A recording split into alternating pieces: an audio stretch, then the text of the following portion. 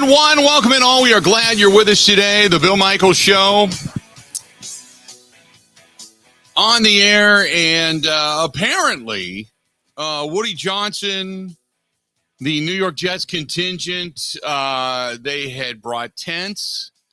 They camped out on Aaron Rodgers' lawn, and then about 4:30 this morning, the sprinklers went off. They were all soaked. Their tents were ruined. The campfire went out. Woody Johnson's checkbook got completely messed up from the water, and we don't know now what is actually transpiring. We're not sure. We don't know. Apparently, when Rodgers came out, supposedly gave him protein shakes, and it was ayahuasca, and he didn't even give him a bucket. They were running to the neighbor's house, knocking on the door, trying to get in, go to the bathroom. They had nowhere to go. Didn't have enough time to go back to the airport, so their clothes were messed up. So it was a real S show on the lawn of Aaron Rodgers' house last night. Ben Kenny, how you doing today? I'm good, Bill. Still, patiently waiting, smiling and waiting for Mr. Rodgers. I'm happy today, believe it or not. All right, get more sleep? Got some sleep. Okay. We know you got your clubs are back home. I would assume that you had your clubs in bed next to you with your Crocs on. I wore my Crocs to work last night when I came back to do my other show. It's good. Okay. I had to repair some of the holes though with duct tape, but that's another story. Okay. Well, that's never a good look. I used to have a buddy of mine that would wear black dress shoes to gatherings, important weddings and such. And I looked at him one day, I'm like, what the hell? And here he had strategically, very, very, very carefully placed electrical tape around his shoes. He was polishing the electrical tape, and his shoes were electrical taped. That's practical. Yeah. I'm like, dude, just come on, man. But should be commended. There you have it. But no, Bill, it's Players Championship week, so I'm giddy. It is at TPC Sawgrass. That is true.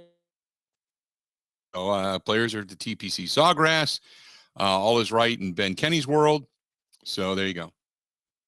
Everything is good. Today, Bucks win last night. Today, we've got Badger basketball tonight, which I'm looking forward to. We are going to actually be meeting out in Madison, so I'm going to be listening to it and watching it and doing what I can. In addition to that, you got Marquette back on the hardwood tomorrow as we're going to talk bracketology with Mike Decorsi.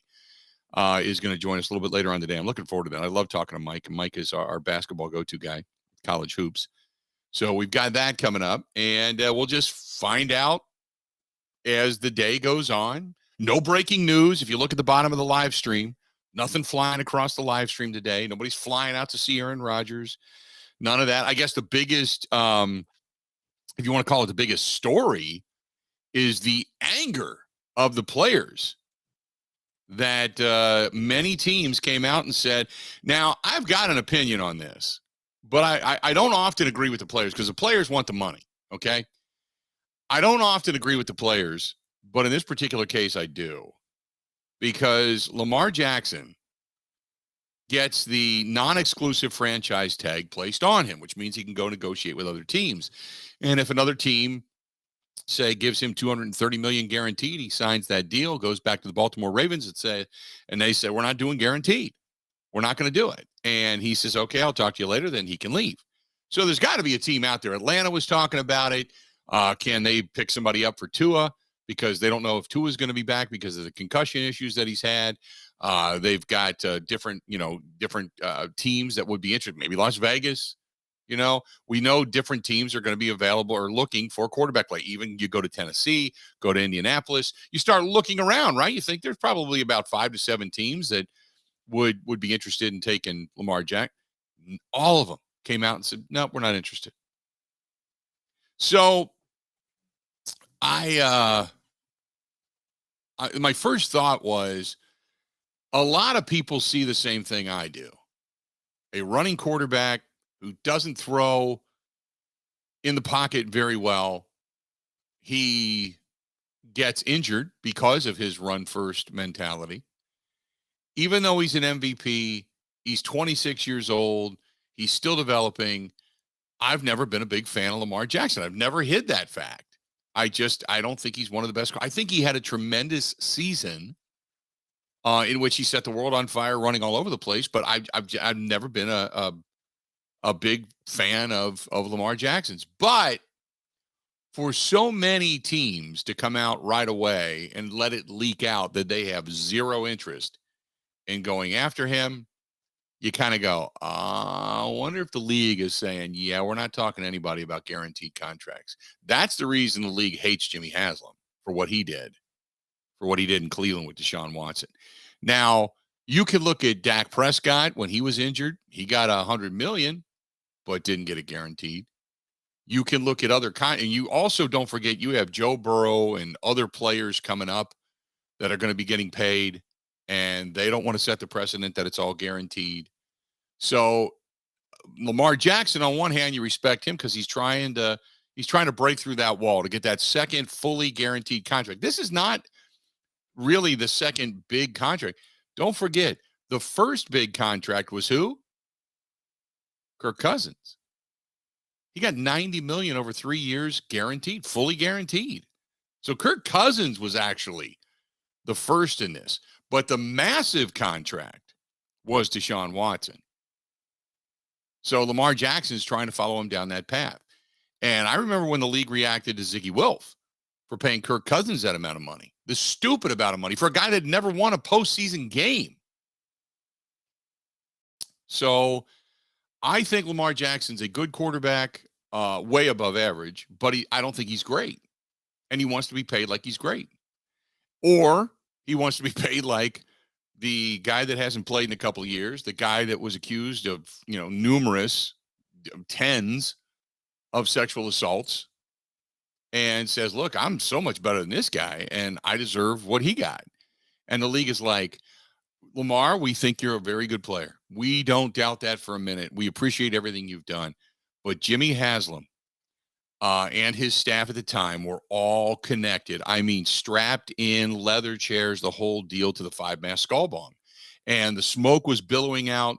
They were all breathing in real deep. And they said they were kind of giggling. They had like 20 bags of Funyuns and pork rinds. They were eating caramel corn. They were snorting sprees. They had crushed up a bunch of sprees and Pez, and they were snorting it. They just were out of their mind, and they gave that guy the contract. So the rest of us aren't doing that. So we're going to go ahead and pass on the guaranteed money. We'll give you a lot, but we're not going to give you a fully guaranteed contract. Just because Jimmy Haslam and his crew had some kind of a weird-ass party that nobody wants to be a part of. And by the way, between you, me, and the fence post, none of us really like Haslam anyway. His bathrooms and the Flying J's are dirty. I mean, there's all kinds of stuff going on there. There's lot lizards running around in those truck stops. We don't know what's happening over there. So we don't even like that guy, but he can do his own thing because he's an owner. We'd love to get rid of him. And if he fell into Lake Michigan, so be it. Or into Lake Erie, so be it. You'd say goodbye to half of the Bucs ownership. Well, again, we don't mind if he falls into Lake Erie and not when he finds the guy.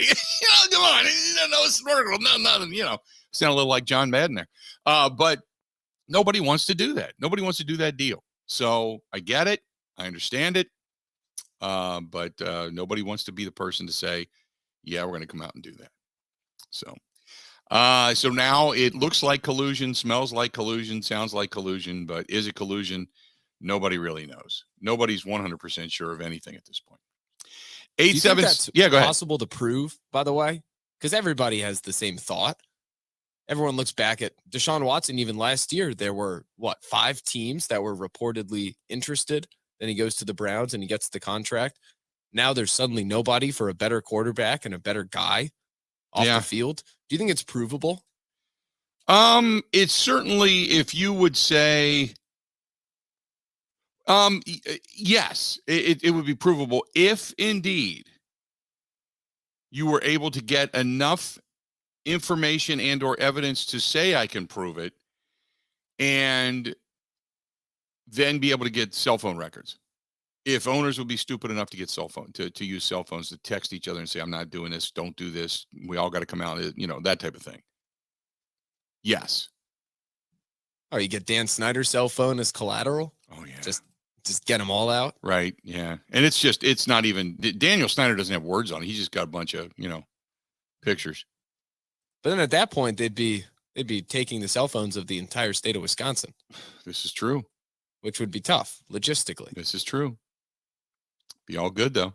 We'd enjoy it, wouldn't we? You and I would have to be able to talk about it for days. Oh, Grant Bills will go to prison. That'll be awesome. Be crazy. Be crazy. Grant Bills wouldn't stand a minute in prison, by the way. Not with that mustache. He'd have to shave the stash, just so you know.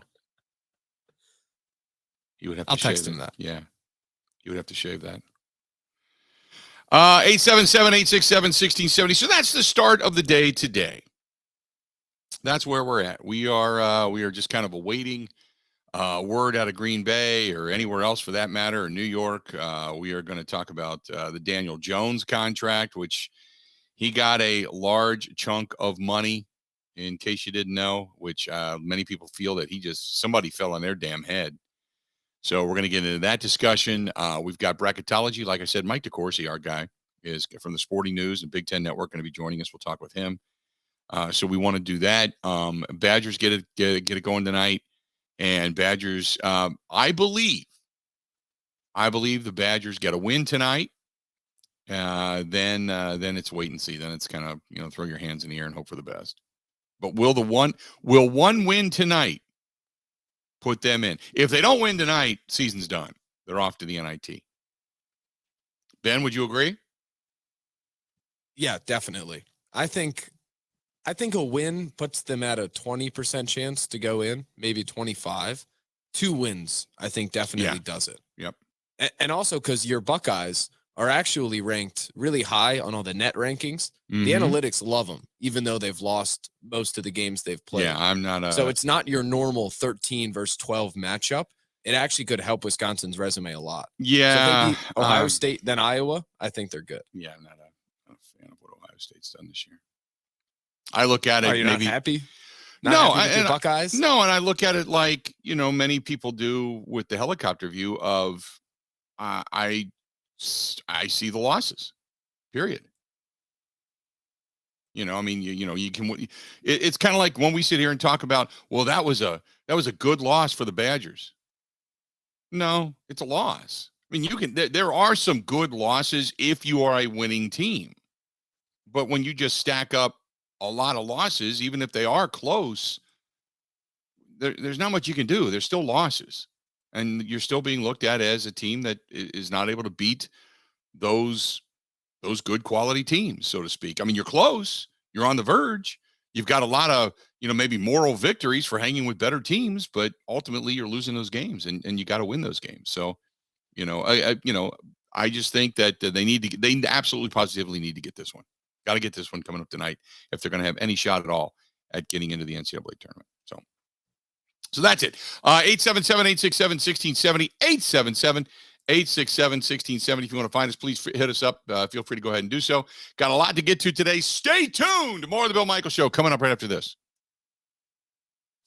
Covering Wisconsin sports like a blanket. This is the Bill Michaels Show on the Wisconsin Sports Zone Radio Network. I'm Gina Della from Pella. Unparalleled service from beginning to end. That's the Pella promise. And it all starts with a free consultation right in the comfort of your own home. Don't imagine. See for yourself how Pella can help change the beauty and curb appeal of your home. Or visit one of our 3 showrooms where you can experience the latest in technology and design innovations, like the new hidden screen, exclusively at Pella. Don't wait. Visit PellaWI.com today.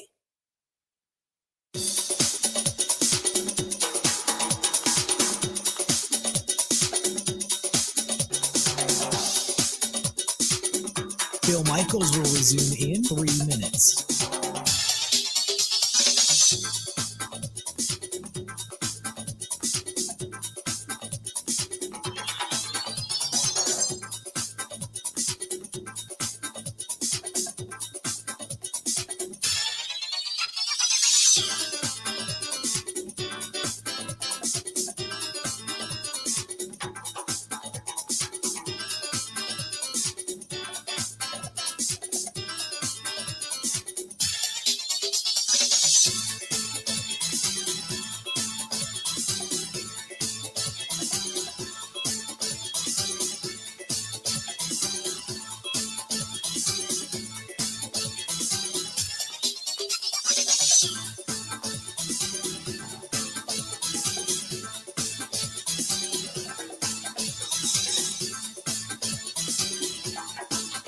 Bill Michaels will resume in 2 minutes.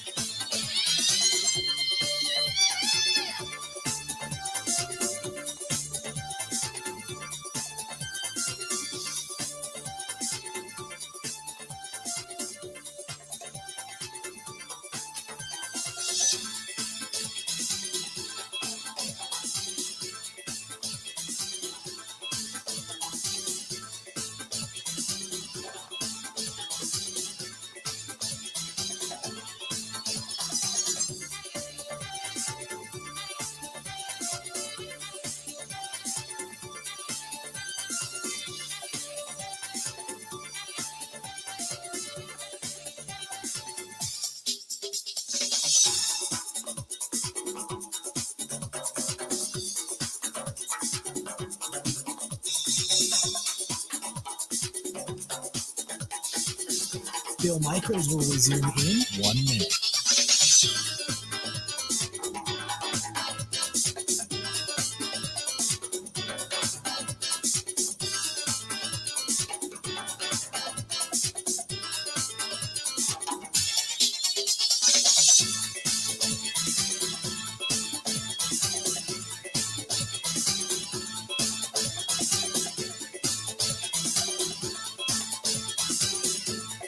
Bill Michaels will resume in 30 seconds.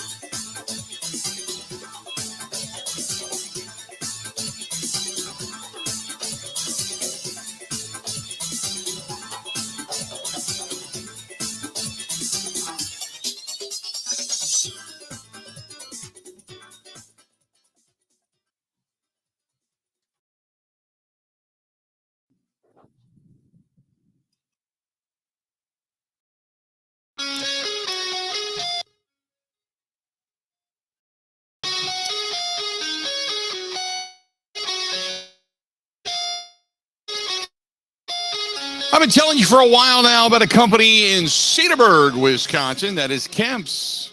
They're looking for good quality people, CDL drivers. They're looking for production facility maintenance people. They're also looking for some of the cooler maintenance people. And if you are one of them, or you want to be trained, and you're looking for a terrific company that pays $23 an hour plus bonus, all that kind of good stuff, sign-on bonus, they've got it. Go to Kemps, Kemps, Kemps.com. That's Kemps.com. Click on careers at the bottom of the page. Again, go to Kemps.com. Click on careers at the bottom of the page. They are interviewing right here, right now. That is our friends at Kemps, based in Cedarburg. Everybody's got some Kemps dairy products or something like that in their home or in their freezer, what have you. Good stuff from our friend at Kemps. 877-867-1670. Let's get to the phone calls. Talk to Chris, listening to us in Oshkosh. Chris, how you doing, man? What's going on? Hey, Bill, what's up?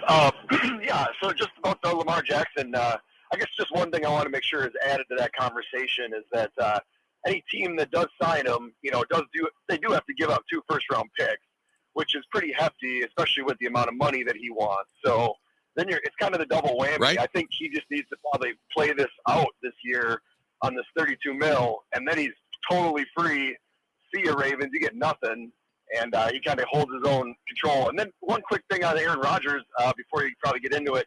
I was just curious now, would they have to wait until Monday to make any actual announcement when the tampering period actually opens? Is that what they're going to be waiting for to officially make any announcement of a trade? Well, yes, they would make the announcement if there was some deal done, but they've already talked about the possibility of making some moves. But since the Packers gave the Jets the ability to go talk to him, it's kind of the legal tampering phase. So if there's some kind of an agreement that does come out, I mean, it would be you would hear about Aaron Rodgers and his willingness to go and what the rumors are, blah, blah, blah. But yes, they would have to wait until the legal tampering period is over to actually make that deal official, as far as what I understand. I'm not 100% positive because it would be 2 teams agreeing to trade a commodity that's already theirs. So it's not like it's a free agent signing, but I think you got to wait until that new league year actually begins. I could be wrong, but I think you got to wait to make everything official, like sign the paperwork, once that new league year begins. Okay, copy that. No, I appreciate it. Awesome show. Thanks, man. All right, buddy. Appreciate it. Yeah, the one thing about Lamar Jackson, I think he can be franchised a couple of times, if I'm not mistaken. So if they wanted to, I think they have one more bite at the apple, even going into next year. So he would have to then take the franchise tag this year, do it again next year, and I think then he would be out from underneath the Ravens if indeed they wanted to go in that direction. 877-867-1670. You want to find us, please feel free. Go ahead and do so. Again, 877-867-1670. This one, email from Mark, who says, I agree with you. I think Lamar Jackson is a tremendous talent. I don't think he's a truly accurate passer, and he has to be a pocket quarterback so as not to get hurt. He exposes himself far too much. I appreciate his athletic prowess, but he's a guy that you have to take the high risk, high reward with. And I appreciate the email. I running quarterbacks, I think, add an incredible dynamic to teams that have the ability to scramble and move and such. But they scare. If I'm a general manager, they scare the hell out of me because they expose themselves to a lot. We saw Justin Fields get hurt, Lamar Jackson get hurt, Jalen Hurts get hurt, Kyler Murray got hurt.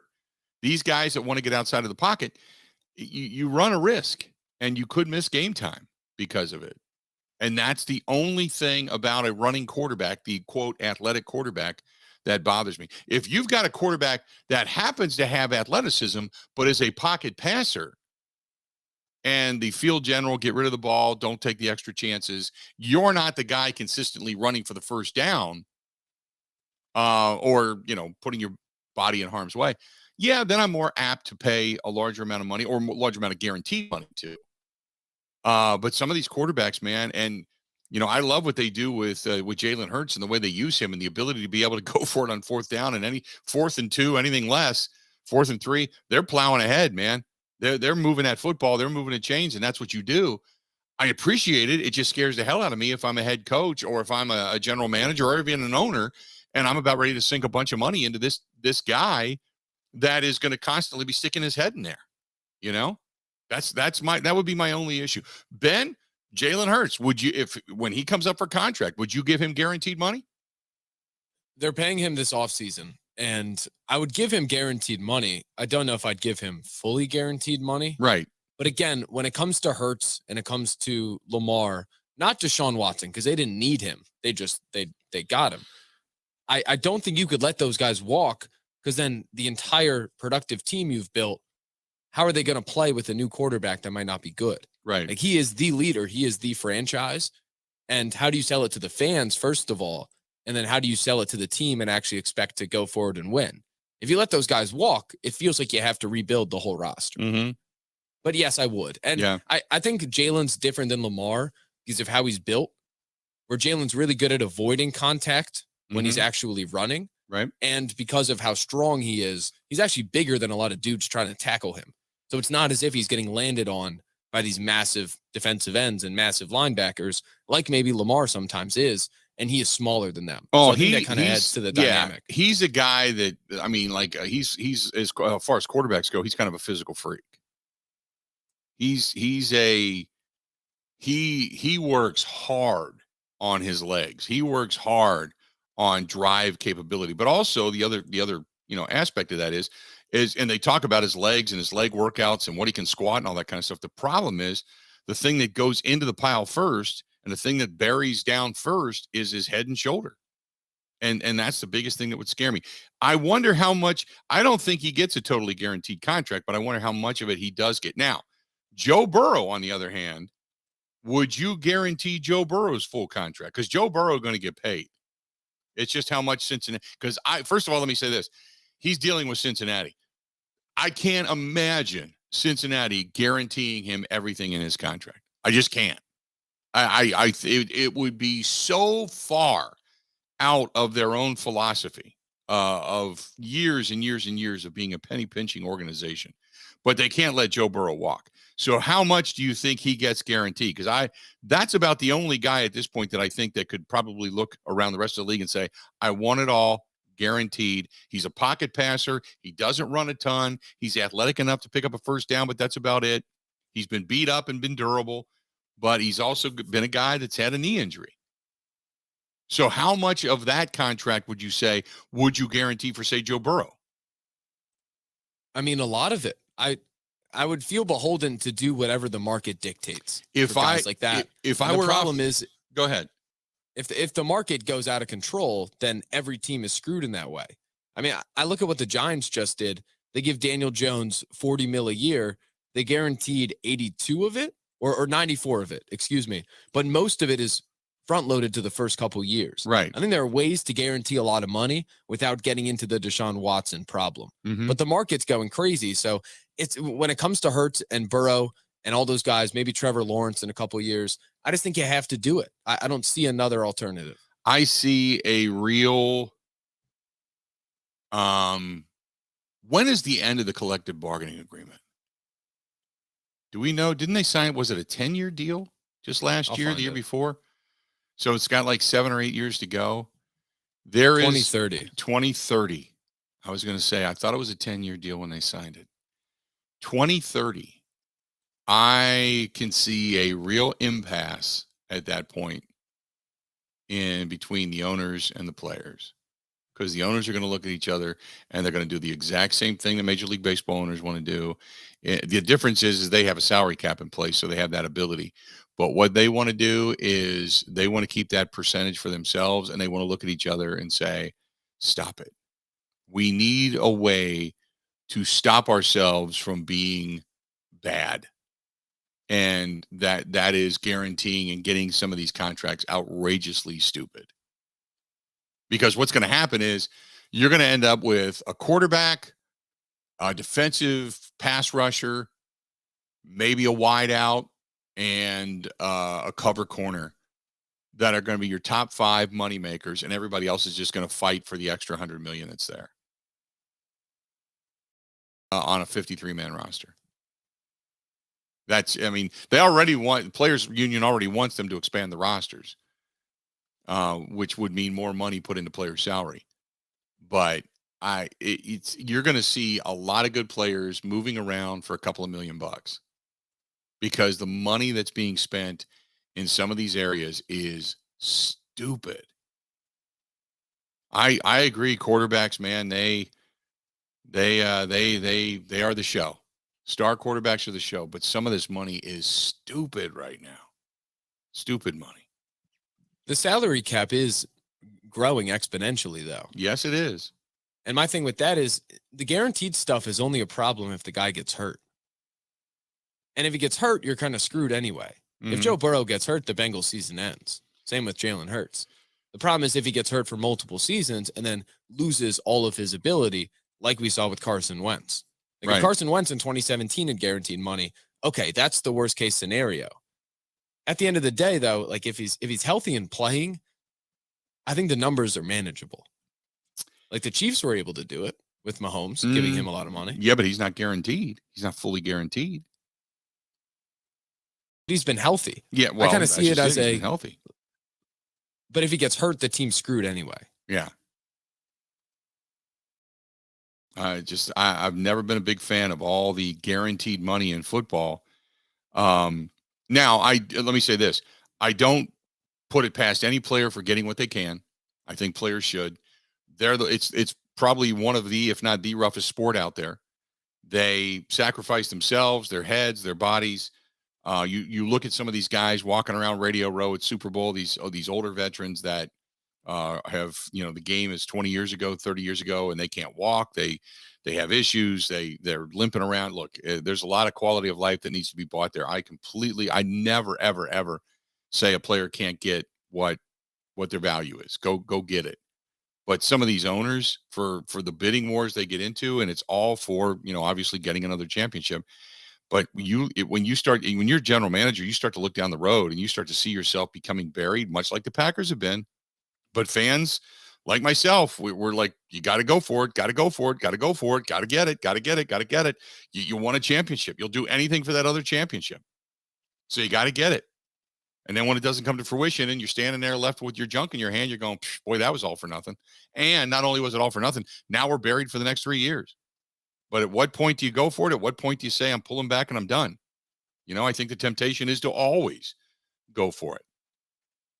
But I agree, man. It's some of the money that's being thrown around out there is crazy. Crazy.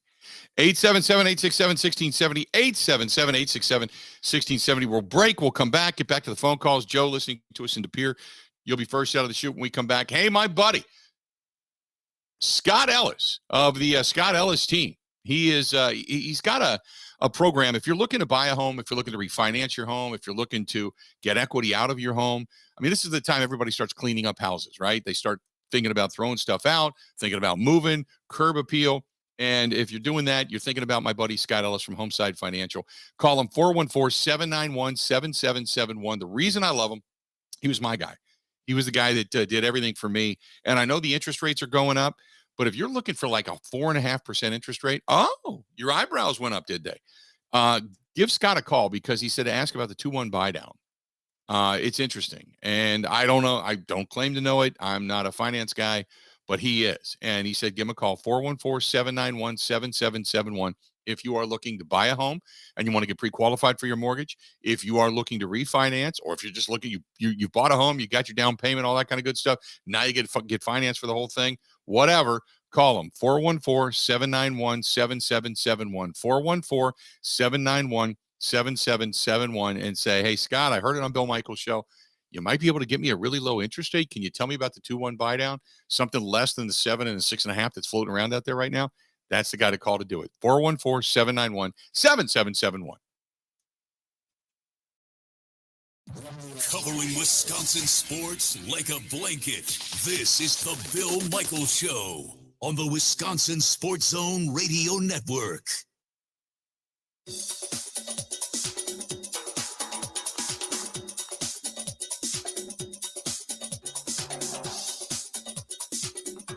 Bill Michaels will resume in 5 minutes.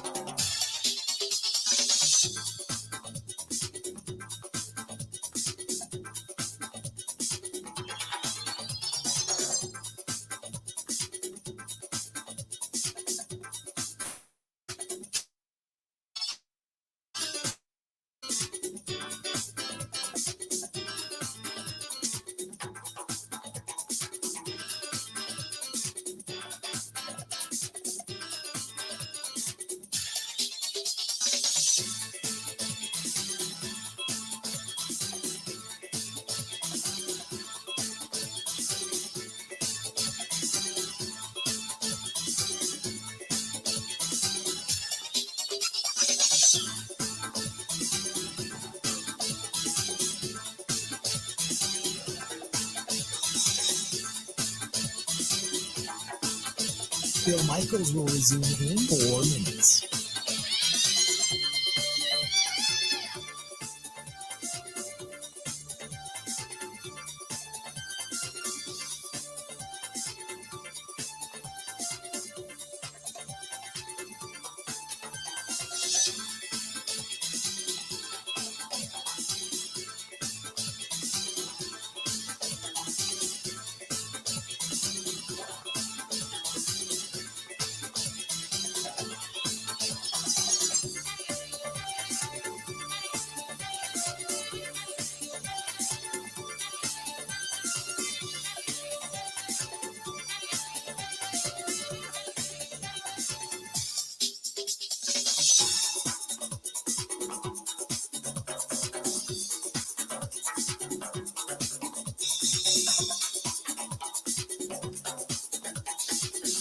Bill Michaels will resume in 3 minutes.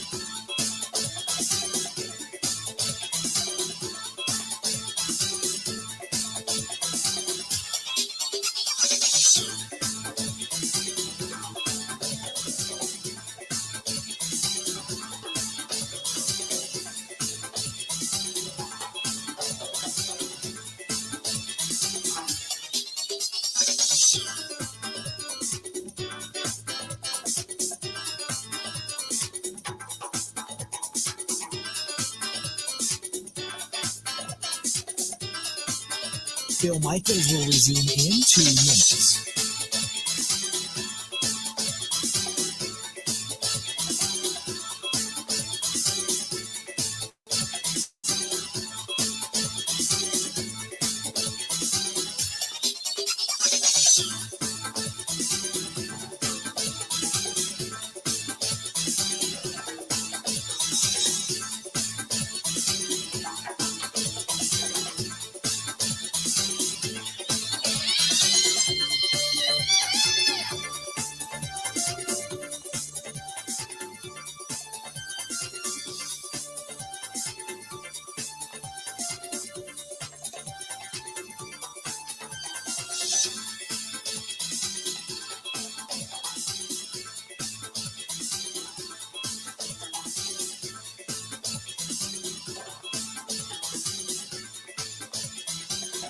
Bill Michaels will resume in 1 minute.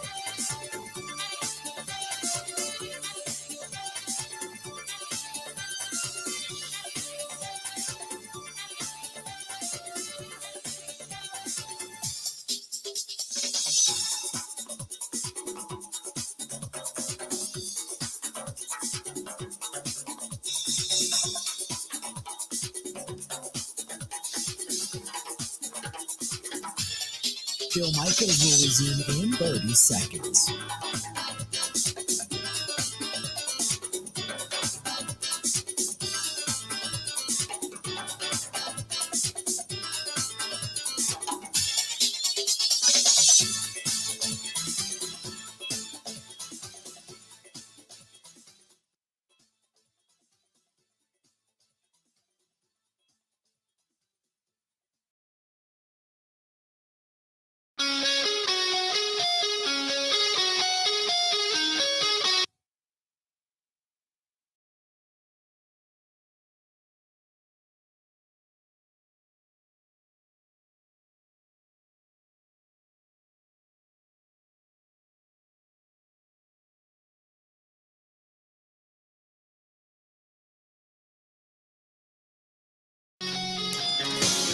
Welcome back. Boy, they've been giving away all kinds of games on Thursday nights at Potawatomi Hotel Casino, and you can be a part of it. They're giving away tens of thousands of dollars. Big Thursday nights, spins, stays, and plays, and all that kind of good stuff. Bingo is back. Dream Dance Steakhouse back. 360 bar rocking. So a lot of good things happening at Potawatomi Hotel Casino. If you are coming into the Milwaukee area for whatever reason, Brewers game, Marquette game, Bucks game, UWM game, Admirals game, if you're just coming into the city to hang out, concert, like there were just tens of thousands of people downtown last night for Bruce Springsteen. All kinds of good stuff. Go over to Potawatomi Hotel Casino and enjoy it. Go to paysbig.com, P-A-Y-S, paysbig.com, just to see everything that they have to offer. That is paysbig.com, Potawatomi Hotel Casino. One of our proud sponsors of our motorcycle ride, too, which is coming up. Mark your calendar, Sunday, September 3rd. Sunday, September 3rd. It's always the Sunday of Labor Day weekend. So hopefully you get a chance to get registered eventually here. We're going to tell you when. Got some special things coming up, and then we'll get you registered, signed up, and then we'll go. Good stuff. Let's go back to the phones. Let's talk to Joe listening to us in De Pere. Joe, how you doing today, man? What's going on? Doing great, Bill. Thanks for taking my call, man. Just a couple comments. I just want to throw it out there. My personal opinion on this whole Aaron Rodgers deal is I actually don't believe that the Packers would have given permission to the Jets to go out to fly out there if there wasn't a deal already tentatively in place. You know, there's no sense going out there kicking tires on something. You're going to come back and say, I'll give you a 7th rounder, and then why destroy Rodgers anymore because it's going to get him sidetracked. So I think this deal goes down in 24-48. Today's think day. I think tomorrow's announcement day. That's just my take, but I think this deal is done, predicated on Aaron, giving the check off on it. What's your thoughts?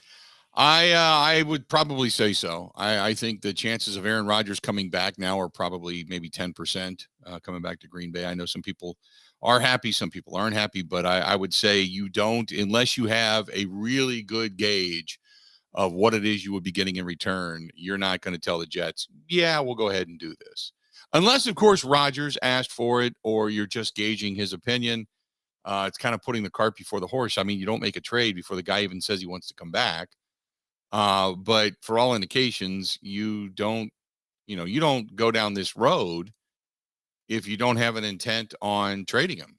And I think what the trip to, California was for the front office for the Jets was to see if he really, truly, his heart's in it and he wants to come back. Maybe, Brian Gutekunst said down at the Combine last week, he said, eventually we have to make a decision.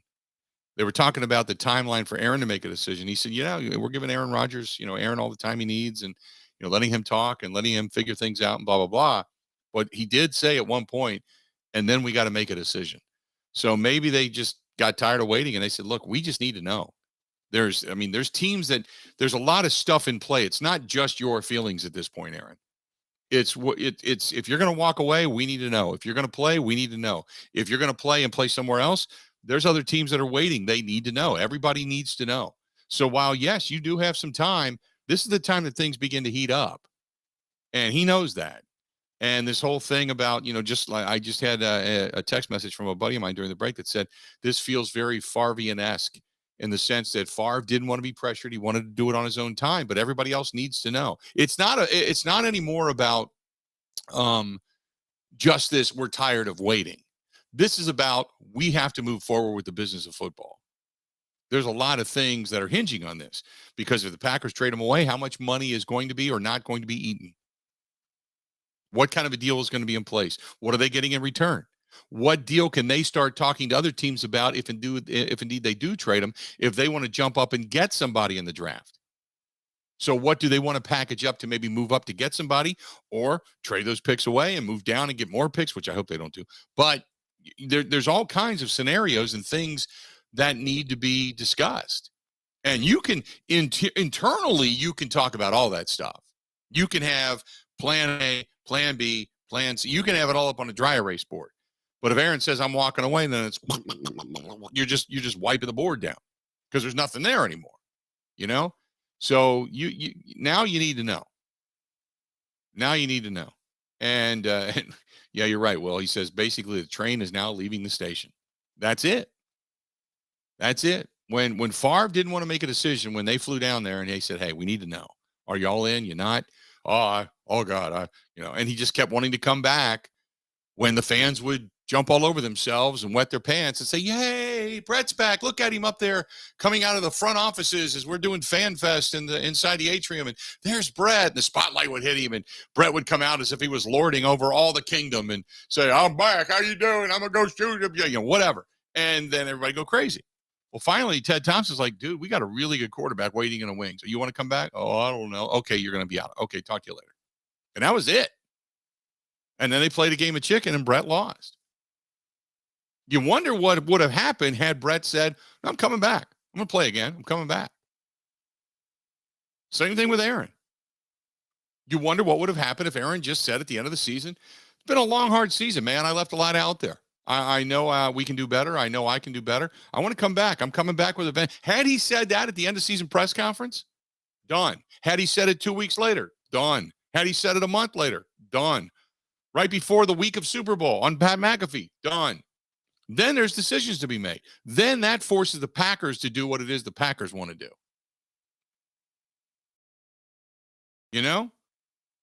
But when this whole, I don't know, oh my God, I got to go here. I got to think about this. I got to talk to this person. I got to seek guidance. I got to go to the Dalai Lama. I got to go down to McKill, Mississippi. I got to ride my tractor. All this crap. Come on, man. Come on. 877-867-1670, 877-867-1670. John, you got a good point. He said, "I would love to know the number of wasted hours within the walls of 1265 already caused by the Aaron Rodgers contract, allowing such flexibility for this particular player." Jason says, "Hey, Bill, how do you feel about all of this? Are you happy?" He says, "Are you happy that is leaving and the drama might be over? I, for one, I'm happy that this drama is hopefully over. Excited to see what love can do. And a new era is about to begin. Excited to know that there is some more money on the table for us to spend, extra picks, hopefully, to better the overall team. Excited for a so-called fresh start. Once a Packer fan, always a Packer fan." That's from Jason. Jason, I'm a lot like you in the sense I am happy that if indeed it's over, the drama's over. Okay? If indeed it's over, the drama is over. I am not happy about the way this ended yet again. I think there was another run or two left.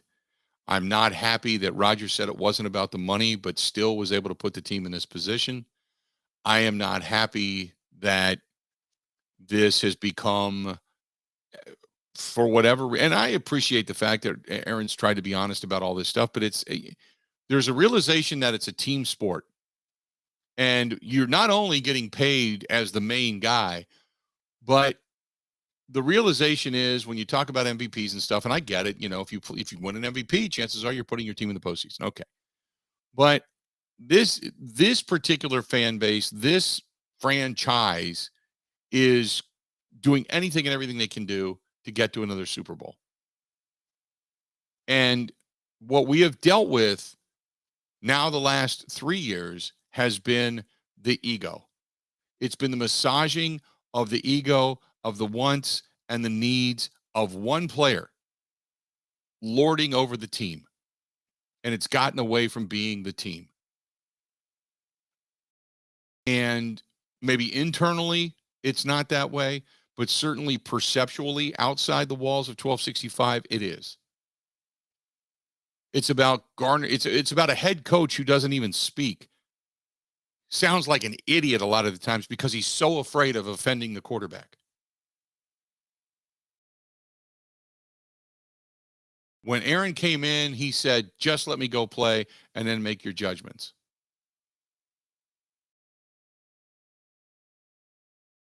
You know, I don't know. I still think Aaron Rodgers can come back and have a hell of a season. I still think he is a tremendous player. I am sad to see him leave if this indeed is the end. But I'm going to watch over the fence in New York with a raised eyebrow to see how he plays, how he commits. Process going to get a draft choice, or what many are now saying could possibly be a second round draft choice, which I would, if the Jets would not give up the 13th overall pick, unless, of course, they're taking on all the salary and the Packers are out from under, which I don't think can actually happen. And I don't know how all that works, but I would be sad that this is the way it ended. Where a lot of fans are throwing their hands in the air, waving him goodbye, saying good riddance. He has been a tremendous quarterback. He has been a very good leader. He's never done a thing wrong in the community. He's always been a guy that's been willing to somewhat talk and share his feelings. He has been misleading at times. He has gotten more full of himself as years gone on, and as the franchise has allowed. I understand all of that. I really do. But it's just a shame that it's gotten to this point. You know, it's just a shame that it's gotten to this point. 877-867-1670. Phone lines are open.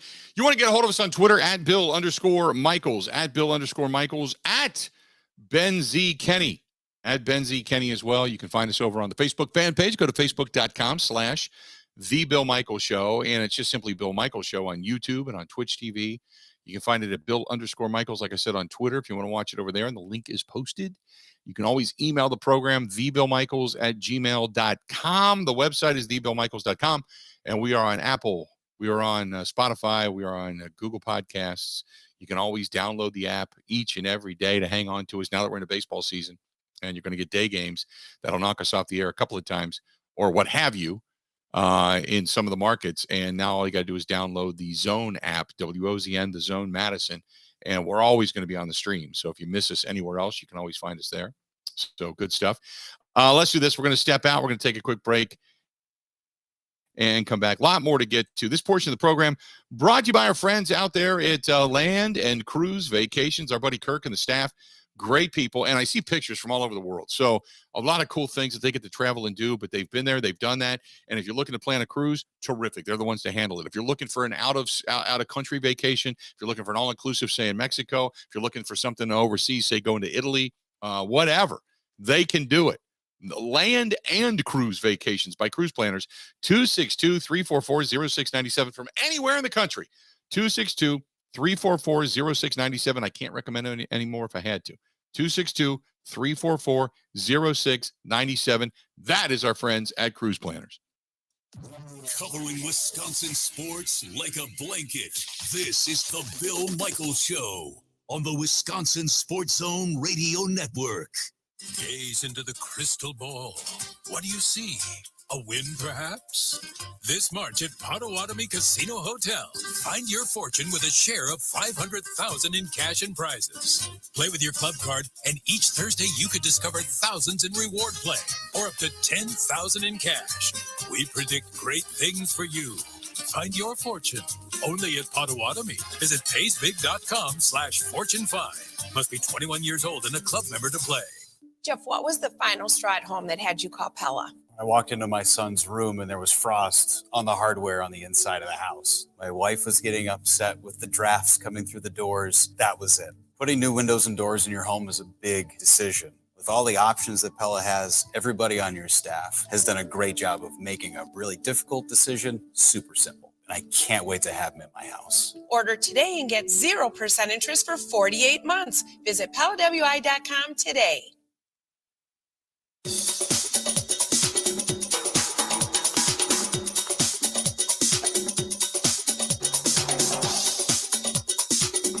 Bill Michaels will resume in 3 minutes.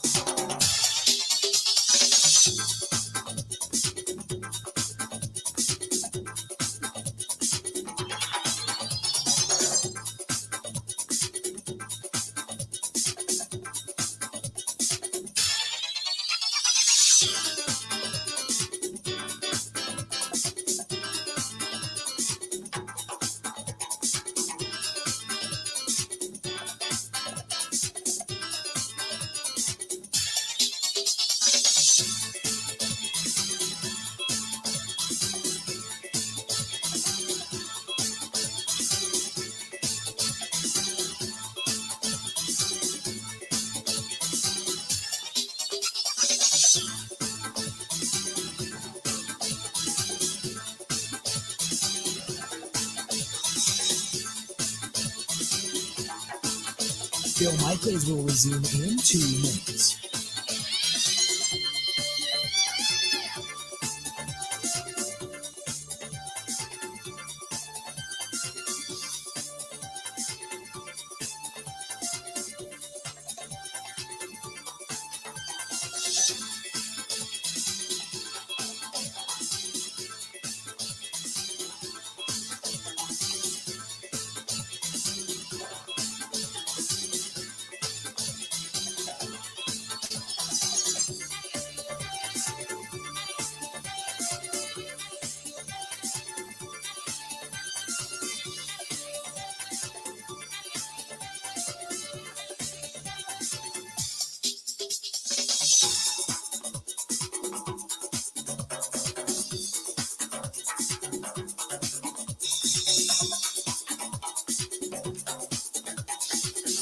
Bill Michaels will resume in 1 minute.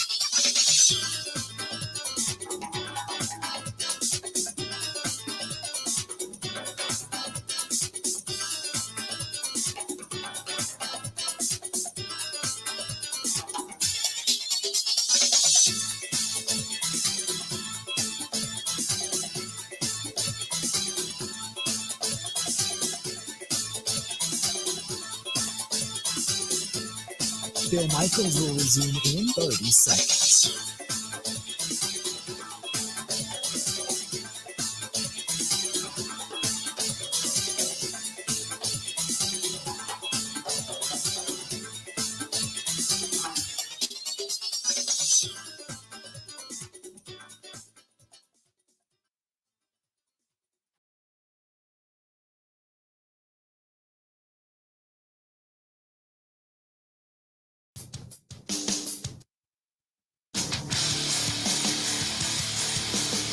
Hey, a reminder, our guys over at Burn Pit Barbecue, they're heading over to the Milwaukee Journal-Sentinel Sports Show this weekend, starting tomorrow, and they're going to be out at the Wisconsin State Fair Park. So if you are heading out to the sports show and you want to look for not only a good product, but a locally owned product and a veteran-owned business, look for our guys at Burn Pit Barbecue. Just tell them we sent you. Say, hey, heard it on the Bill Michaels Show, heard you guys are going to be here. What you got? And take a look. And I'm sure they're going to be, either doling out some samples or such, but regardless, burnpitbbq.com. That is burnpitbbq.com, burnpitbbq.com.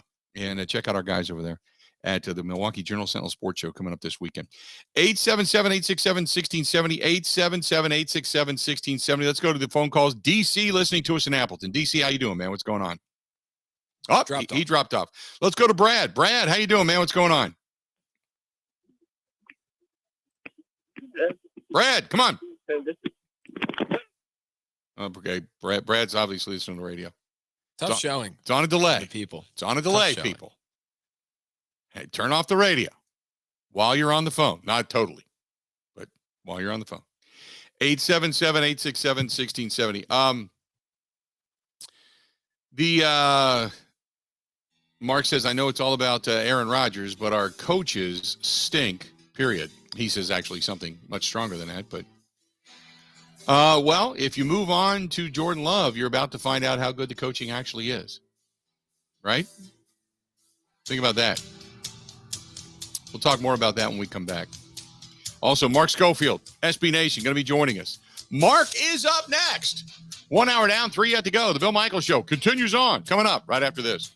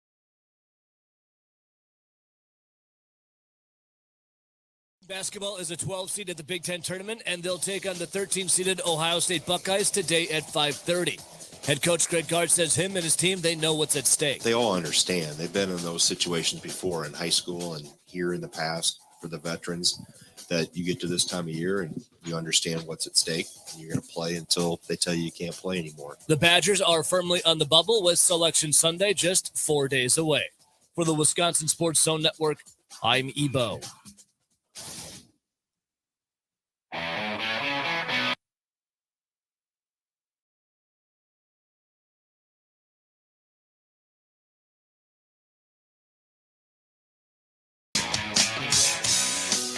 Welcome in. Glad to have you. The Bill Michaels Show.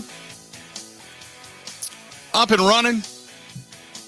The circus that is continues on as the Jets, as I had mentioned earlier today, they camped out on Aaron Rodgers' lawn last night. The sprinklers went off at about 5 this morning. He brought them all milkshakes. Turns out it was ayahuasca. No place to go to the bathroom. All their suits are messed up. The tents are all just wrecked. The checkbook, because it got soaked once the sprinklers turned on his front yard, the checkbook was ruined. We don't know what the hell's going on. He has his hose out. He had his hose out. It's been an absolute nightmare. So to bring sense and sensibility back to the program, our buddy Mark Schofield, SB Nation, now joining us on the hotline. Mark, how you doing? I'm doing well, Bill. I'm going to try to bring sense and sensibility, but I don't know if I'll be able to do that right now. It's been a crazy week already. What is Aaron Rodgers worth in your mind? Because there's speculation. I mean, some fans feel it's like 2 number ones, a number 2, a starting player. Others say, look, you got a guy that's not even sure he wants to come back, maybe a second round draft choice and a compensatory pick. Who knows, you know? Yeah, I mean, I think it's probably somewhere between those two sort of extremes. I would think, a 23 first rounder would be at least part of the discussion. I do think maybe a conditional pick, in whether it's probably even 24, a third that becomes a second that becomes a first would probably be in the mix as well, because if it ends up that it's a 1-year rental, 1 year and around almost $60 million, that's a big price. Right. So how much are you as a team going to give up if it's potentially just a 1-year rental? So I think, that's probably the game that's being played out right now, which is the Jets.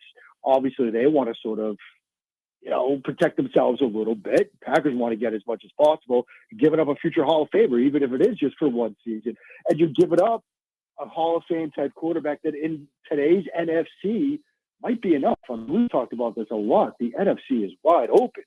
Right. And so you're going to want to get a lot back in return. So that's probably the dance that's really playing around right now, beyond, the fact is, what does Aaron Rodgers want to do in all this? Well, I think that's the biggest question, and I don't know if everything at this point is imminent or not. It certainly would appear that if he ends up playing it, he most likely will end up playing in New York, but I would say it's not out of the realm of possibility if he comes back and says, I'm all in and I want to come back to Green Bay, that the Packers may even still entertain that idea before it's all said and done, Yeah, still possible.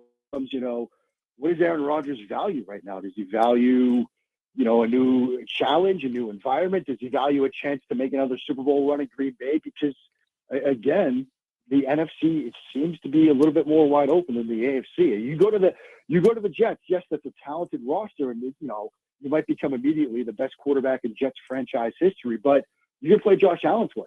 You're going to play the Dolphins twice, the Patriots twice. You've got to deal with the rest of the NFC, which is a deep, deep conference. You stay in the NFC, you might have an easier path. And so what does he value most? That's a huge part of this, and I'm dying to find the answer. Yeah, God, I'm looking at Rodgers and I'm thinking, I think he still has a lot of gas left in the tank. The last time anybody doubted him, he came back and played extremely well. I get the sense that he's going to be playing with a chip on his shoulder again this year. I got to think that the Packers, if they believe in Jordan Love, they're like, you know what, Aaron, go ahead and go. But if they have even a question, about whether or not Jordan Love can win, then maybe you still would be trying to hang on to Aaron Rodgers. Does this speak loudly that they've hung on to Rodgers this long for and done this much of a dance that maybe they're just still really unsure about Jordan Love? I mean, there could be something of that at play, although there's reported out there that team, internally is excited about Jordan Love and they're ready to move forward with Jordan Love. Whether this is all a big part of the negotiating that's happening, the fact that, they can say, or at least put out there that, yeah, we're really excited about Jordan Love. Maybe that does one thing in the negotiations. Maybe the fact that they've hung on to Rodgers, maybe it flips it in a different way. It will have to wait and see if the deal eventually gets done, which way the Packers were sort of leaning on this. But at some point, when you look at where they are right now and you look at how long this has played out and everything that's come out about how, they're excited about Jordan Love, you would think that, they haven't moved Love. And so maybe that is where they're really going. They are excited about him. They're just trying to get the best deal if they can. And they're ready to sort of move forward. But I would think that, like you said, if they're in any way unsure, and with the way the NFC is right now, Aaron Rodgers, gives you a chance to win. You're still not quite positive about that yet regarding Jordan Love. On the Rodgers train, I guess, or at least train of thought, is there another team out there that could jump into this? I know that there's been some rumors that possibly Miami could jump into the Jordan Love sweep or the Aaron Rodgers sweepstakes. That maybe there might be another team. I mean, but my assumption is it's got to be a team that's ready to win and win now. Yeah, I think that's it. I don't think, Aaron Rodgers is going to leave Green Bay in the situation he has there to go to a team like, say, the Raiders that have some question marks, although there was a lot of speculation about the Raiders. It seems like they're going in the rookie quarterback direction. Indianapolis is one that's kind of floated and simmered a little bit, particularly last week in the combine. They've gone the veteran quarterback route a number of times. They too seem like a team that, look, we're going with a rookie. We want to find a long-term answer, not a short-term sort of Band-Aid. Same situation down in Carolina. Yes, they've entertained veteran quarterbacks.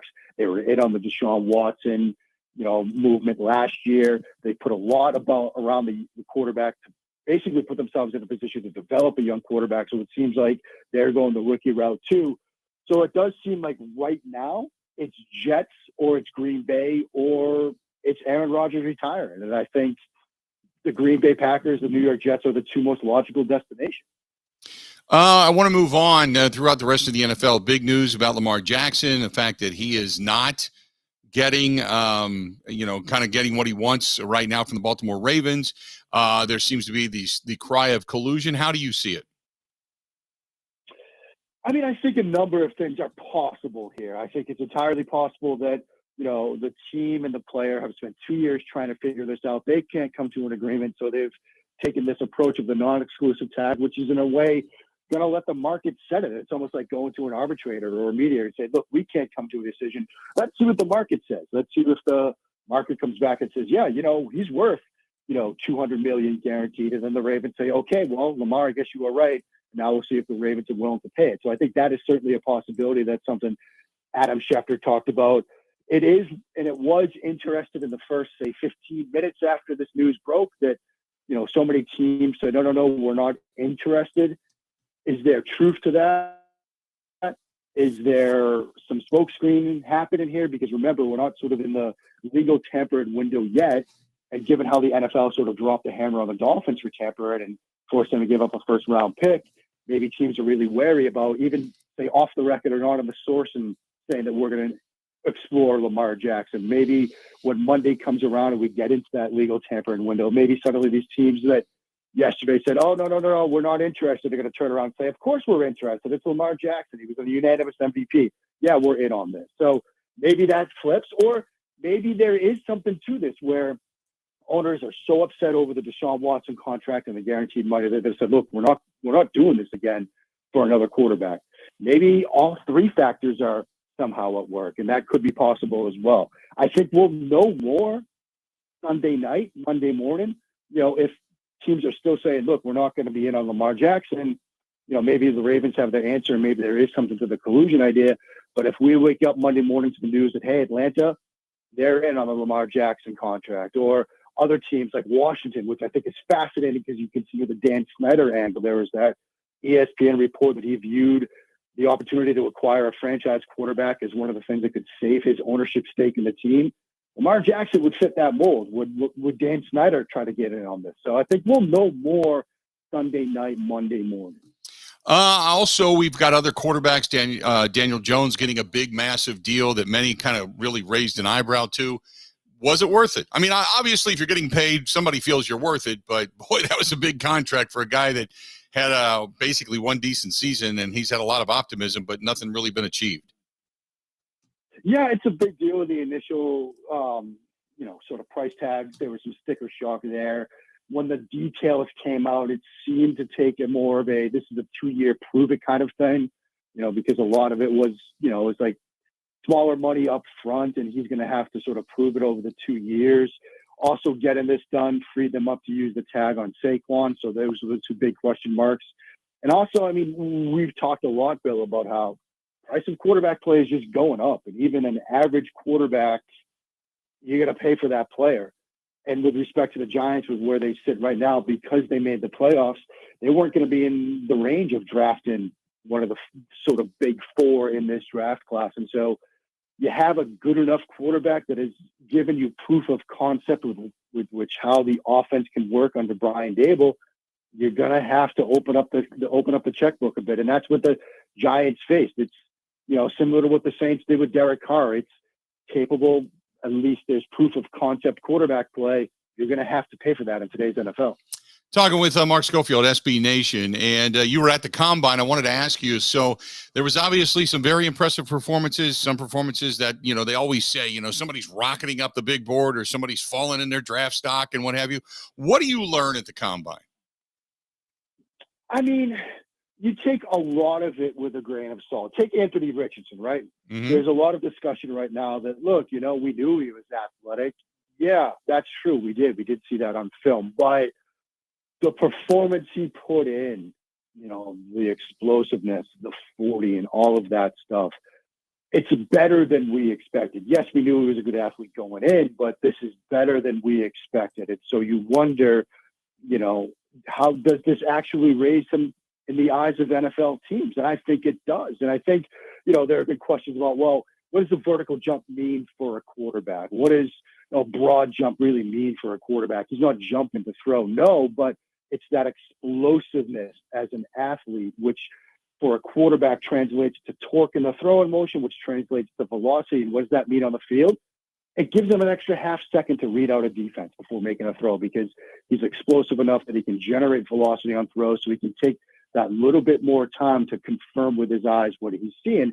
That's huge for a quarterback. That's huge for a young quarterback learning the game. So the way that Richardson tested is certainly going to help them. But a lot of the big stuff happens where we don't see it. The medicals, the interviews. For Bryce Young, when he stepped on the scale, it was a big deal. When he walked out to the podium Friday morning, everybody was trying to get a look at what shoes he was wearing and how tall he really was. I mean, we were all doing it. He measured in 5'10" and an eighth, over 200 pounds. Yes, he's still an outlier at the position, but it's within the realm of what we've seen recently. So I think I know it's just a measurement. He probably is not going to play at 204, probably plays closer to 195, but that checks boxes for general managers. And so there are things that we learned from what we saw in the testing, like Richardson.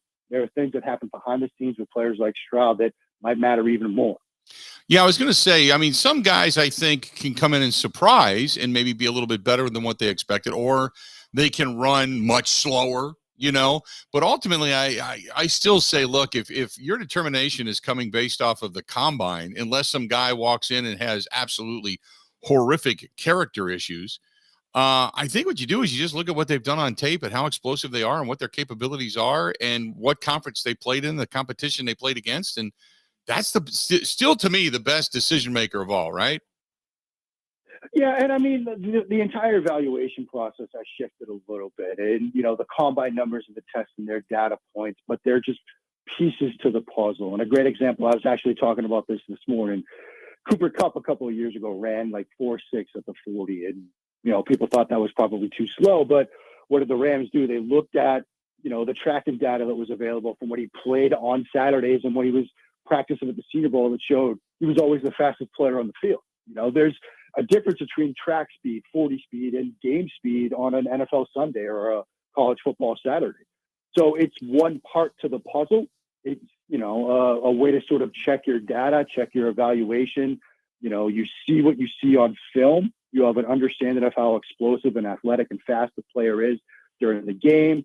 Then you can sort of use the 40 to sort of reconfirm that, or if it's a little slower than expected, maybe he had a bad day, maybe he added a little bit of weight, who knows? But it's one part to the puzzle. Ultimately, from where I sit, and I think for most teams fit, that film is the really sort of the starting point.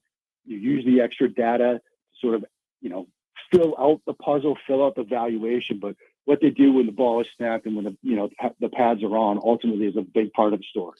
Back to the Packers. So let's just say this deal does go down. Packers get an extra first-round draft choice. Packers, we know they need a safety. We can't ignore it. We know they need additional weapons. You could use additional beef up front. Give me your thoughts. What would you do with that if you're the general manager? Would you package up a first-round draft choice to move up in the draft and get somebody you really covet, whether it's a weapon or a big defensive lineman or such, or would you just stand pat and kind of wait and see where the board falls? I mean, I think you're like, let's say it does go down with the Jets and you get their pick at 13. Now you're sitting at 13 and 15. You could go in a number of different directions. You could come up a few spots if there's a player that you like.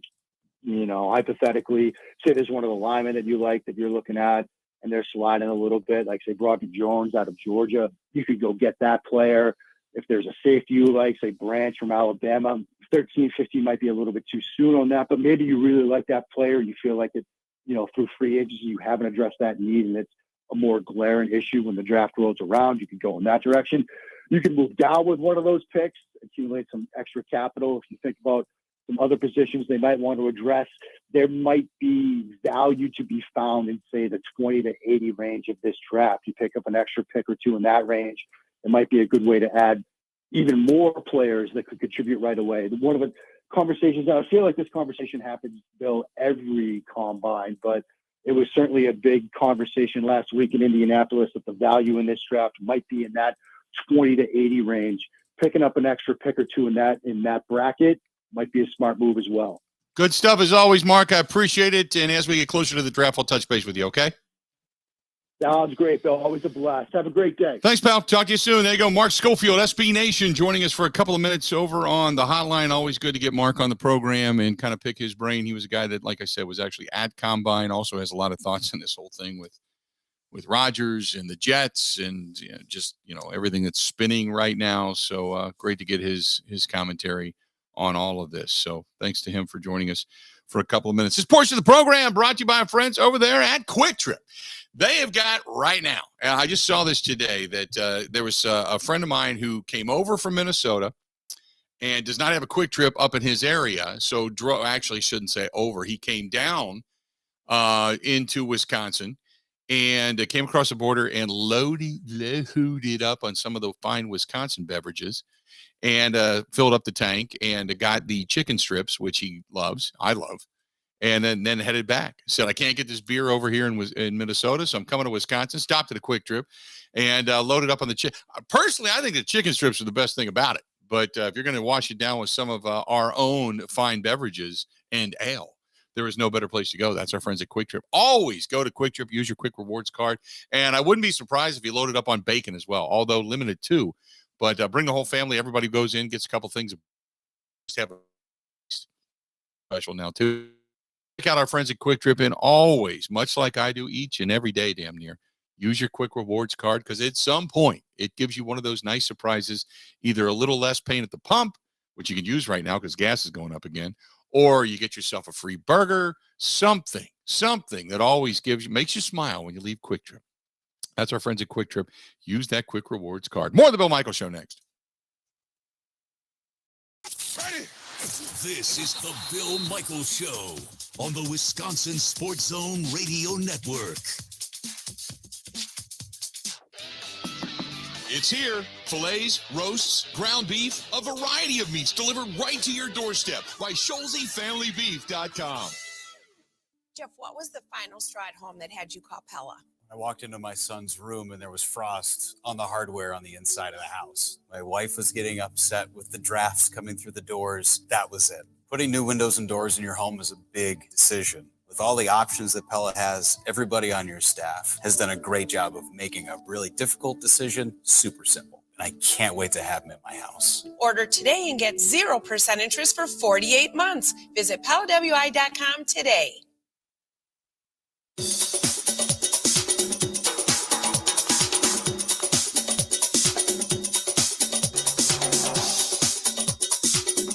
Bill Michaels will resume in 3 minutes.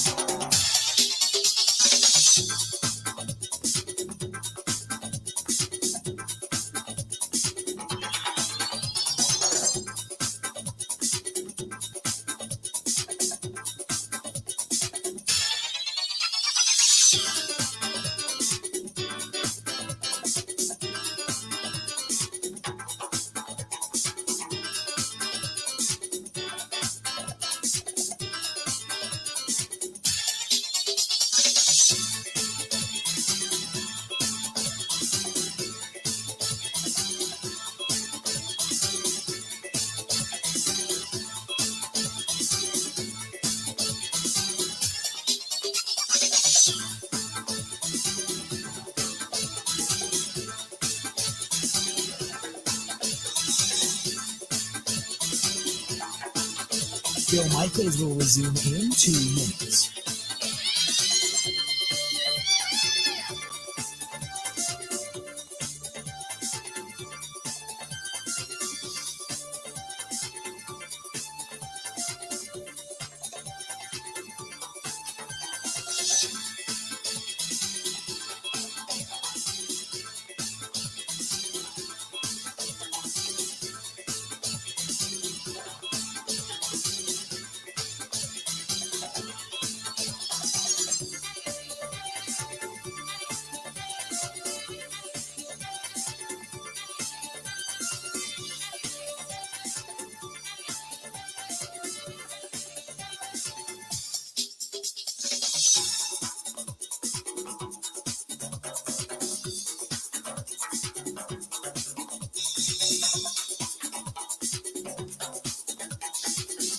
Bill Michaels will resume in 1 minute.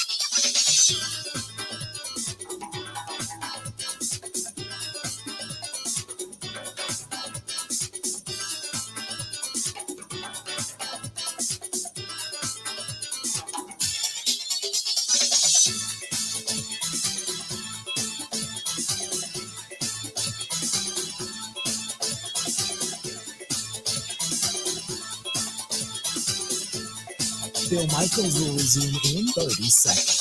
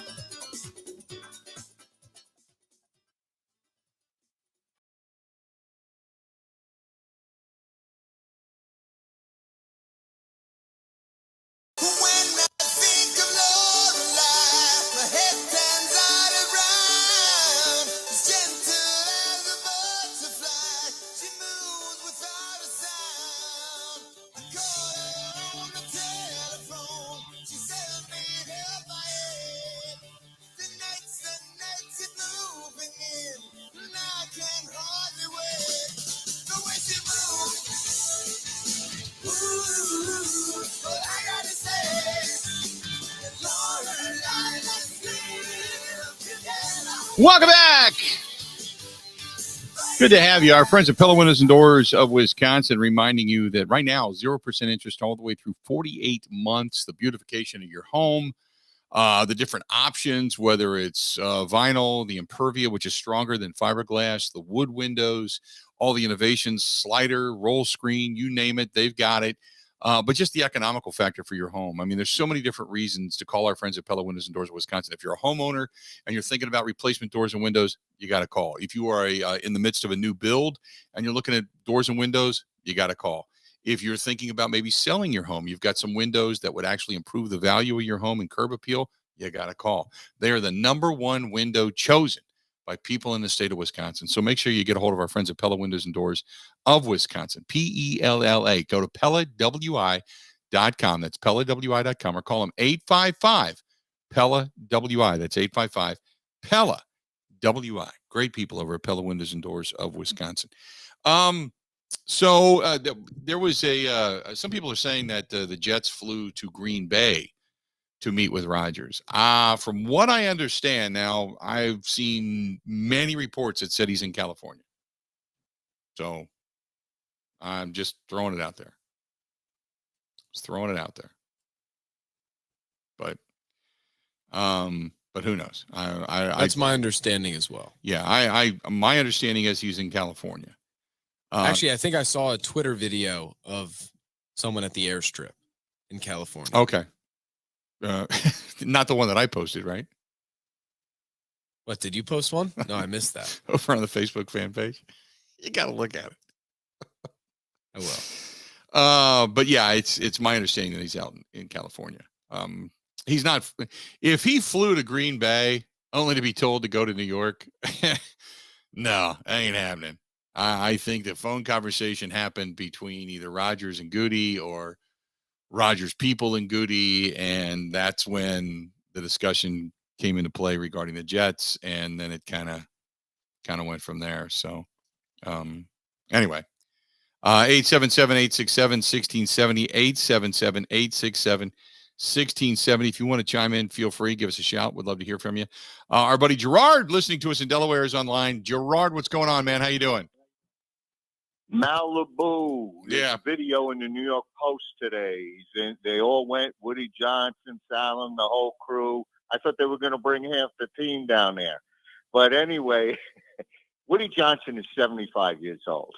There's several owners in sports that when they start to hit that age, they become desperate. And the Jets haven't won since 69 when the Colts were 16-point favorite over them. And that was the year after Green Bay has won the back-to-back Super Bowls, right? Mm-hmm. So you know, they are desperate. And I can't see Goody would look bad if he only got a second-round pick. That would not look good. So I can't see that. As far as, the Packers have lost so many guys, through the years. People forget Vince Lombardi left them. He quit on them. Mm-hmm. He knew that team was old, and it would take years and years to rebuild that team. Everybody on that team was ancient. So he knew that too. So if he left and other people left, Rodgers is not, as you said, Bill, you're right on. He's not a bad guy at all. No one's judging him on that, and especially not me. But what I'm saying is, what I always say is, if you can get a good amount of compensation for him now, it's better.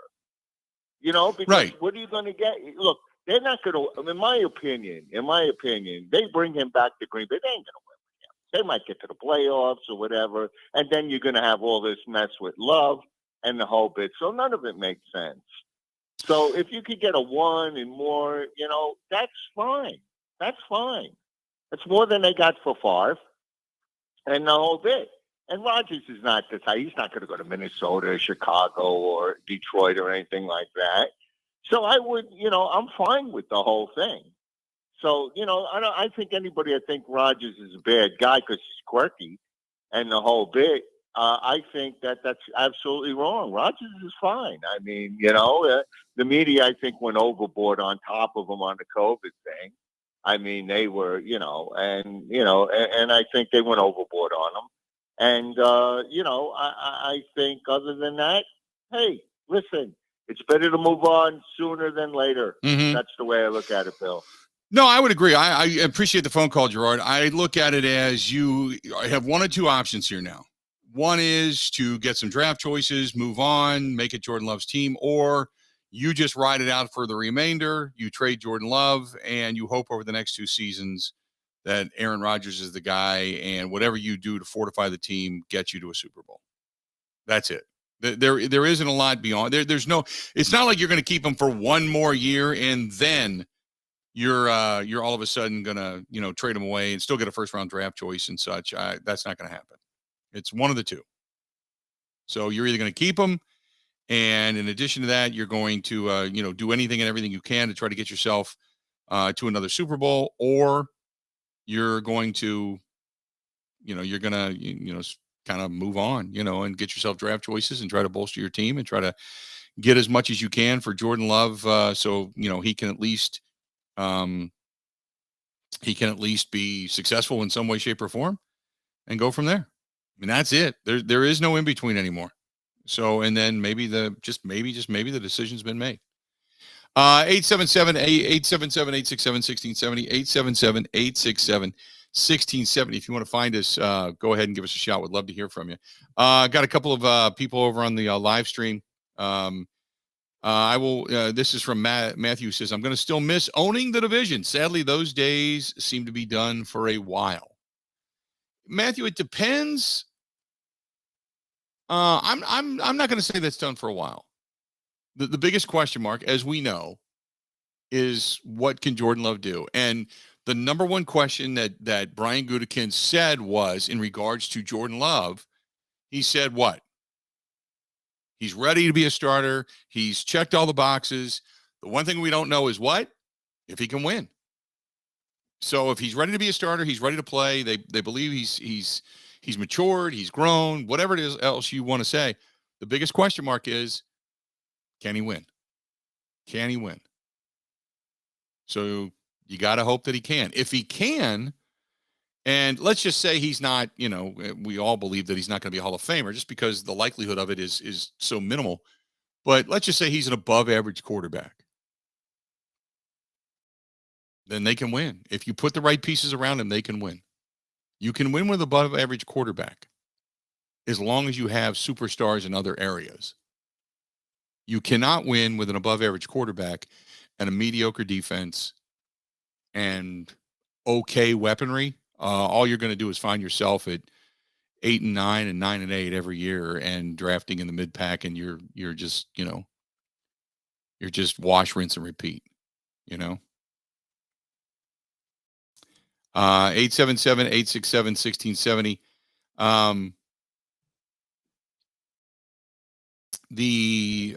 Ronald says that the NBC people are saying that the Jets contingency flew home And the meeting was a, quote, get to know you meeting at the request of Aaron Rodgers. Okay. I saw it reported, Bill, that they landed this morning back in New York. Yeah. They stayed overnight on his lawn. Yeah. Yeah, I saw that. Well, the plane landed at 6:40, so maybe it was whatever a red eye on a private jet is. Maybe they just went to dinner real late. They had a couple of fingers of scotch with Aaron. Maybe they tried to woo him on New York time to hanging out late and doing late dinners and, doing all the things that New Yorkers do. Is there any irony here, Bill, of Woody Johnson of Johnson & Johnson being the one to woo Rodgers to the Jets? No. Just a hint of irony there. Yeah, no, I think that the only if he went out there with that Johnson & Johnson that baby shampoo that doesn't make you cry. I think there'd be some irony there. Maybe a bottle of that. Aaron should have taken that into the retreat, so when he washed his hair and he got some of that stuff in his eye, there was no tears. No more tears, I think is what they called it. I have no idea. What the hell am I talking about? Who knows? Let's do this. We're going to step out, take a quick break. We got more of the Bill Michaels Show next. This is the Bill Michaels Show on the Wisconsin Sports Zone Radio Network.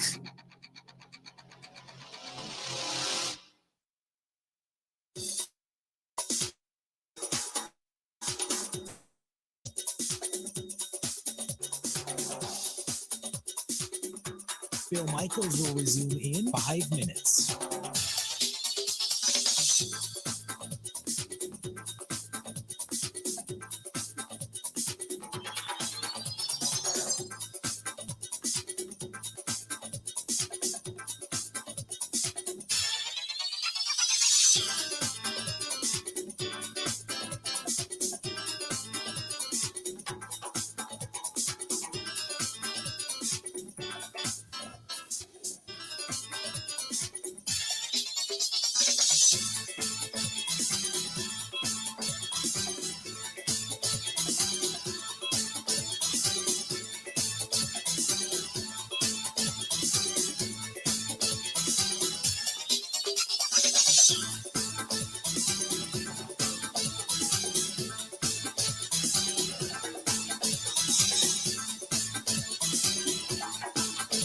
Bill Michaels will resume in 4 minutes.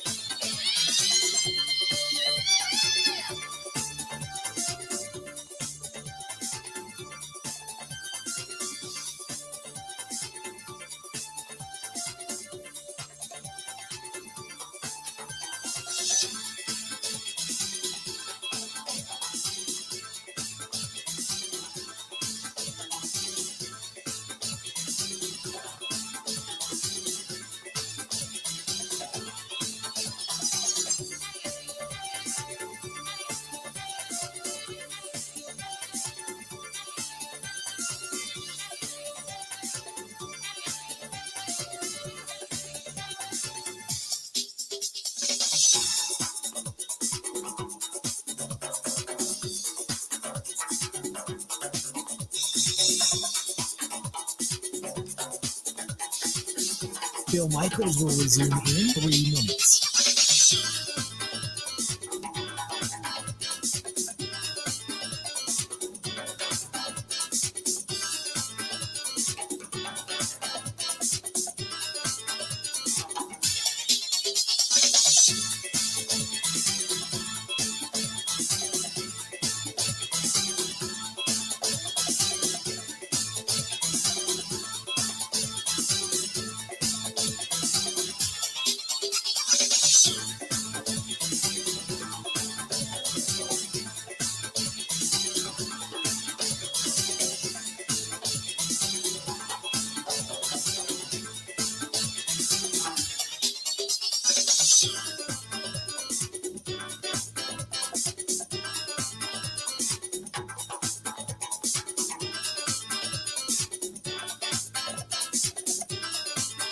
Bill Michaels will resume in 2 minutes.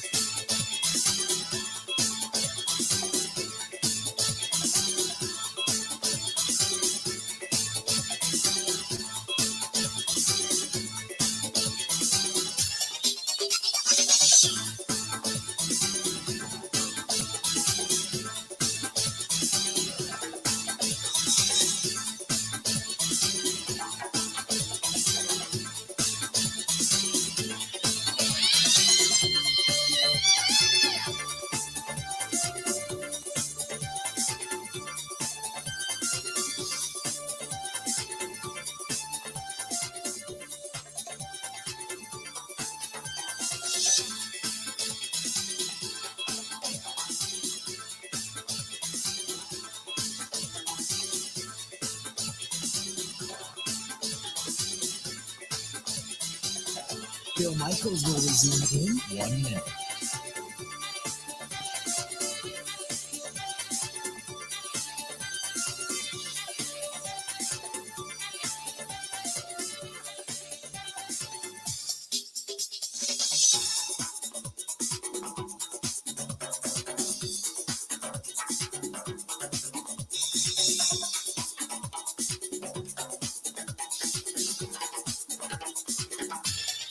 Bill Michaels will resume in 30 seconds.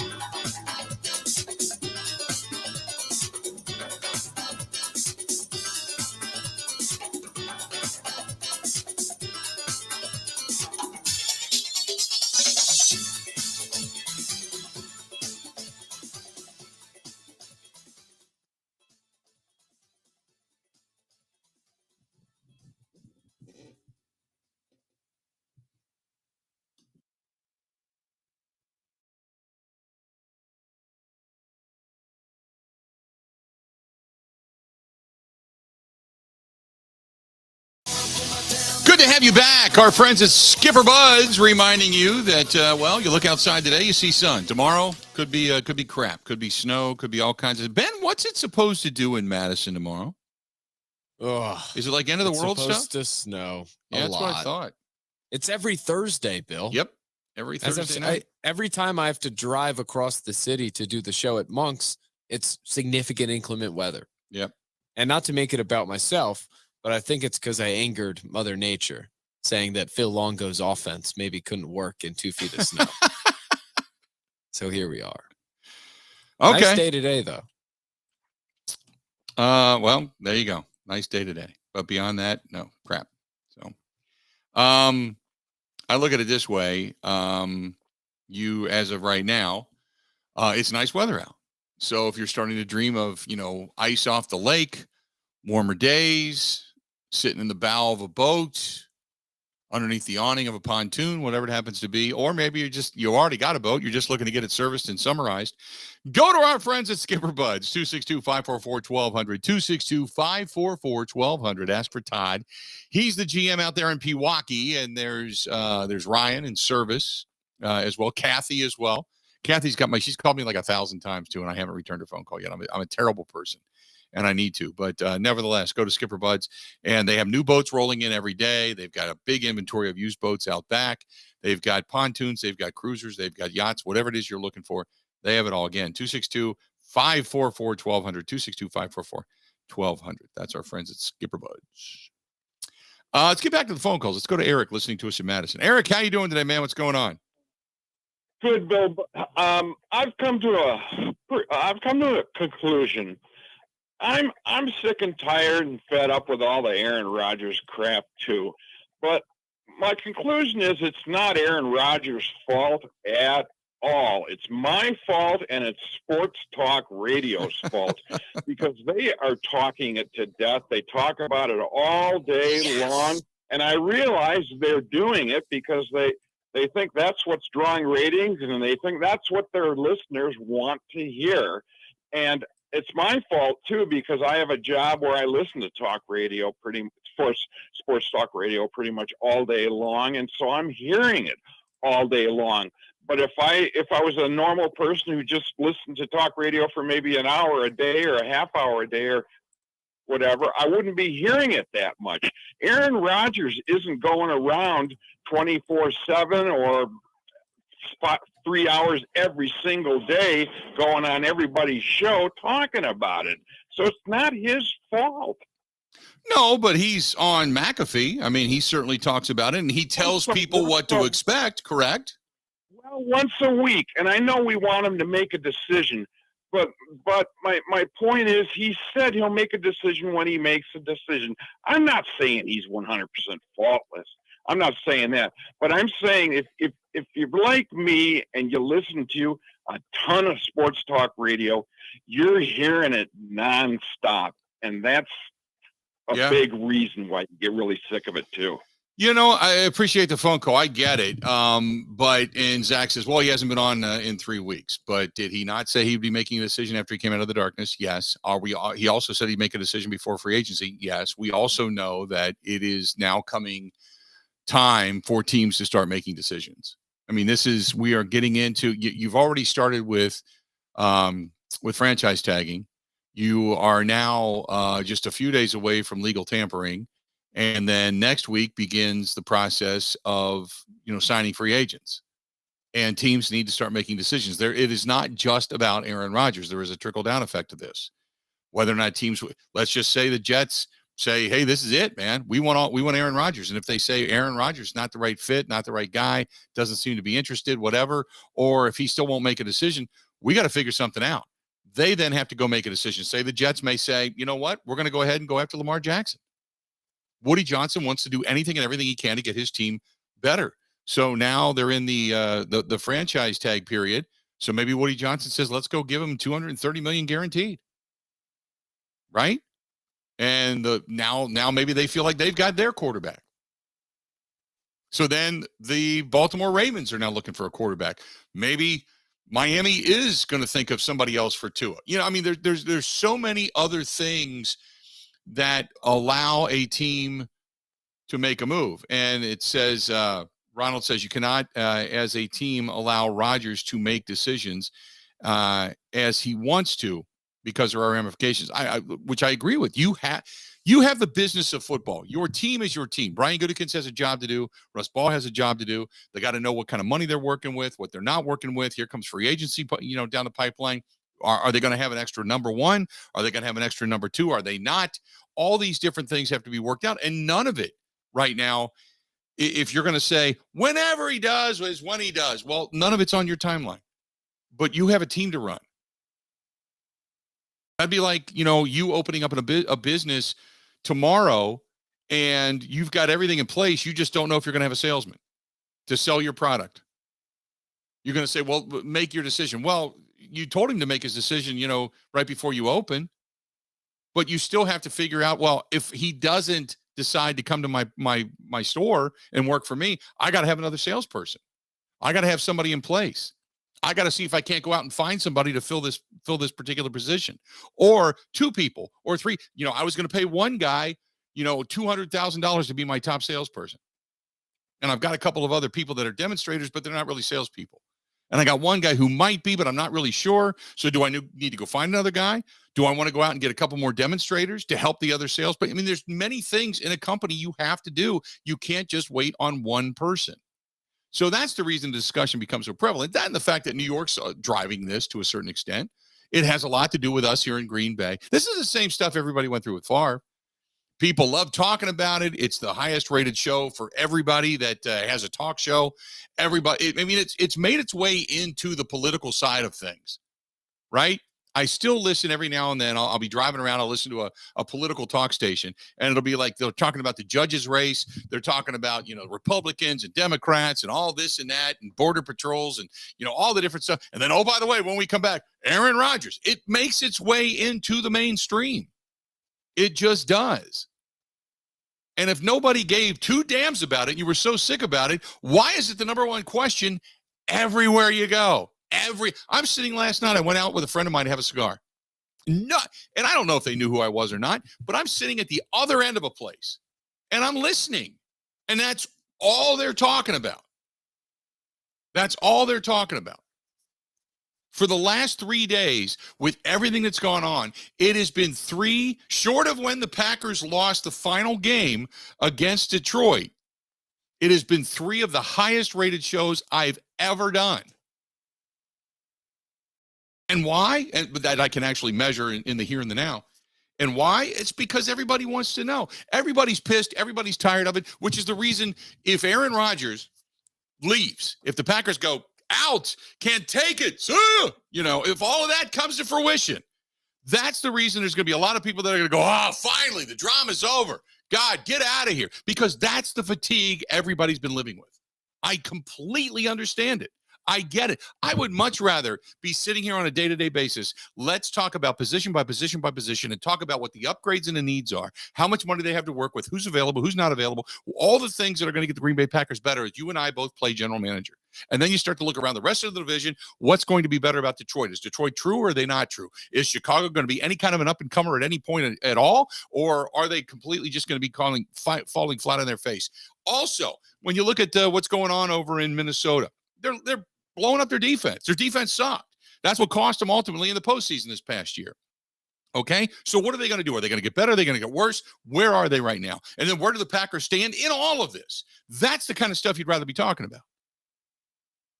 There's a fatigue with Aaron Rodgers. There's an irritation with Aaron Rodgers. And what the only person that doesn't realize this is Aaron Rodgers.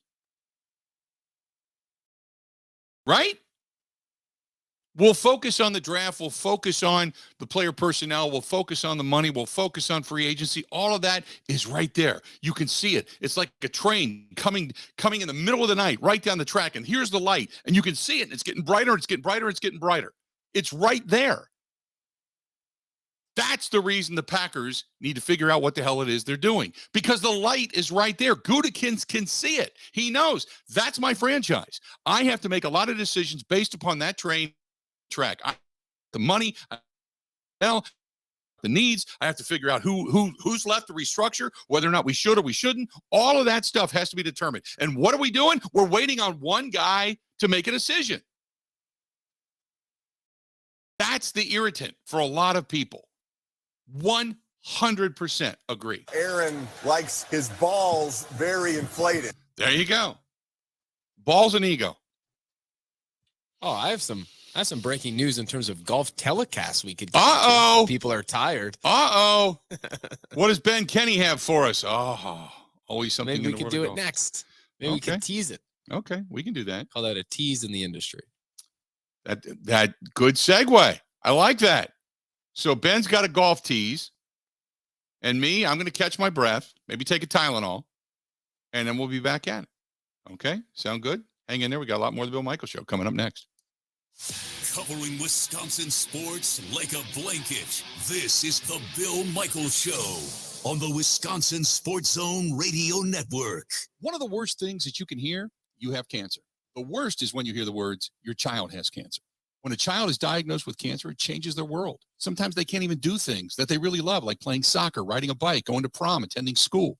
Children with cancer spend a lot of time away from others. I'm in the hospital, treatments, tired, nauseous, and they feel isolated. That's where Special Spaces Wisconsin steps in. They provide these children with a special space where they can not only sleep, but they can play, they can heal, they can spend time away from the challenges of their illness. It's a customized bedroom designed just for them. How about a princess castle or pirate ship or a sports-themed bedroom? They transform that child's existing bedroom into a place that only he or she can imagine, a place for them just to be a kid. This effort is done with teams of dedicated volunteers and sponsors, just like our friends from Pella Windows and Doors of Wisconsin and all the community partners. If you'd like to find out more or to donate, go to specialspaces.org. That is specialspaces.org.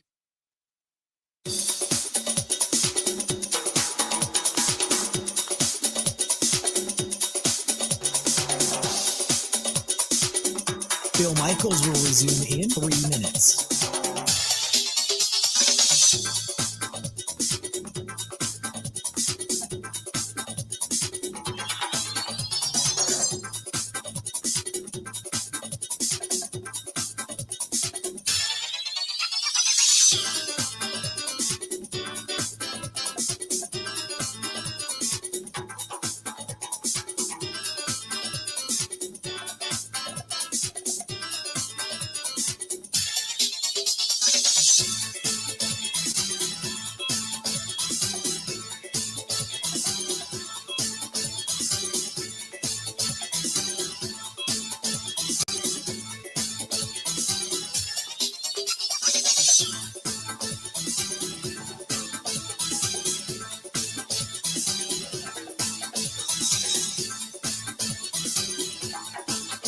Bill Michaels will resume in 2 minutes.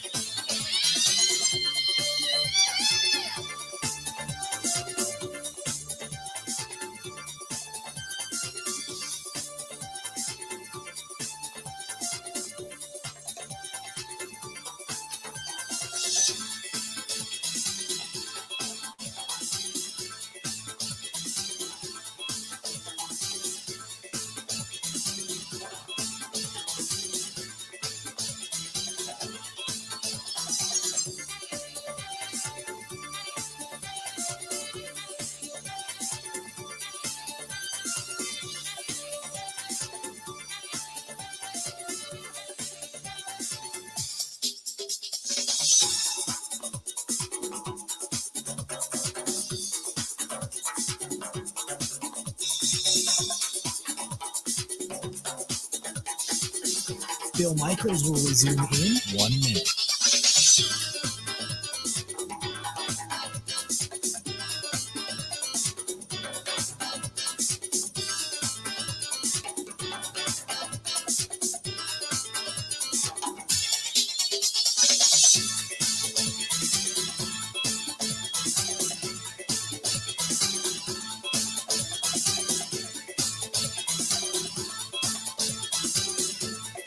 Bill Michaels will resume in 30 seconds.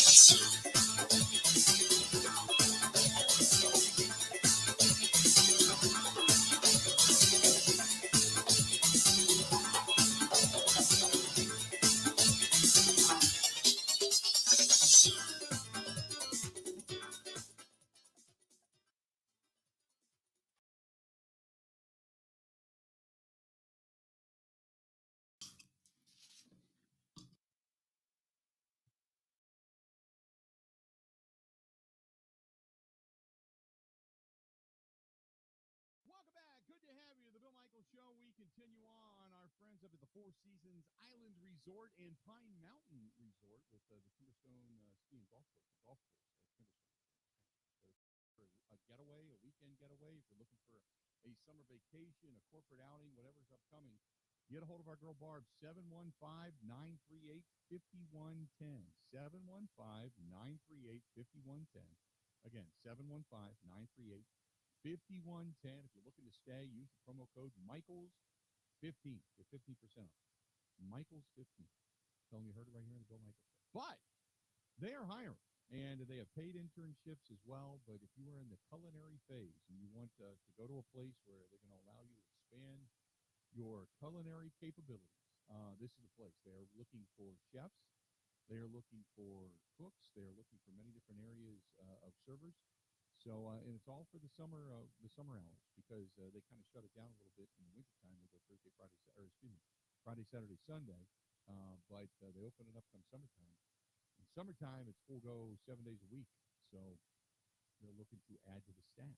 And if you're looking for a gig, a fun place to go too, up north and just spend the summer up north on the island or at the mountain, either way, great places. Great places. Get a hold of our girl Barb, 715-938-5110, 715-938-5110, or go to thefourseasonswisconsin@gmail.com.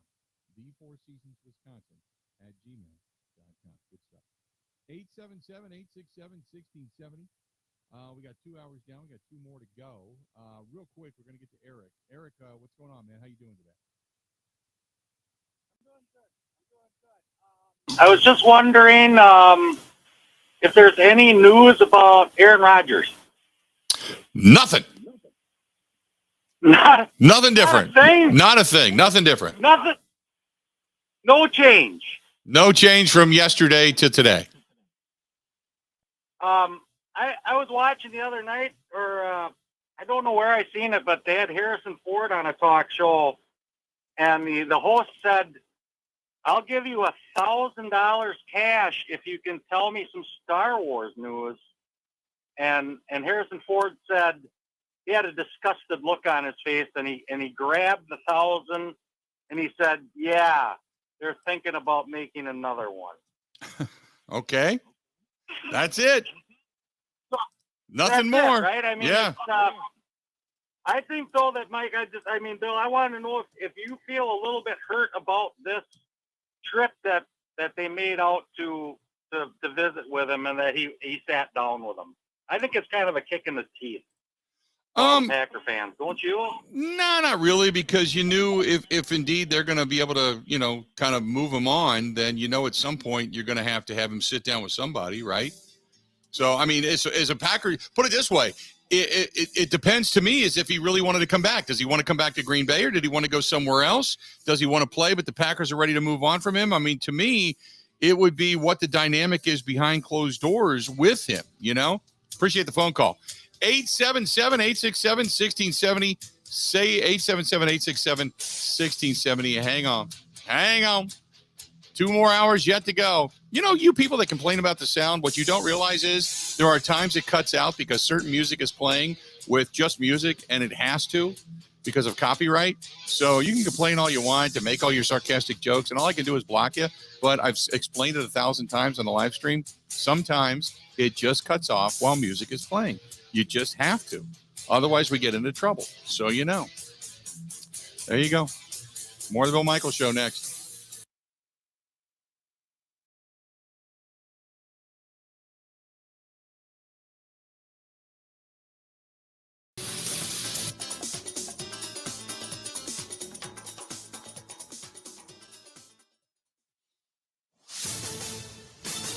This is a Wisconsin Sports Zone update. Well, the Wisconsin basketball team is in Chicago. It's where they're going to face Ohio State tonight in the first round of the Big Ten tournament. The Badgers come in as a number 12 seed, having finished at a tie for 11th in the conference. However, at 9-11, they were just 3 games out of second place. That parity has Coach Greg Gard thinking anyone could make a run to a title this week. You look at the games around and just seeing every team in person, you can make a case for about everybody when they're playing well. I don't think there's anybody that's invincible. And I think there's also 7, 8, 9, 10 that, could string things together all the way. Wisconsin comes into the game sitting on the NCAA tournament bubble. Tip is at 5:30. Turning to the Bucks, they were 134-121 winners in Orlando last night. Brooke Lopez had 26 points. Chris Middleton finished with 24. Giannis Antetokounmpo, Drew Holiday did not play. Giannis dealing with a non-COVID illness. Holiday out with neck soreness. Milwaukee owns a 2.5 game lead on Boston for the top seed in the East. They're going to host Brooklyn tomorrow. For nearly 40 years, ABC of Wisconsin has been helping men and women transform themselves into well-paid, productive members of their construction teams. Today, we have 2,000 active apprentices in 10 different skilled trade programs, and we educate individuals in more trades than anyone else. To get your career started, go to buildyourcareerwi.org or just search online for ABC of Wisconsin. Well, everyone is once again waiting for Aaron Rodgers to make a decision. That's after Jets officials flew out to meet with the quarterback yesterday in California. The contingent arrived back in New York today, seemingly to wait on a final decision from Rodgers. The two sides could not have spoken without the Packers' consent. It means the team is obviously on board with the idea of Rodgers moving on and turning things over to Jordan Love. With this Wisconsin Sports Zone Network update, I'm Zach Heil. Print.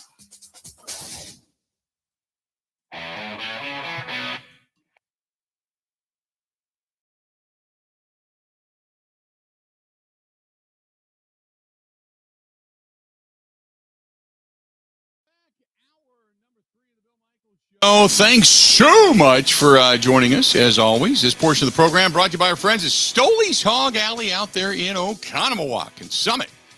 And, man, they finally have I was out there yesterday in the area. I drove past. And they got all the railings and everything up for the upstairs deck now. So they are anticipating summer like many of us. And I'm looking forward to it. The upstairs outside deck. Man, once that's done and finished, that'll be just beautiful. Can't wait. Can't wait for motorcycle riding season, all that kind of stuff. So good stuff.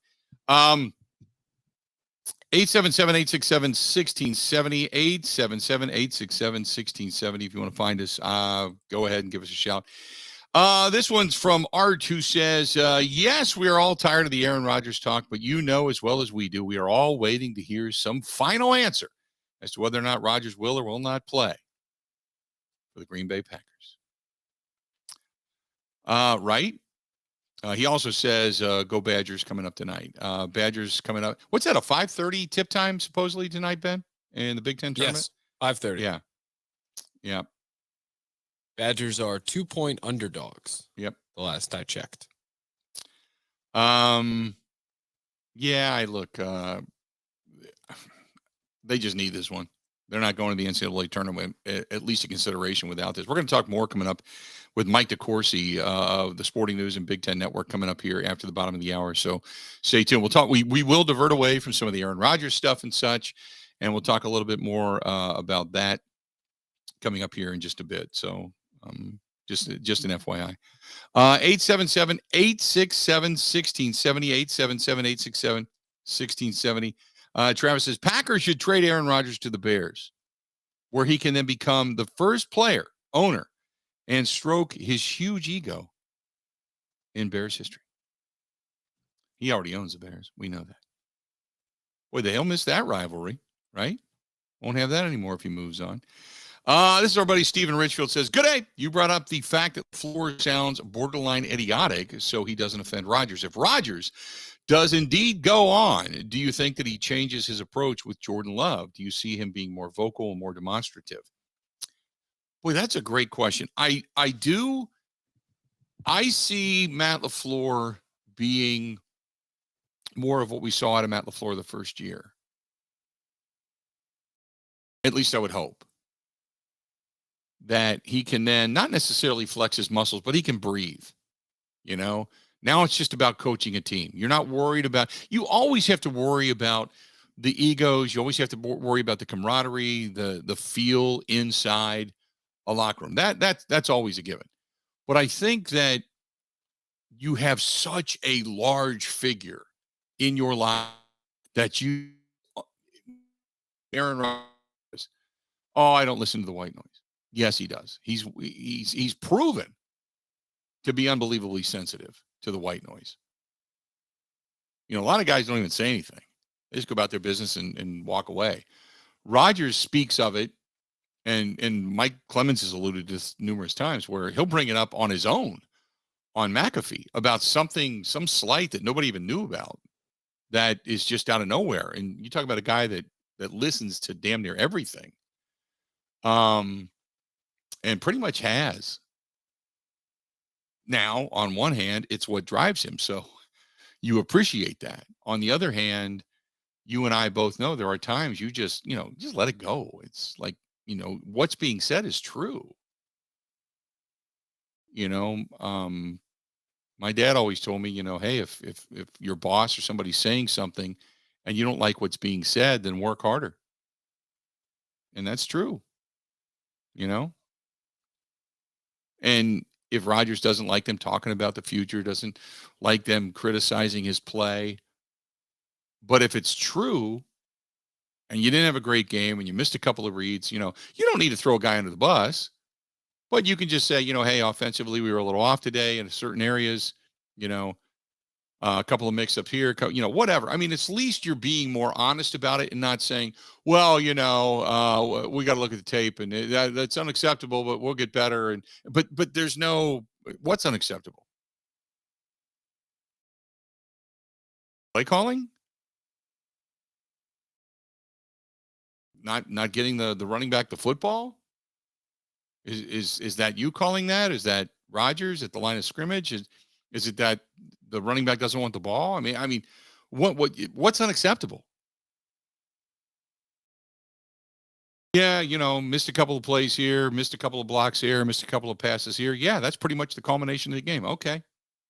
It's honest. Some things don't need to be said. You don't need to go, boy, Aaron again, man, missed that guy. Had he just put it a couple of inches higher, a couple of inches lower, a couple of inches above the ground, or whatever, you don't need to go that into detail, but maybe he becomes more of himself, the way he was for that guy that went running down the sideline to tell him to throw the effing ball rather than hanging on to it, run the damn play, stuff like that. Yeah, I'd love to see more of that. Absolutely. He said, I also agree with one of your callers that said that he thinks that the deal was in place prior to the Jets contingent going out to California. I don't think that the Packers would let the Jets go out there just to, quote, talk to him. I think the compensation is on the table and agreed upon in principle. Could they be waiting to announce this due to final details of Rodgers' salary and who is paying what? As mentioned yesterday, one way or the other, this saga is coming to an end. As much as I thought he would stay, I am almost glad that he is finally running out of the sand running out of the hourglass. And now that we all think that he is as good as gone, it will be a disappointment if he decides to stay. Lastly, if this does happen, do the Packers take a quarterback in rounds 3 through 7 of the draft, or do they go look for a free agent like a Gardner Minshew? And that's our buddy Stephen Richfield. If Rodgers stays, I think Love is gone. I think Love is traded, and yes, they have to go find themselves a backup. And then maybe there's somebody in the draft this year, next year, whatever, that they would take a flyer on. But that's the other thing, is that this draft is not overly quarterback deep. So unless you get another first round draft choice for Jordan Love, which I just don't think is going to happen. I think it's a second round at best for Jordan Love. But Do I think that Rodgers is gone? The majority of me, yeah. And that changed, obviously, in the last 24, 48 hours.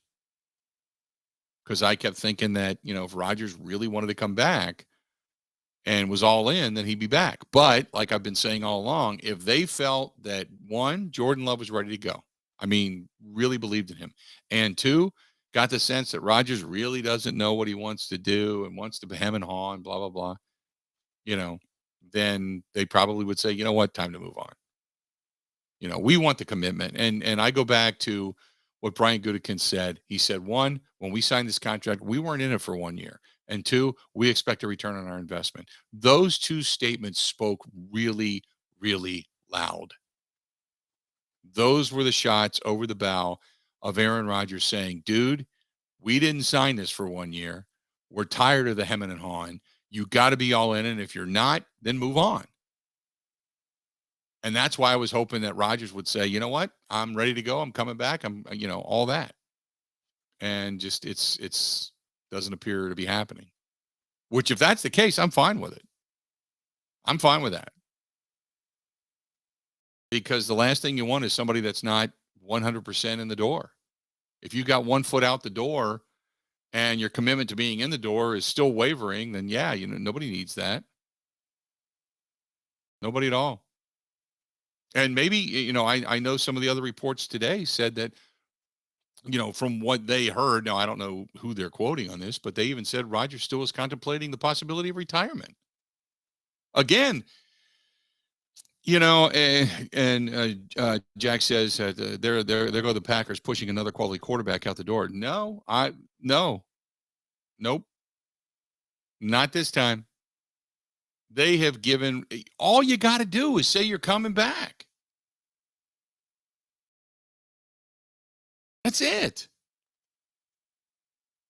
If Favre says I'm coming back, it changes the dynamic. If Rodgers says I'm coming back, I'm all in, it changes the dynamic.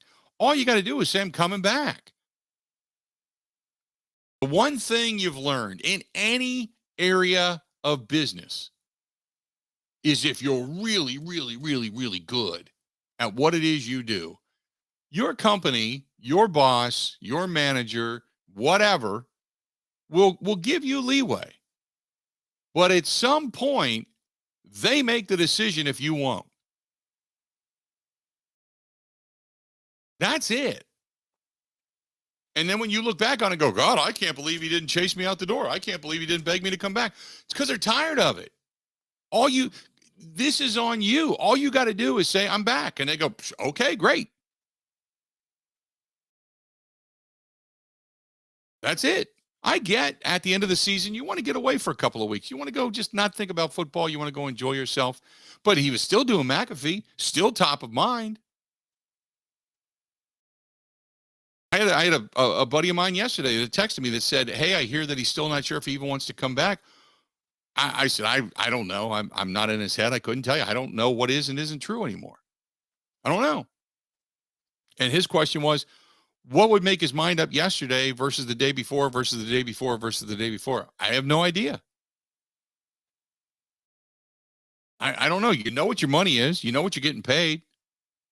You know what you got to do. You know what it takes for you to come back. Maybe if you're sitting there waiting one day to wake up and get out of bed and go, okay, now I got the motivation to work out again. Okay, I understand that. But you also have to understand that I'm laying here in bed today and the rest of the world's moving on. The sun came up. It did not come up because I got to wait on a decision. The only time the sun didn't shine was the day that the 4 days I was in the darkness retreat. And I was supposed to see the light then. I don't know. But to blame the organizations, Ted knew what he had in Rodgers. He was ready to get rid of Favre. Him and Favre weren't seeing eye to eye anyway. But again, Favre will tell you. Favre has said to me, I should have just said I'm coming back. Favre told us that when we did the retirement discussion on the stage up there at the convention center in Green Bay. Said I should have just said I was coming back. Made them make the decision. Because he said I still wanted to play. He knew how good Aaron was. Aaron can say, oh, man, God, at the end of my career, man, I wish boy, if I'd have just stayed in Green Bay, I wanted to play my rest of my career as a Packer and on and on and on. Shut up. All you got to do is say I'm coming back. That's it. You get caught up in the drama and the circle and the spin and the media and the discussion and the glorification and being up there on that pedestal looking down at everybody until you realize you're all alone. And then what? 877-867-1670. Ben, before we go to break, I want to know what you have up your golf sleeve. What is the big announcement in the world of golf? I didn't forget about it. I was just winding down a little bit of discussion and or time. But I wanted you to get there's a lot happening, but most importantly, if you turned on the players last year, you noticed a curious golden figure that was programmed into the broadcast that would appear in random places and play the holes. And when it got rainy, he would go and squeegee the holes. He was rather hilarious. And people were ripping the coverage because the dude looked like an idiot. He would like recreate the tiger putt and everything. Right. But going into this year, people were excited. It's like, okay. And they called him Gold Man or Gold Boy. It's like, all right, Gold Boy, the trial run was horrible. What can they do? Can they actually go all out and make it more stupid? Well, unfortunately, news came out today that Goldman is dead. Oh, geez. Yeah. That's not good. There will be no Goldman on the broadcast this year. No Goldman on the broadcast. Well, that's kind of sad. It's very sad, Bill. Croaked off. How about that? Didn't see that coming. You're coming to Madison for a meeting in a couple hours. Yeah. I don't know if I'm going to make it to that point now. Listen, Goldman was a pivotal piece of the viewing experience. He was an icon for 2 days. Yeah, there you go. Okay, Goldman will not be there. My thoughts are with the Goldman family. Okay, Ben Kenny bringing it. Goldman, no more. Wow. Okay. Oh, there aren't many people better at changing a topic. I'm telling you, that was like that was depressing. That was a kick to the beanbag right out of the. Right out of the fun and frivolity. That was just, I was lathered up and I wanted some big breaking news in the world of golf. And instead you dropped the Goldman's dead. Just like, wow. Just, it's like throwing a brick in the water, man. Sink right to the bottom. Compared to the Rodgers stuff, which is just heartwarming and positive and happy. Things of that nature. Okay, there you go. All right, let's do this. We're going to go ahead and take a quick break. Goldman's dead, man. Why wake up tomorrow? I'll tell you that right damn now. This portion of the program brought to you by our friends at Stenny, second and National Walker's Point. They're running shuttles to everything downtown, running shuttles to Brewers games when they're back at home. Just keep them in mind. Stenny, second and National Walker's Point, best wings and such you're ever going to put in your mouth, but they have upped their game in all their facets of food, whether it's pizzas, mac and cheese, you name it, and the Bill Michaels garlic cheese bread and the award-winning Bloody Marys. That is our friends at Stenny's. Covering Wisconsin sports like a blanket, this is the Bill Michaels Show on the Wisconsin Sports Zone Radio Network. Jeff, what was the final straw at home that had you call Pella? I walked into my son's room and there was frost on the hardware on the inside of the house. My wife was getting upset with the drafts coming through the doors. That was it. Putting new windows and doors in your home is a big decision. With all the options that Pella has, everybody on your staff has done a great job of making a really difficult decision super simple. And I can't wait to have them in my house. Order today and get 0% interest for 48 months. Visit PellaWI.com today.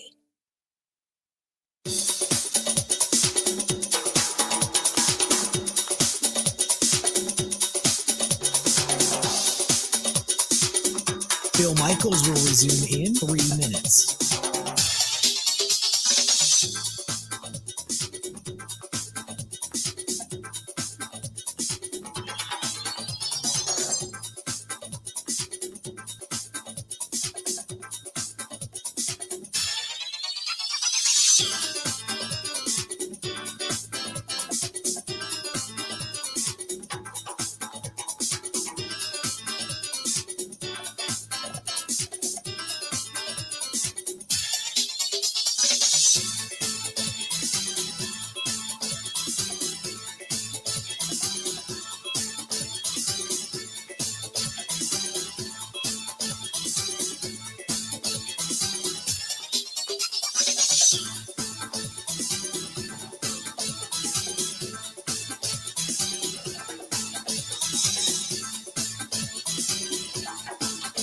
Bill Michaels will resume in 2 minutes.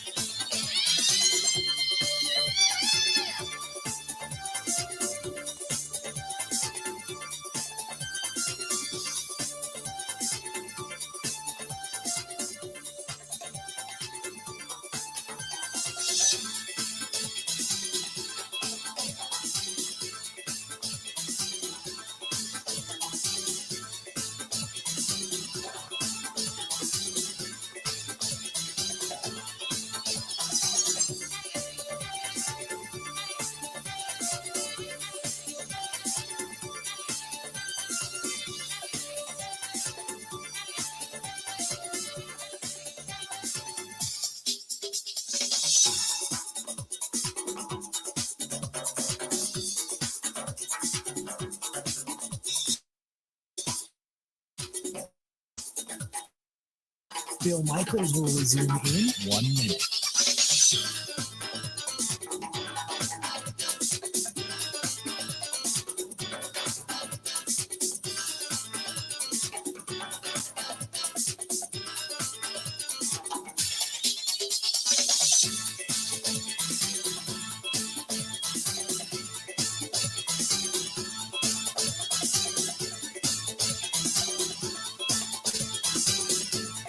Bill Michaels will resume in 30 seconds.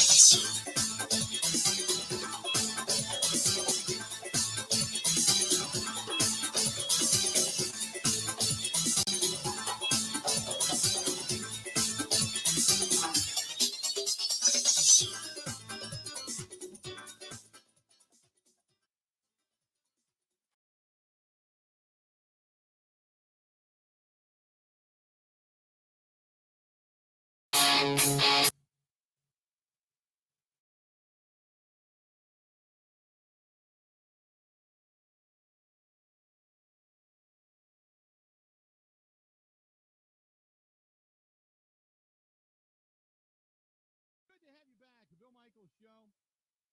Rocking on.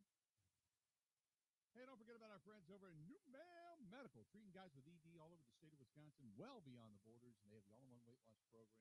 Today, down another pound, so I felt good. I was stuck at 11 for a while, and now I'm down 12. So I'm feeling good, and I was happy to kind of get past that little stymie that I had going on. But I dropped one more today since I left for Super Bowl, down total of 11. And the best news is that's kind of staying off. Now, weekends is I've kind of eaten what I wanted, and I haven't necessarily been great dieting-wise, but I'm not dieting heavily. I'll tell you that right now. I'm eating a little bit smarter. Try not to eat after like 8 o'clock at night, 7 o'clock at night. And I just now started working out a little bit more, so I haven't even really been working out. And it's been working. So the New Mail Medical Center, 414-455-4451. It's 414-455-4451. Again, 414-455-4451. Good stuff from the friends over there at the New Mail Medical Center. New Mail Medical Center. This one is from our diehard Packer dude. It says, what do you want? Get into the playoffs with Rodgers and blow another year, a couple of decent draft picks, and some excitement for the next couple of years as to what might be. Well, that's, I guess, going by the thought that if you get to the postseason, you're losing. So here's my ask. Okay, let's say Rodgers stays. Let's say they spend the money on OBJ. They draft another wide receiver or tight end. They get Nigba or they get Mayer or somebody that everybody does. Later in the draft, they grab themselves another safety and a defensive lineman, and the rest of it's depth. And you go in next season with Rodgers and a better tight end, free agent wide receiver to help the guys that are already there. A second year of Christian Watson, Samori Toure, Romeo Doubs, better tight end play, two good running backs together, offensive line. You're strong defensively. Rashawn Gary's coming back. Stokes is coming back. You picked up your safety. You've added beef up front. And your special teams are still pretty solid. And they re-signed Keith Henry. So if you go into the season with that, in the NFC, would you not be considered one of the top 4 teams for Super Bowl? So you are already going into the season, supposedly, with the aspiration of being one of the final 4 for a Super Bowl. Coming into the NFC. That legitimate hope is there. As opposed to, well, let's see what we got. The team got better, but let's see what we got. Our hope now is, what if this team can even get to the postseason? There's your difference. There's your difference. So you can look at it both ways as to whether or not you need to move on. And the whole thing about the one and done in the postseason, the last 3 years I can understand, even going back to the year that they lost to San Francisco, people want to lay that at Rodgers' feet, and I get it because the offense played abomination. It was an abomination of an offense. But you cannot forget that special teams gave up points. Special teams gave up 10 points. Right? It wasn't all Rodgers. Having the ball in his hand late in the game against the Tampa Bay Buccaneers, yes, I agree with. The way the offense did not play against Detroit to put themselves into the postseason this year, yes, I agree with. Understand all of that. That game, was kind of a 50-50 mix, right? That was kind of a 50-50 mix. All the rest, the postseason record for Rodgers is still above 500. Correct me if I'm wrong. So I'm not laying that all at his feet. You're just stupid if you do that. It's like this year. Look, Kirk Cousins played pretty well. I mean, they had a really good offense. Their defense couldn't stop anybody. That was part of the problem. We still look at Kirk Cousins and say, one postseason win. He's made some big mistakes and big moments in the postseason. Yep, I agree with that.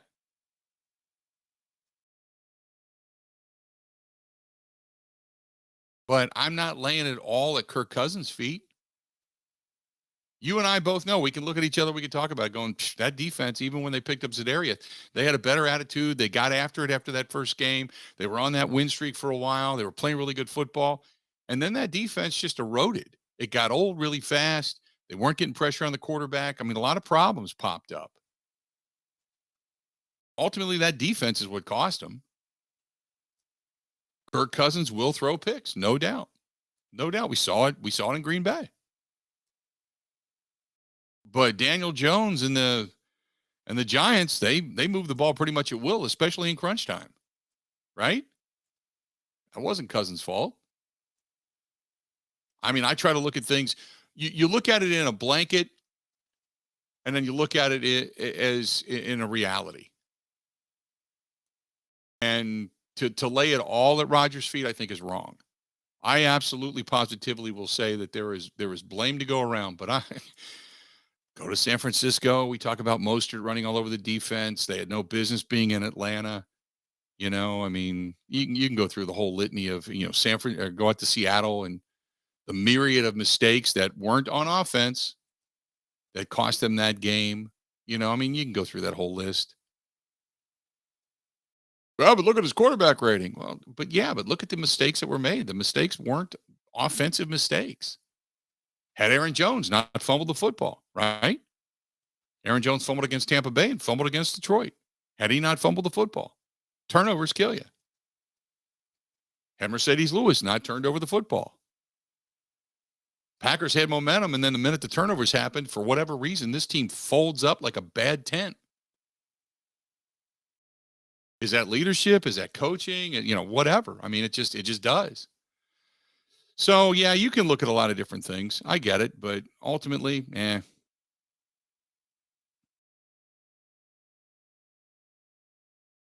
So I'm it is what it is.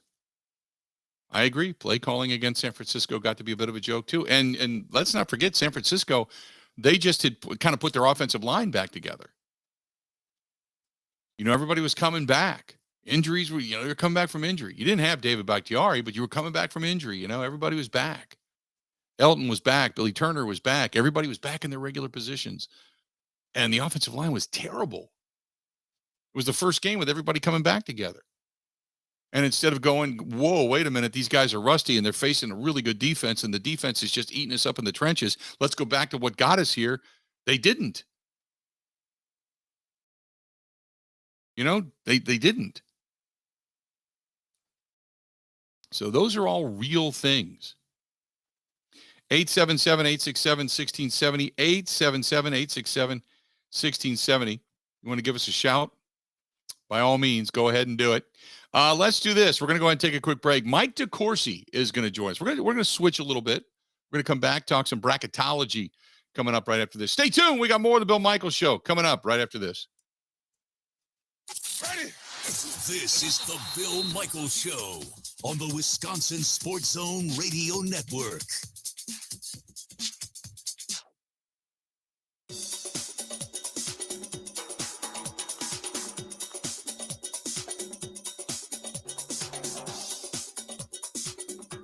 Bill Michaels will resume in 5 minutes.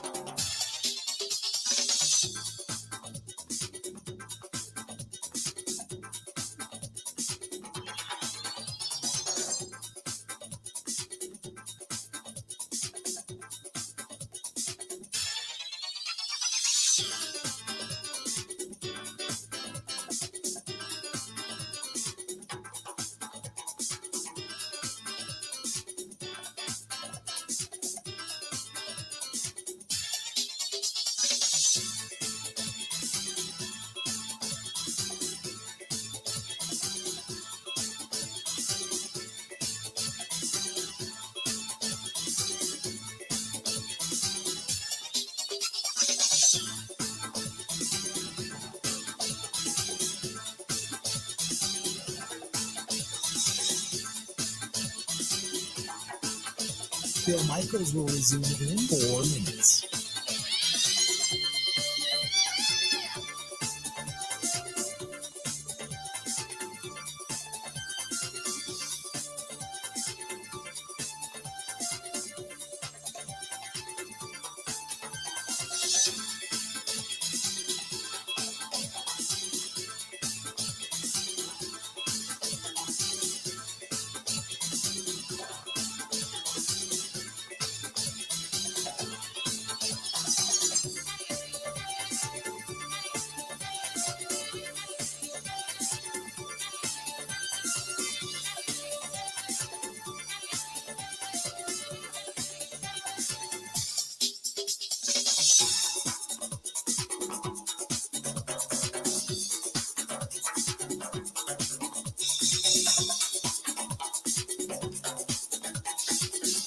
Bill Michaels will resume in 3 minutes.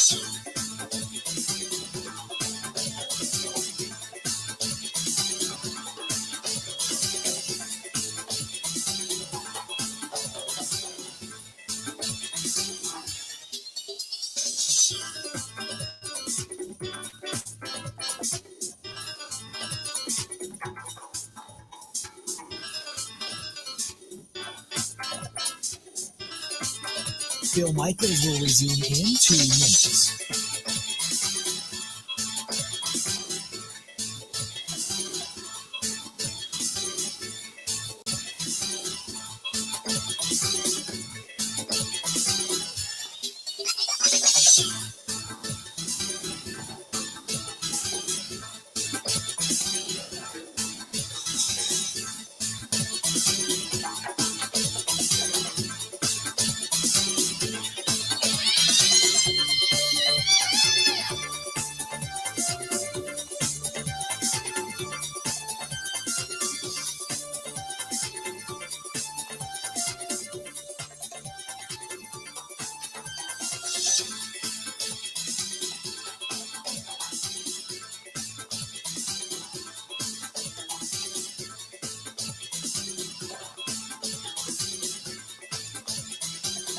Bill Michaels will resume in 1 minute.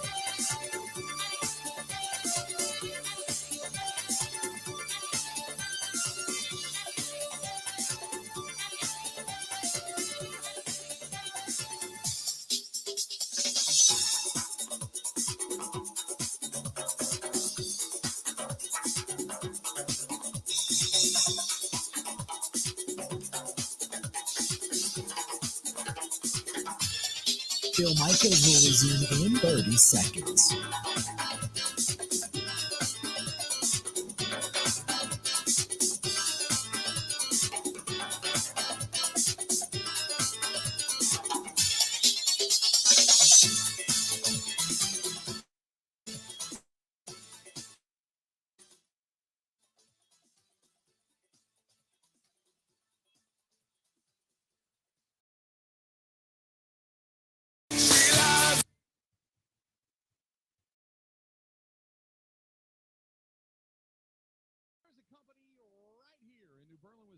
Named Pindell, Pindell.com. Again, Pindell.com. And they are a quality machining manufacturing company, and they're looking for good people. If you're looking for a job in the machining manufacturing industry, they are hiring, and they pay really well, and they train, whether it's the old-fashioned way or robotics, whatever it happens to be, they'll help you out. Go to Pindell, Pindell.com. That is Pindell.com.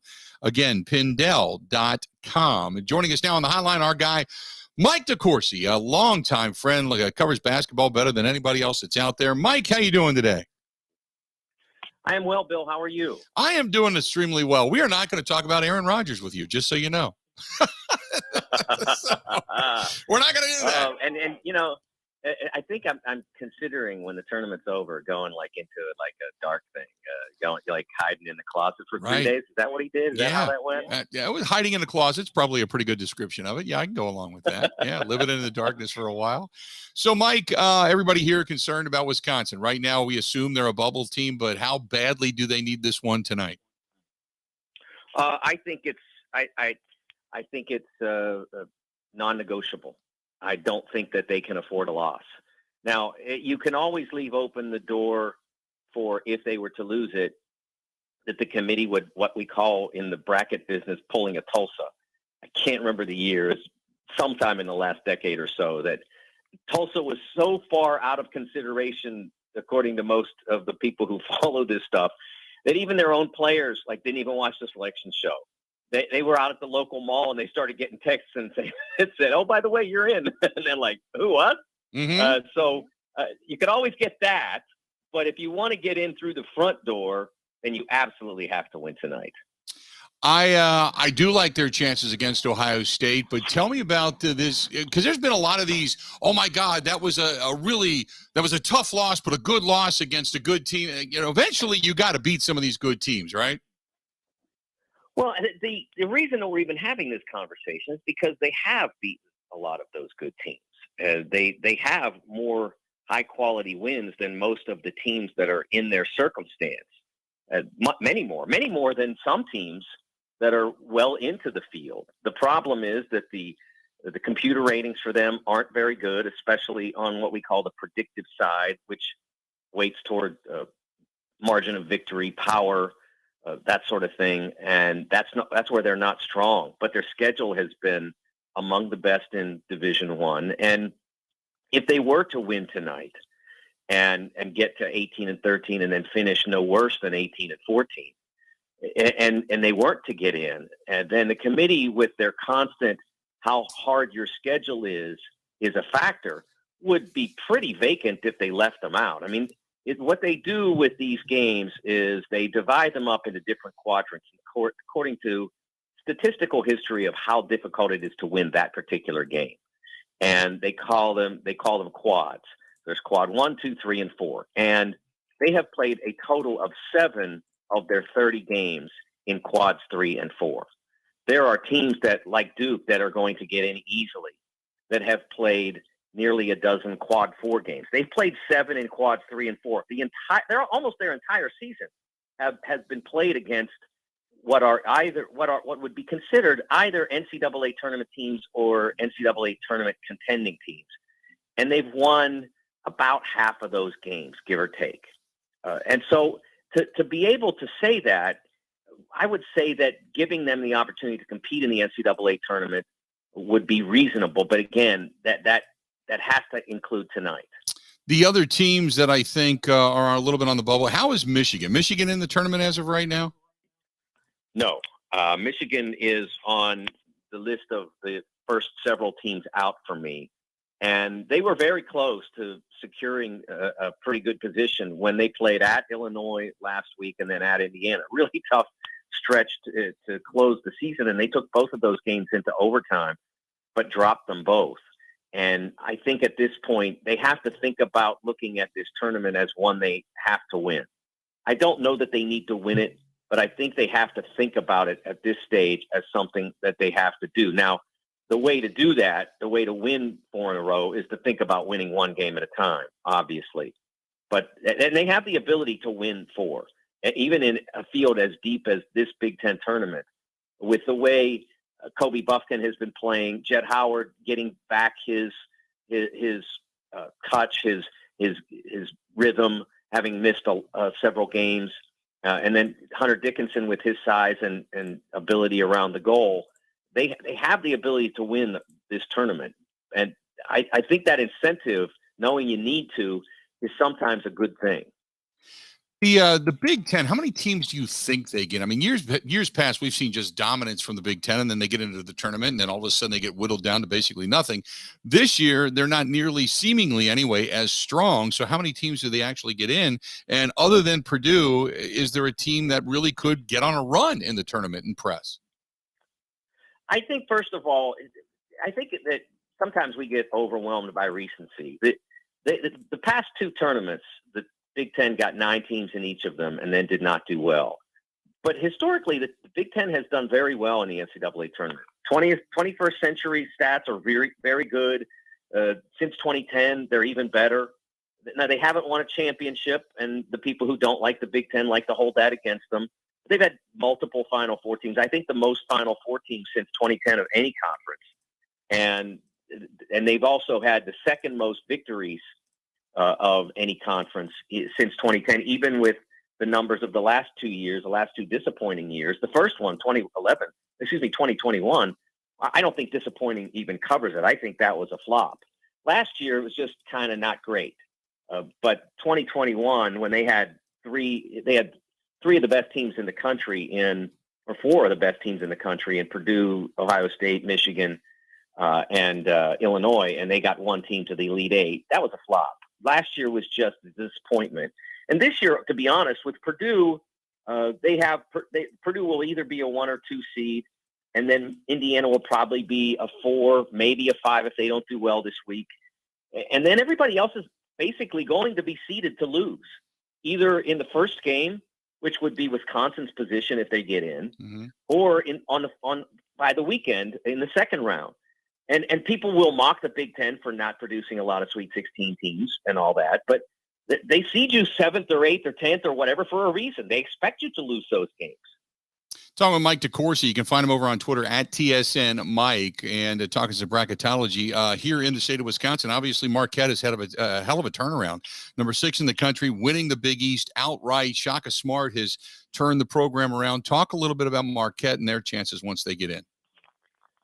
Yeah, I really I love the job that Shaka has done. It's been really invigorating to see that, because it didn't go well for him at Texas. And sometimes when you wind up taking what turns out to be the wrong job for you, even though you're clearly a gifted coach, sometimes it's really difficult to ever get back your fastball, so to speak. What he did well at Virginia Commonwealth didn't work at Texas, and they didn't get the players that fit them, and they weren't able to get them connected. And then guys were going early, even after just kind of okay freshman years. And it really wasn't working. And then he gets Marquette, and he's back to being the coach that we know he's capable of being. A great offensive coach, the number 4 offense in the country. What they've done with Tyler Kolek has been remarkable. Named today Big East Player of the Year. I do this thing on a television show that FS1 Fox produces called Inside the Big East. And I watched Tyler play last year, early in the year, and I didn't know much about him coming into the season. And watched him a little bit, and so I got in touch to do a little thing about why he's so effective, and discovered when they told me, well, he hasn't really been a point guard that long. And I'm like, are you kidding me? This guy looks like he was a point guard when he was 7. How did he not play it before he basically got to you? That's one of the most amazing things I've seen in 40 years of covering college basketball. A guy who plays the position with that dexterity, with that vision, with that ability to understand the rhythm of the game, and he doesn't have that much background at it. It's phenomenal. And they've taken great advantage of that. I love Oso Ighodaro and his passing ability and his movement. I think that if they get, when they get in, I think for them, somewhat it's about their matchups. They need to stay away from the big physical power teams to an extent. Now, they could bother those teams, but you don't want to be struggling to rebound the basketball, and that's where you can get them if they're not a great rebounding team. So you have to possess the basketball against them. You can't turn it over. You're in big trouble if you turn it over, and you have to figure out how to guard that pick and roll with Ighodaro, who can take the ball and make a play. There's so many different things they can do when they have the ball high, and the ball's either in Tyler or Oso's hands. It's just really hard to defend against them. So I think they can do well. You look at, say, the top seeds coming into this tournament, Kansas, Alabama. Alabama comes in, obviously, with a lot of controversy. Houston, boy, the job Mick Cronin has done with UCLA has been nothing short of fabulous. Talk about some of the top teams and give me the strengths and weaknesses and why they will or will not advance. Yeah, one of the things that's interesting about this field, Bill, and one of the reasons why I think it's wildly unpredictable is that usually there are certain elements that every team that wins this thing has. And it starts with efficiency and productivity at the offensive and defensive end, easily measured by the offensive and defensive efficiency numbers at KenPom.com. If you're not top 20 in those two categories, you better be pretty lucky. And that was kind of the way that UConn, which had, I think, the 36th best offense in 2014, was able to win it. But almost he's been doing these numbers for a little more than 20 years. And almost every single one is top 20 in both categories. And so that's important. And you have to be, you have to have size. That very few teams without great size. You don't have to have 6'11", 6'11", 6'11", but if you don't have a guy back there that's 6'10", 6'11", throwing back shots, usually it gets you before you can win 6 games. Kansas' center, KJ Adams, a wonderful player. He's 6'7". Last time we had a 6'7" center win the national championship, I was still in college, Bill, 1979. That's a long time. You got to have first-round draft picks.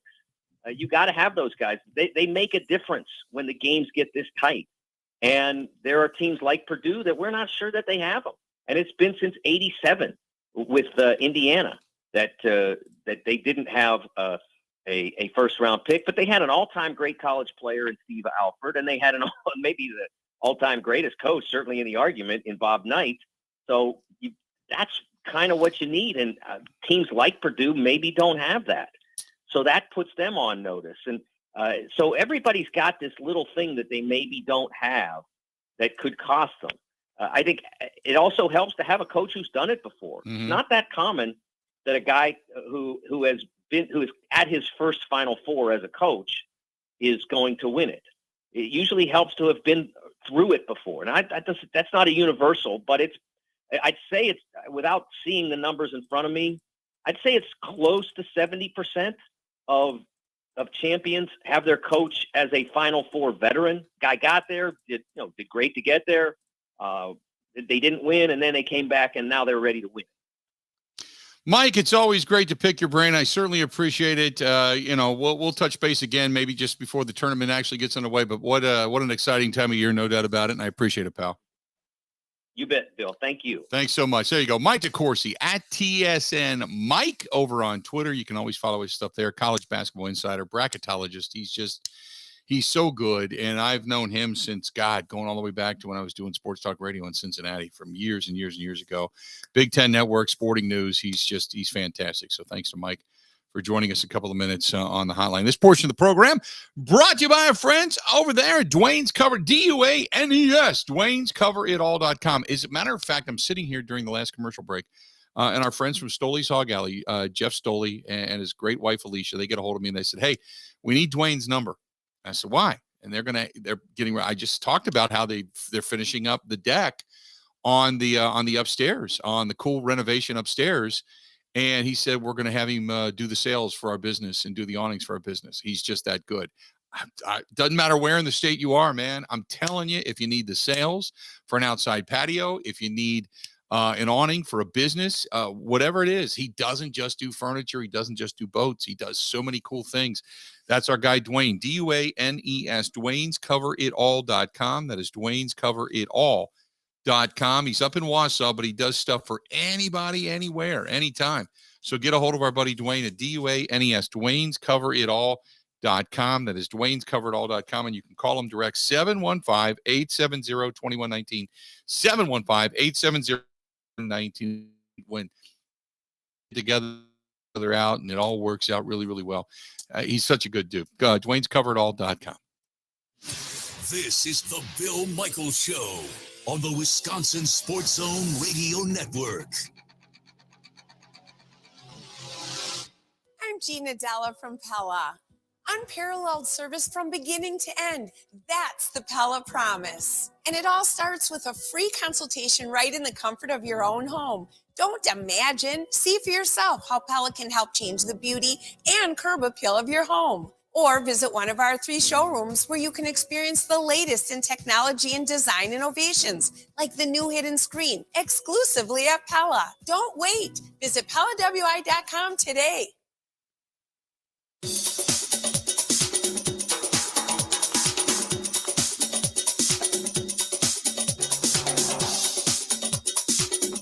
Bill Michaels will resume in 3 minutes.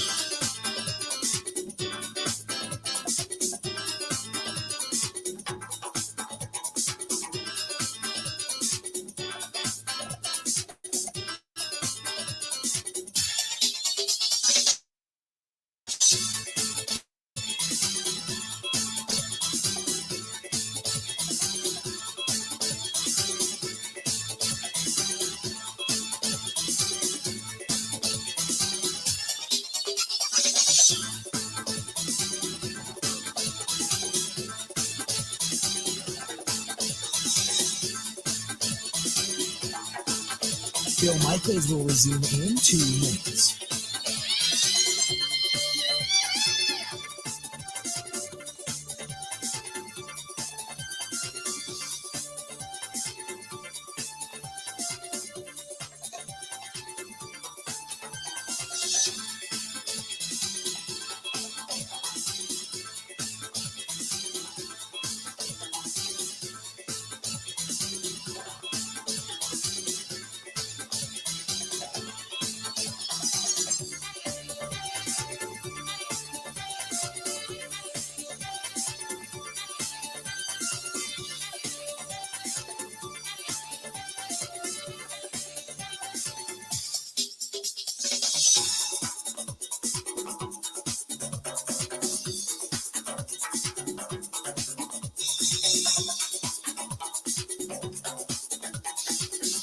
Bill Michaels will resume in 1 minute.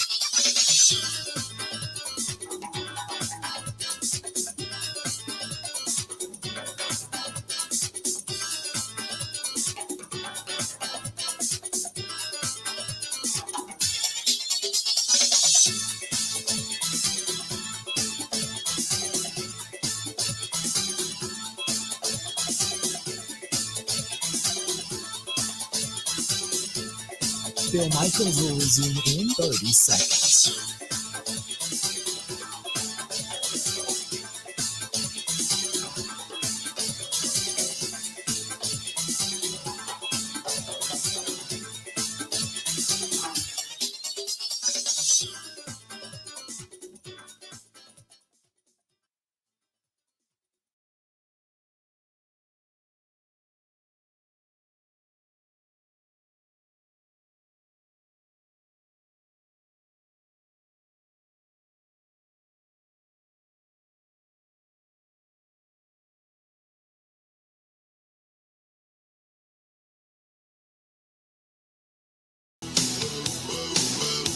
Welcome back. Glad to have you. The Bill Michaels Show continues on, and I want to tell you about our friend Lisa Lee Ortel Real Estate. And if you are looking for a condo, she's a condo specialist. And in addition to that, works a lot with VA loans. And her husband is a veteran of Vietnam, and she is just a terrific person. We met her last year, and she came on board and is just so genuine and so cool to deal with and work with. And if you're in the really anywhere in the state of Wisconsin, but if you're in this specifically in, say, the southern Milwaukee area, Racine County area, Kenosha County area, Walworth County area, if you're in those areas, give her a shout by all means. But otherwise, anywhere in the state, she can handle you. 414-617-6798.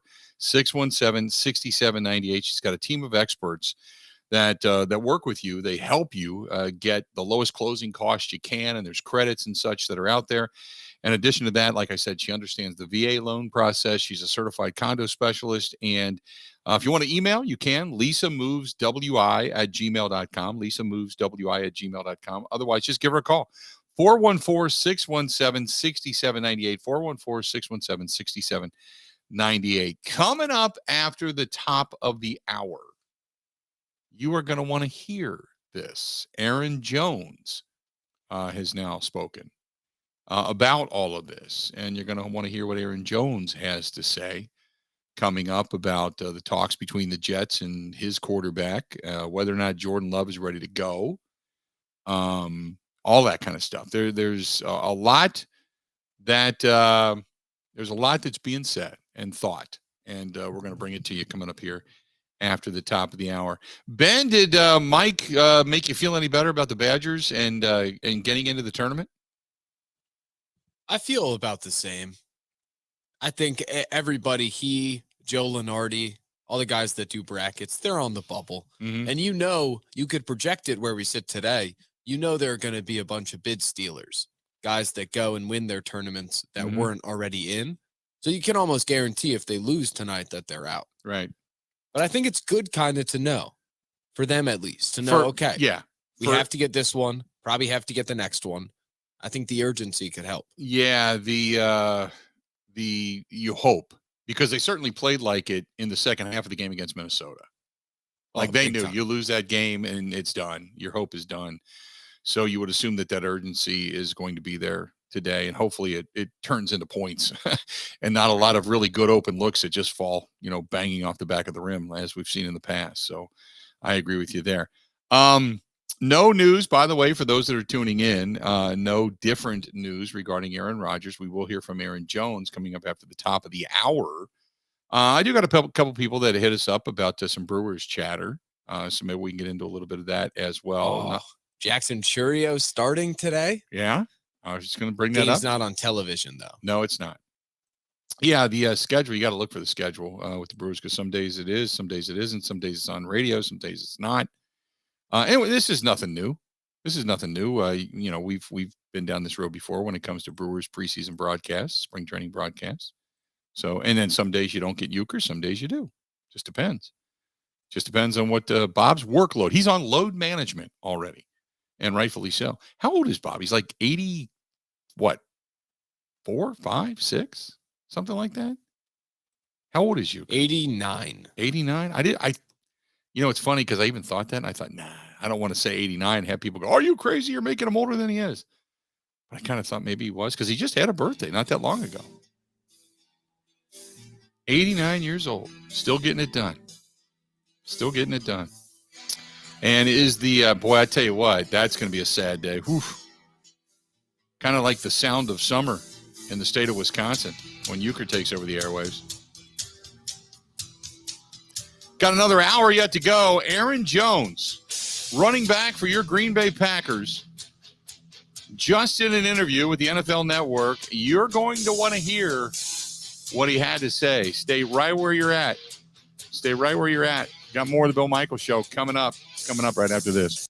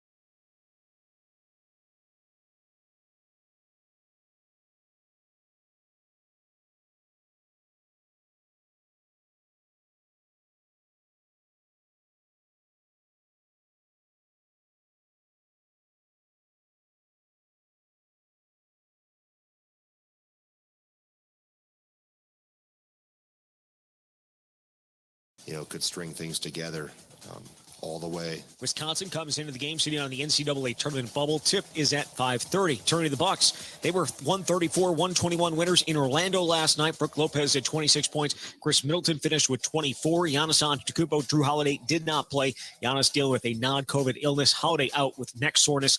Milwaukee owns a 2.5 game lead on Boston for the top seed in the East. They're going to host Brooklyn tomorrow.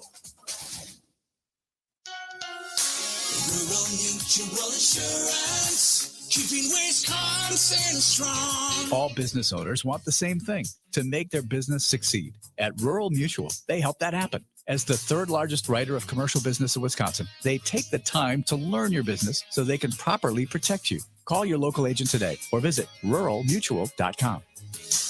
Rural Mutual Insurance, keeping Wisconsin strong. Well, everyone is once again waiting for Aaron Rodgers to make a decision. That's after Jets officials flew out to meet with the quarterback yesterday in California. That contingent arrived back in New York today, seemingly to wait on a final decision from Rodgers. The two sides could not have spoken without the Packers' consent. It means the team is obviously on board with the idea of Rodgers moving on and turning things over to Jordan Love. With this Wisconsin Sports Zone Network update, I'm Zach Heil. Print.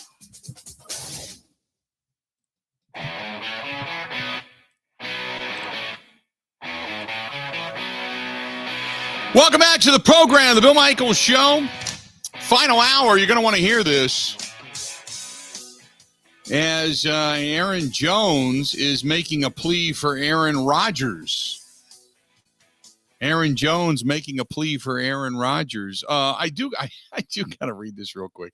I mentioned this a couple of weeks ago. Caleb says, hey, unit, listen to the show every day. I took your advice and went to TweetDeck. I like following the Milwaukee Bucks, the Brewers, the Badgers, and the Packers. I even follow Marquette a little bit. Hashtag Golden Eagles. He said, my God, were you 100% correct? It is nothing but Chinese porn and selling young women under the hashtag Bucks. Thanks for the advice. God. The stream of constant Chinese porn is amazing. He said kind of the same thing. He said, thanks for the heads up. I just don't think I could follow the Bucks on TweetDeck anymore. I'm telling you, man, if you have TweetDeck like I do, and it's got a bunch of different Twitter feeds, and I keep it going during the show, and I don't have it on my phone, but I have it on the laptop, and I sit here every day and I just watch, and it's just, every now and then you get like Bucks news, and then you get 200 advertisements for young women coming out of China. It's ridiculous. So and here's the thing. There's 1 billion people in China. You can keep muting and blocking every one of those sites, and that's fine, but it's going to take you years before you block all the sites that are selling young girls in China. It's crazy. It really is. So there you have it. Anyway, which is just a little bit off base, but I had to put that in there. Aaron Jones was just on the NFL Network and was asked first and foremost what his reaction is when he sees that there are now talks between Aaron Rodgers and the New York Jets. I don't feel too good, because like you said, that's when it feels like it's serious. Yeah. It's getting serious, and I don't think he's ever met with another team like that. No. So you're like, hold on, this might be real. Like, it's not just accusations or that you're hearing on the internet. This is real, and this could be a possibility that he moves on from us or not here next year, which I hope that's not the case. But if it is, you just got to prepare yourself mentally. So he hopes that's not the case. He hopes that's not the case. So to ask Aaron Jones this, they said, look, you hear what we hear. Do you believe this is just kind of a flirtation with the Jets, or checking them out? Or is this deal, this thing that everybody's talking about, you feel that this is real? I hope it's just flirtation. I think he'll be in Green Bay. I have no control over the situation, but selfishly speaking, and I know the rest of my teammates in Green Bay would love to have him back. He's our leader. He brings a lot of energy to us every day and makes everyone around him better. How about that? We'll get to the Jordan Love stuff. Hang in there. But how about that? He brings the energy every day. He's our leader. I want him back. I speak for my other teammates. We want him back. He hopes it's just a flirtation, that it's just there. Now I know some has to say really, because if then he can just say, hey, look, we wish him the best, whatever he decides, whatever the team decides. I mean, he could, but he's not. He's not. Then Aaron Jones was asked, can you comment on Ian Rappaport saying that retirement for Aaron Rodgers still very much an option? Ian said that was a possibility, but he's entertaining the Jets or taking meetings. So I don't think he's retiring, and I don't think he also wants to retire with Brady. I think he wants to go out on his own. So there you go. Again, Aaron Jones says, when everybody else said, that's not true, he would never consider that.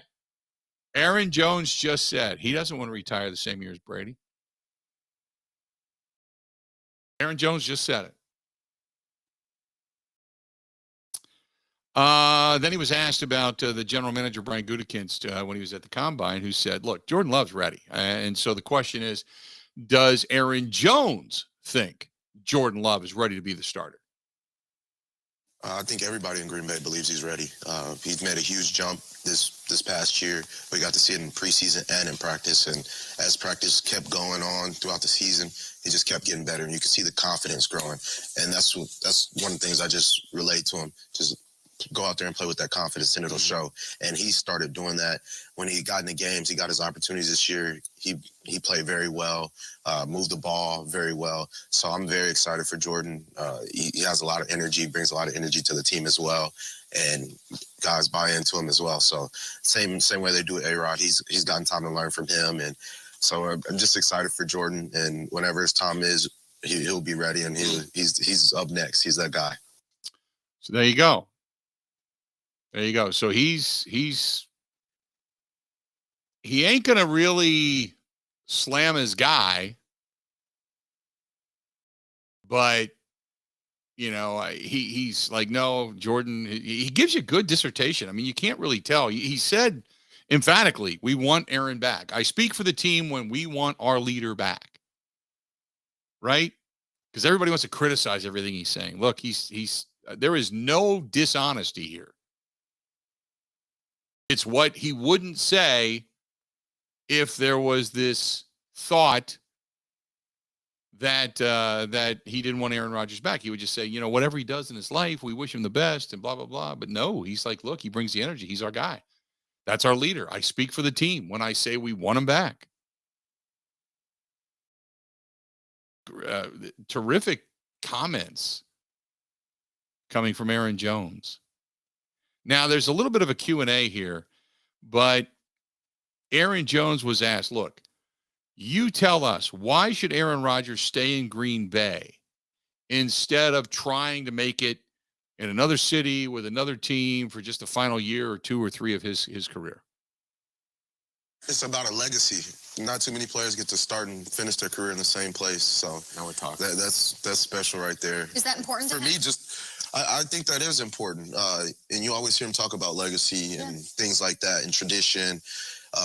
And I feel like that's something that he's big on. And he talks, like I say, he talks about it all the time in the news, in interviews. So it'd be hard for me to see him leave Green Bay. Like the tradition, the history he has there. He's grown from a young boy to a man and on beyond that in Green Bay, all his time in Green Bay. So it's tough to see him go anywhere else. So I just hope that I don't have to see that. I hear you. Again, I hope that I don't have to see that. I don't want him to leave. And a very short answer to Aaron Jones to wrap it up. It said, the question was, how do you think Aaron Rodgers ends his career if he plays somewhere other than in Green Bay? If he doesn't play for the Packers next year, I truly believe he'll come back and retire as a Packer. There you go. He'll do the one-day contract, come back, retire as a Packer, and call it a day. So there you go. But again, Aaron Jones saying he's our energy. He's our guy. I hope he comes back. Yes, Jordan Love can play. Yes, he's grown. Yes, he says all the right things. But when asked flat out, Aaron Rodgers, he's like, yep, want him back. Want him back. Want him back. By the way, hell of a game just completed in the ACC. Wake Forest by 3 with a late bucket with a half a second left in the game knocks off Syracuse. So Wake Forest advanced to Syracuse out of the ACC tournament. There you go. Oh goodness. Did you see what happened when I was on vacation with Syracuse? There was so many buzzer beaters. I saw the Florida State buzzer beater. I don't know if I saw the Syracuse game. No, I checked my phone at 4:00 on some day last week, and one of the writers had tweeted, quote, Syracuse just went to man-to-man. Because Jimmy Boeheim has been a zone presence, a 2-3 or a 1-3-1 zone presence almost his entire career. Oh, they're down bad. Yeah. It's really bad. Yep.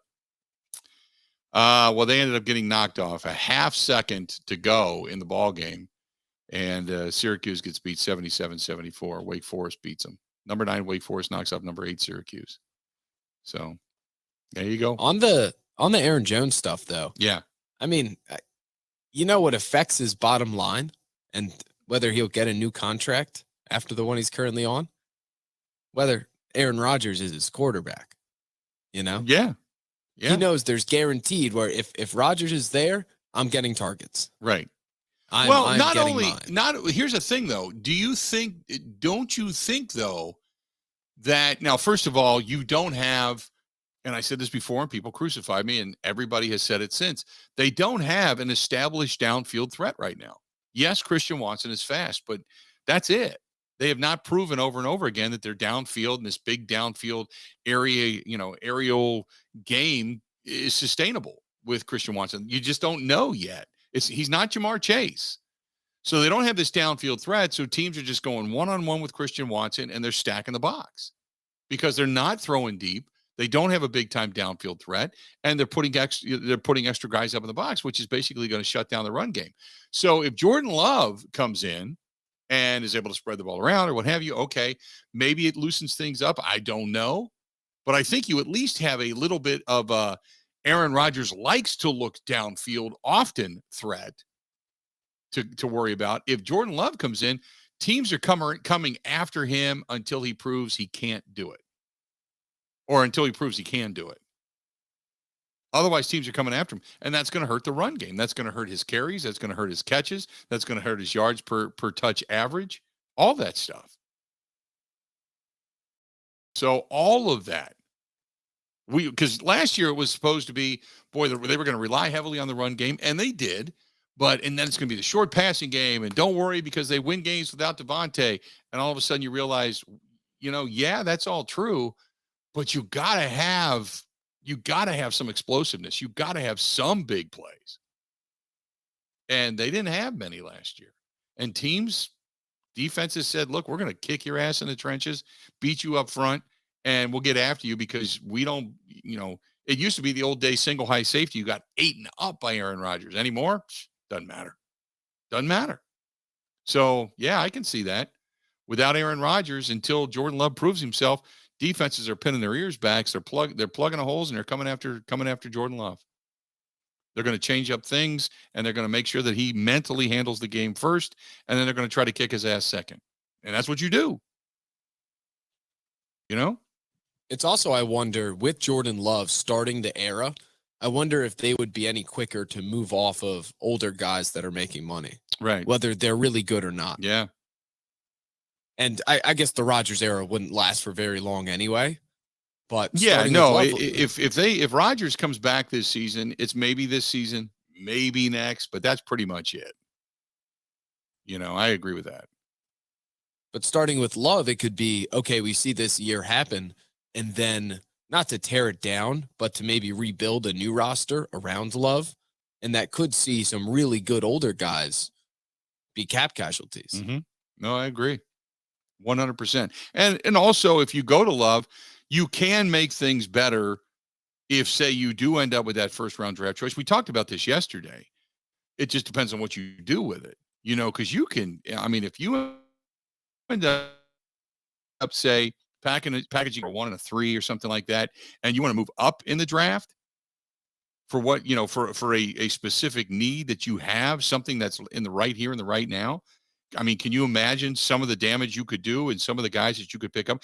If let's just say, Nigba's right there, take them with one of your draft choices, right? And then, who's the other guy? The big defensive tackle, Jalen Carter.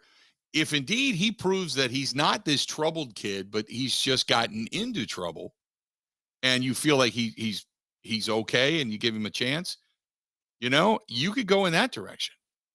You could end up picking him up too, because he might be there at 10, 11, 12, 13, something like that. Now, if you put him, Devontae Wyatt, and you have your, Jerron Reed or one of your other guys, TJ Slayton, plus Jalen Carter in the trenches, holy crap, does your defensive front look huge and big and strong. Suddenly, Kenny Clark's your smallest dude. So your defensive front got better. If you could pick up another wideout, that'd be huge. Now, all you need to do is figure out your tight end position, your safety position, and just start adding depth. And then you, whatever money you have, go out and find one, maybe two guys. If an OBJ does want to come to Green Bay, you can make this team like really, really good right here, right now. And then all you have to do is pray to God that Jordan Love's the right guy. Just pray that he's the right guy. No doubt. 877-867-1670. You want to find us? Do it. 877-867-1670. I told you this past weekend we went over to the Social House on Sunday. We had a really nice party for Jennifer, who is kind of the caretaker of the house, if you will, for Fisher House, Wisconsin. And she was moving up and taking another job. We had a great time, but even more so, we had great breakfast. We had a lot of fun. Dan and his wife, Allison, treat everybody just like family. It's right there on West Lisbon Road, Menominee Falls, right there near Brookfield.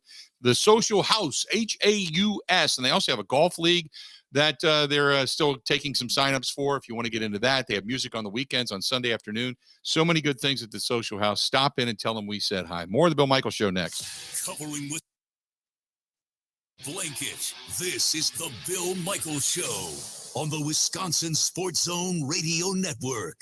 Jeff, what was the final straw at home that had you call Pella? I walked into my son's room and there was frost on the hardware on the inside of the house. My wife was getting upset with the drafts coming through the doors. That was it. Putting new windows and doors in your home is a big decision. With all the options that Pella has, everybody on your staff has done a great job of making a really difficult decision super simple. And I can't wait to have them in my house. Order today and get 0% interest for 48 months. Visit PellaWI.com today.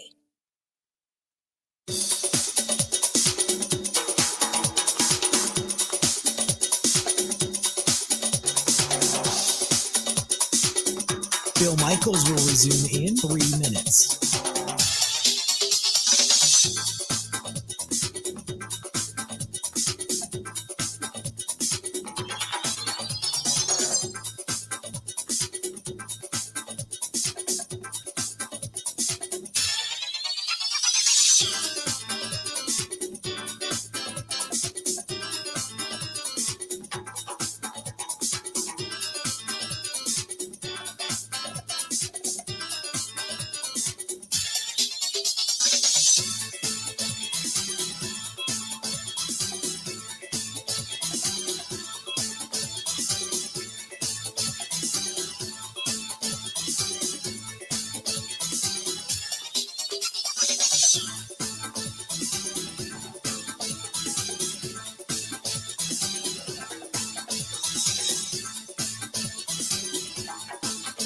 Bill Michaels will resume in 2 minutes.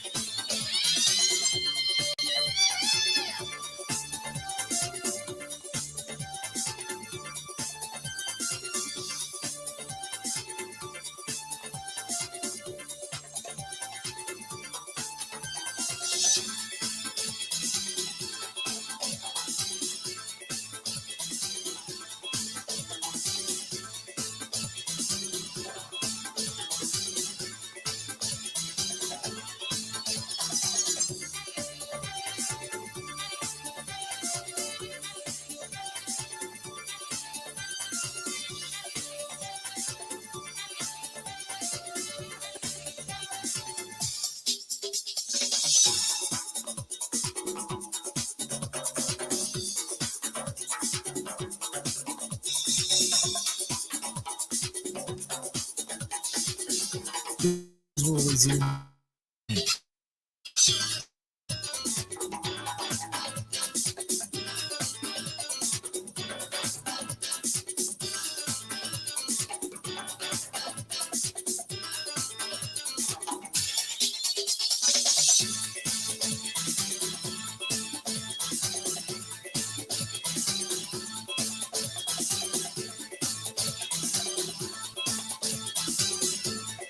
Bill Michaels will resume in 30 seconds.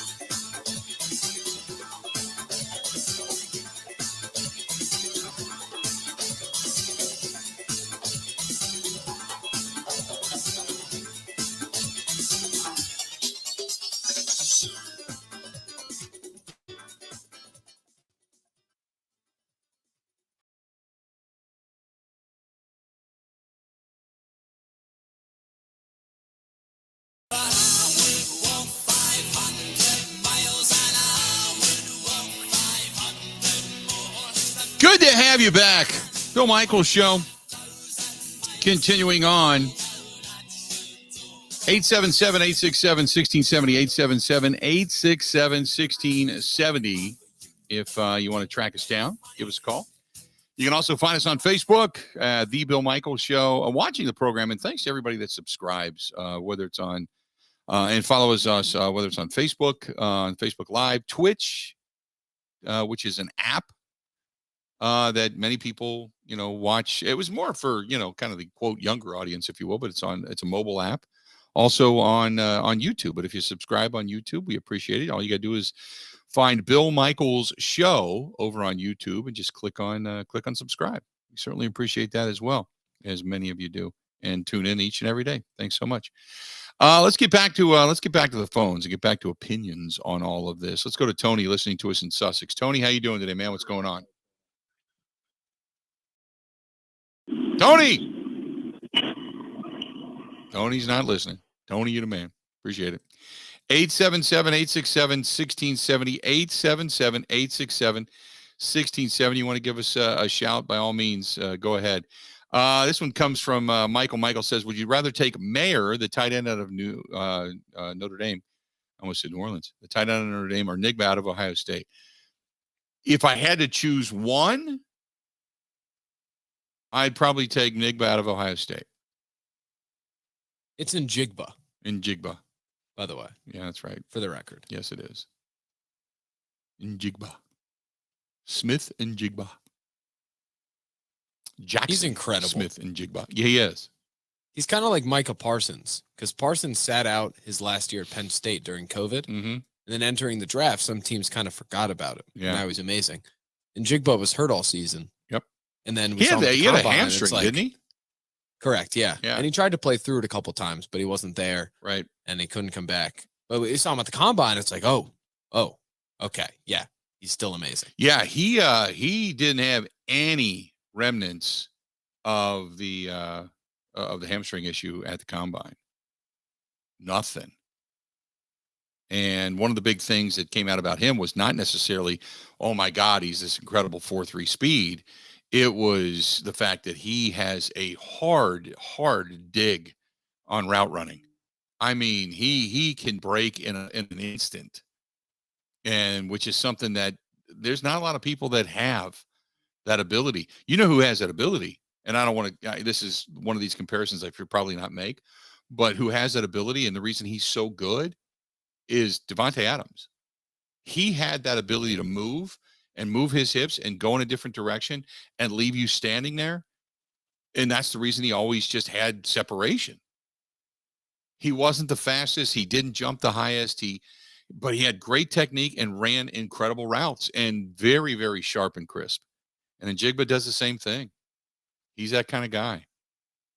So if you had to pick one or the other, would you take a really good tight end or Njigba, Ben? Oh, I'd take Njigba over Mayer easily. Probably take him over any of the tight ends. I think Darnell Washington's better than Mayer, the Georgia guy. Mm-hmm. It's like Mayer is what Darnell Washington is, just Darnell Washington 6'7", 230, built like a right tackle that can block like crazy and also run fast and catch.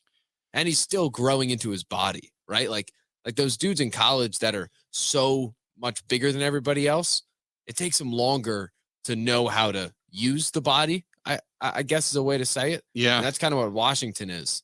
And it comes from like a beautiful pro style offense that goes nuts with tight ends. Yeah. So if you can get him over, I think he's better than Mayer by far. I either way, I think when it comes to route running and pass catching out of the tight end position, and I agree with you in the sense of being bigger. If you have a tight end that's just as fast, can block, I'm not overly concerned about blocking as a tight end at this point in time. Tight ends, yeah, you want to be able to chip block, but the biggest thing is can you become another weapon? Only for the fact that we see now. Don't get me wrong, George Kittle downfield is a tremendous blocker. If you just watch, I mean, Kelsey likes to do it too, but George Kittle, there's a pride in it. You just watch him getting downfield, and he's a really solid blocker. So if you're a good blocking tight end, I don't want to necessarily be a good blocking tight end just in standing next to the tackle and being able to pick up the outside blitz. What I want is a guy that not only can get downfield, but does it fast enough to get in front of a wide receiver or something and be able to then block downfield as well and have decent technique without holding. But if I've got a guy that's just that good and catches passes, specifically big enough to be in the red zone and just a traditional threat in the red zone, but that's the guy that I want, because I don't know if there's a Travis Kelce or a George Kittle that's in this group. But what I do know is that you need somebody with hands and a little bit of speed and the ability to get downfield and do some damage at the tight end position, because you just, with what we saw last year out of Robert Tonyan. Now I expect Tonyan to come back and be better this year just because he's a year removed from the injury and coming back. But you didn't see that same explosiveness out of Tonyan this year. He wasn't the red zone threat that everybody thought he was going to be. Because I know I thought I did, and he just wasn't. And it didn't turn out that way. So you need more from the tight end position. And as much as everybody loves Mercedes Lewis in the locker room, as a blocker, that's great. But I don't know if I just want a guy that's on my roster because he's a blocker. He's going to the Jets. Don't worry. Also, maybe that's what that meeting out in front of Aaron Rodgers' house was all about. And Randall Cobb. Listen, Cobb, they redid one of their tight ends contracts earlier today to create $4 million in cap space. Mm-hmm. They got to get Cobby under the cap. Cobb's got to be there, and that way he's got to go teach the guys. Well, that's just it. Then Aaron doesn't have to show up early. Cobb goes and coaches them up, and then they're all ready to go. Yeah, I can see that. That's going to be fun to watch. I'm sure that they drug him onto the plane too, just to see if he could get one of those Johnson & Johnson No More Tears shampoos, a little vaccination while they had his head back in the bowl from the Johnson & Johnson group. And so shot them all up. Yeah, I think you're spot on though with the tight end stuff. The red zone has plagued them for years. Yeah, when they were incredible, what was the difference? They had Devontae Adams that could win in half a second, right? And he'd be open. Yep. And that's automatic. They lacked that guy. And when you're down there, you can't scheme guys open in the red zone because there's no space. It's about which dude can win their matchup the quickest. The only time you can scheme a guy open in the red zone is if you are really good at running crossing routes. That's it. You can do a few things, but you got to be careful with screens in today's day and age. But if you have really good, a tight end with a crossing slot receiver or a crossing wide receiver that can drag coverage in one direction, get a guy open, and or have like a rub across the middle to where you break a guy open. That's the way that you can scheme guys open. Otherwise, I agree with you. It's just about finding somebody who's got good technique, big hands, and an ability to go up and get the football. And that's what made guys like OBJ so deadly, Randy Moss so deadly, because you could just throw it up and they'd go get it. Even Greg Jennings, he was able to go up and get a football, when he was here in Green Bay.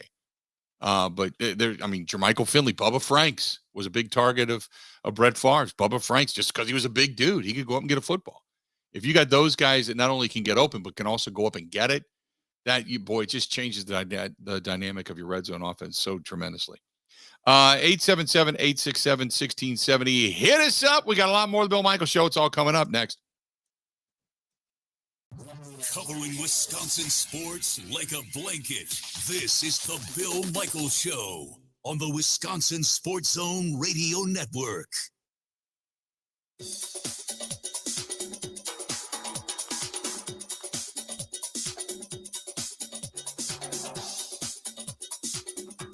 Bill Michaels will resume in 5 minutes.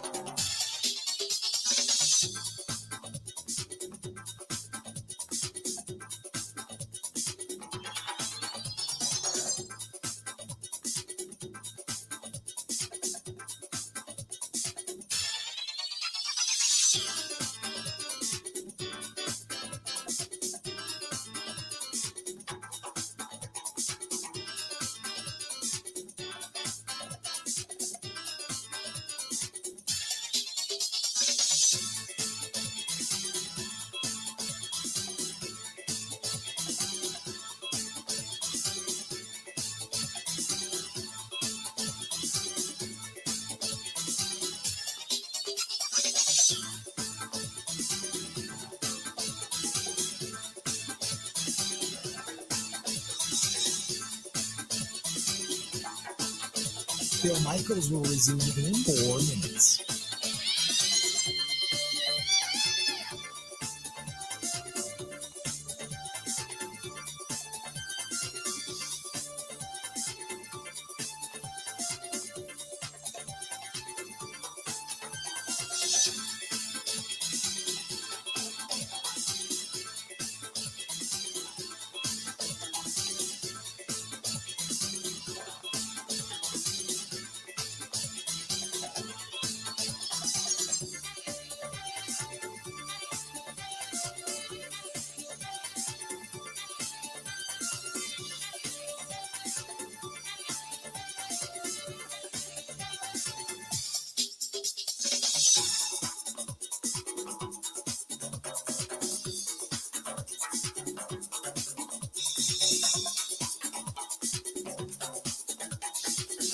Bill Michaels will resume in 3 minutes.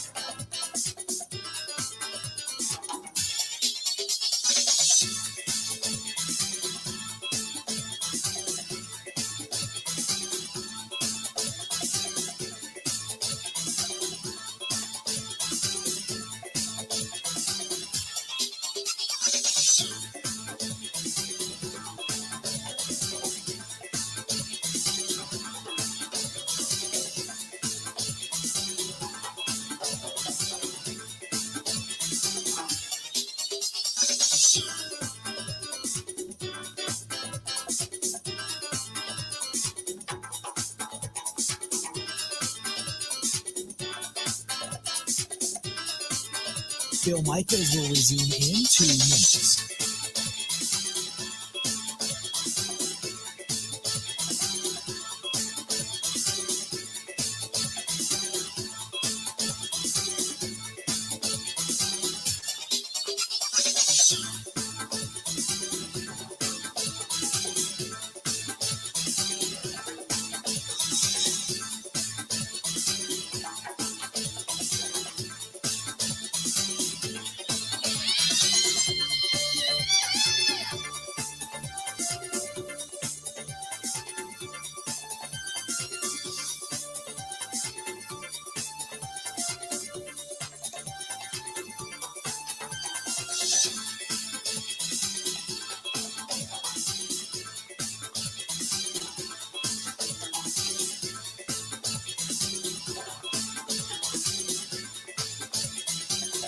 Bill Michaels will resume in 1 minute.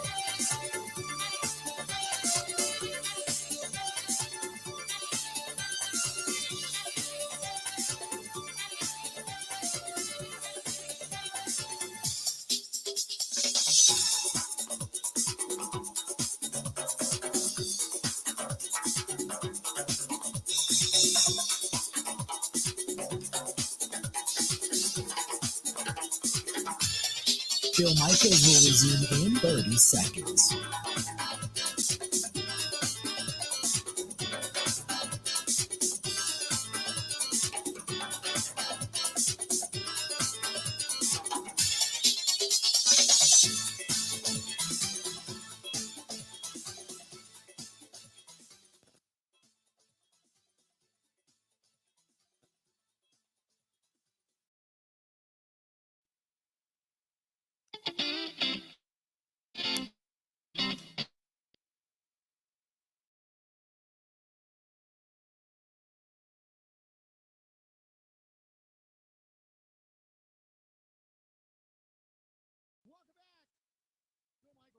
continuing on, they have their big fish fry coming up, as many places do. Big cod sandwich, which is just electric. And the Fish Fry Friday is now available on the menus on Wednesdays as well. So the Fish Fry Friday is tonight and Friday at the Sunset Grill on Prospect Avenue out in Milwaukee. And, boy, tremendous place. It's a nice day. Although the deck is not open yet, it's getting close. So go out there and kind of dream a little bit of summertime weather. They pair it up with an Alaskan Amber, the Goose Island IPA. They've got New Glarus, Spotted Cow. They've got some of our friends from Point Brewing out there, our friends from Steel Tank. So good stuff from our friends over there at the Sunset Grill in Milwaukee. Let's get back to the phone calls. Let's go to Mike listening to us in Rockford. Mike, welcome to the program, man. What's going on, buddy? Hey, Bill, great to talk to you. It's been a while. Thanks. Just got a question. Are you as sick and tired of me as the rest of us are about hearing the Rodgers saga? I mean, you know what I think we should all do? I think we should all go into a dark place and just wait till he comes out and decides to make an announcement, because you could put on every channel on the news, every channel on the radio, and all you do is talk about this rumor, that rumor, this rumor, that rumor. Are you as tired of me as hearing? What's your pretty much? I am. I guess I've got the same amount of fatigue as everybody else, because there are times when I look at it in two parts. One, the business for me, the business is great. I mean, for any talk show host that's a sports guy, I mean, it's great, especially in the state of Wisconsin. However, as a fan, I'm tired of it. I am.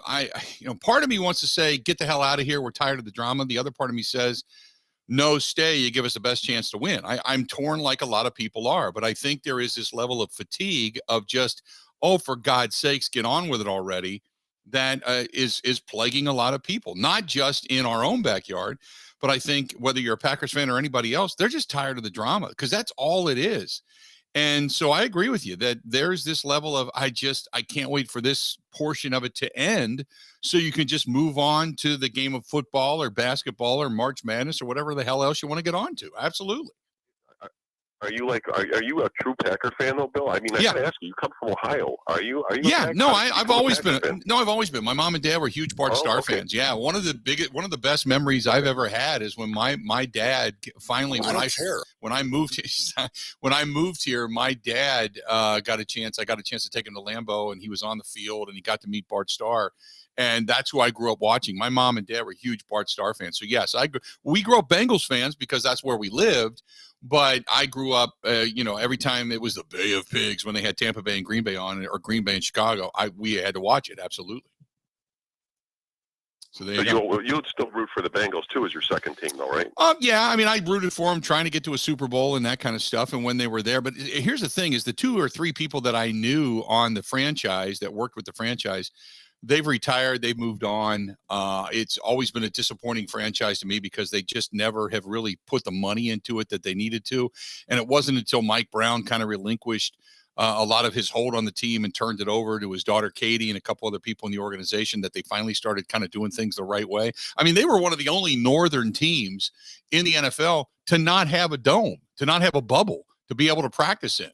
So if they had 40 below, they were sending their guys outside to go practice in 40 below. And it's just it's just ridiculous in today's day and age how cheap they were as an NFL franchise. So I always had a disdain for them just because growing up as a kid, it was always about the money. It was never about winning. Right. Yeah. Well, then you remember back in the 80s, was it the 81 or 82 when they faced the 49ers? I thought they could have been a potential rematch. But I got to tell you, Bill, so real quick, one last question. Sure. What is your gut feeling? Has it changed, or you still think Rodgers is coming back? You were a betting man. If I was going to bet, I'd bet he's gone. But I think there's a part of me that says that I don't understand. That's a great question. I appreciate the phone call. I look at it this way, and I don't think you tell the Jets to talk to Rodgers and to fly out there if you don't have some kind of parameter in place. First and foremost, to be able to trade him away. I think if Rodgers fully says, no, I want to come back, I want to be there, I want to see this thing through, my legacy rides on this, damn it, I'm coming back to play in Green Bay, and he wants to force the Packers hand to trade him, Maybe that's what would happen, but I got a sense that if Rodgers really wants to come back, he's coming back. You heard Aaron Jones say he's our guy. There's legacy. He gives us the best chance to win.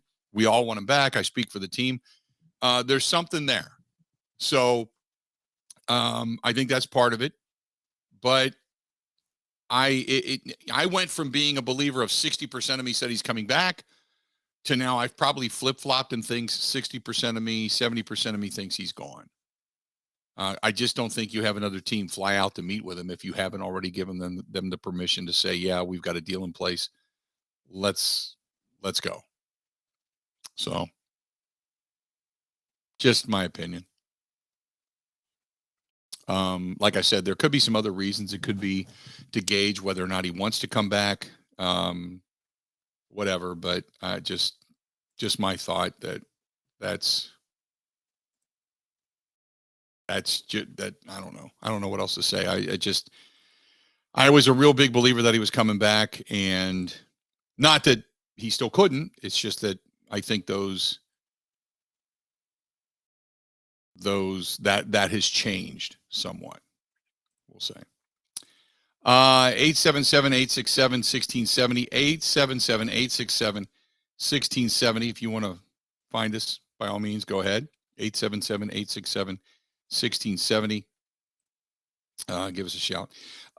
This is from Mac. Mac says, I thought you were a big believer that Rodgers was still coming back.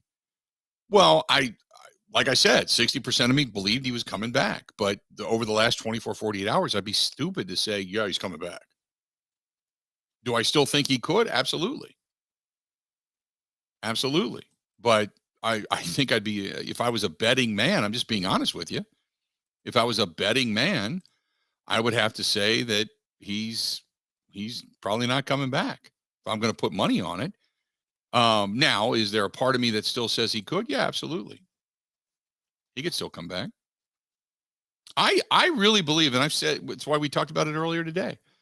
I've said time and again that if Aaron Rodgers would have said, I'm coming back, I want to win, I'm ready to go. If he would have said that 2 weeks after the season, 3 weeks after the season, a month ago, right before, right after Super Bowl, any of those times, if he says, man, I'm coming back, I'm going into the darkness, not to figure out if I want to be a Green Bay Packer, because I do, I'm coming back.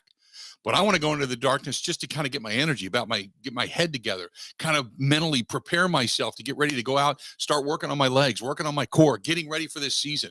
I think every Packers fan in the world would be like, right on, bring it. Bring it.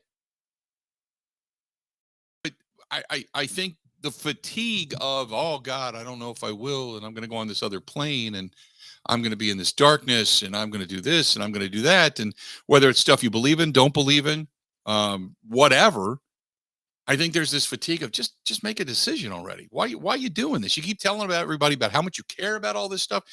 That's where all that comes in. That's the reason I think if he comes back and says, I'm ready to go, I'm ready to kick ass, I'm ready to be a Green Bay Packer, I want to end my career here, man. I love this place. This is the best place in football to be. This is the Taj Mahal. This is the beginning. This is the church of football. I want this. I think every Packers fan would say, let's go. Let's go. We're ready. Let's go. But it's the fatigue that makes people go, get the hell out of here. We're so tired of it. Either you're with us or you're not. Because we look at it as it's our team too. Right?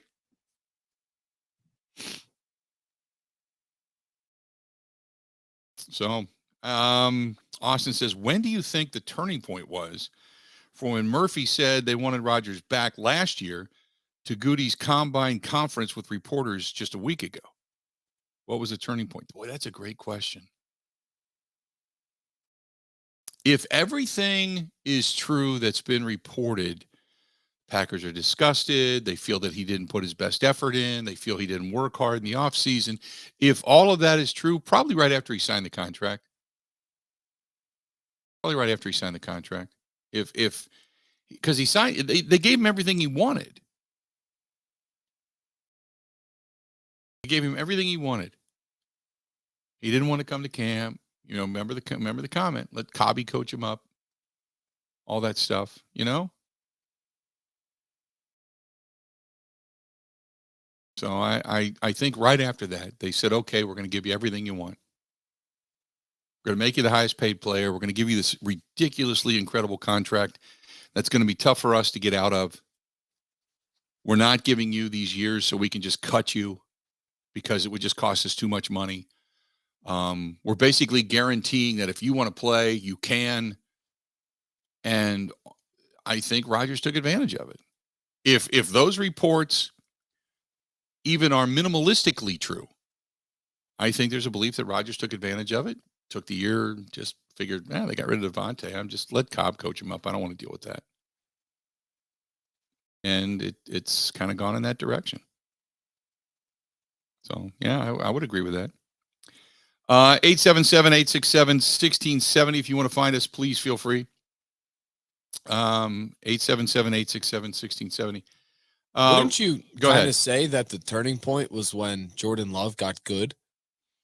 No, because really? I think Jordan Love, I think all Jordan Love looking more impressive did was solidify the fact that they believe they have a good backup quarterback, that if something happens to Rodgers, they're covered. And it put pressure on Rodgers, but that was it. Other than that, I think me personally, I think it was Rodgers' actions. Look at throughout the season. Rodgers didn't want to come to camp, let Cobb coach him up. He came to camp, and like Mike Clemens said, it was like a high school footballer trying to play quarterback, and then Rodgers comes walking in, and it's like a professional quarterback trying to play quarterback. And then he wasn't on the same page. And instead of getting them a really good wideout, they get him Sammy Watkins. Sammy Watkins just didn't get it. He was frustrated with Sammy. Bakhtiari couldn't come back. The offensive line was getting him beat up. I think he just looked at it as, this is just a season. He's frustrated. There was this, some of the play calling things with Matt LaFleur. Remember when they were going to London, Matt LaFleur's kind of like on edge. Matt LaFleur was just, was not a happy guy the week or two leading up to that London trip. And and he was talking about it being all business. We're not going over there to sightsee. And then everybody left Matt LaFleur's presser, ran to Aaron Rodgers after practice and said, Matt says it's a business trip. And Aaron went, yeah, but we're looking forward to going out to the pubs. We want to hang with the people and this and that. And Matt LaFleur had to just fall over dead. Like, are you kidding me? I just got done saying what a business trip this is. We're not going sightseeing. This is not about that. If you want to go back to London and you want to do things after the fact, that's fine, but not during this trip. And Rodgers is completely counter opposite in what he's saying, completely changing the message and methodology for guys inside that locker room to go, no, we're excited. We're going to go over and spend some time with the locals. We want to go to some pubs and this and that. And in the meantime, breaks his thumb, plays bad. Looks bad. It was a game that they could have won, should have won, just didn't. And I think you look at a lot of that stuff, the way he played and the way everything was called and the defense was played and such in the opening game against Minnesota. Rodgers had horrible body language in Minnesota. Like he was just there. Pay me my money so I can get out of here. Horrible. So I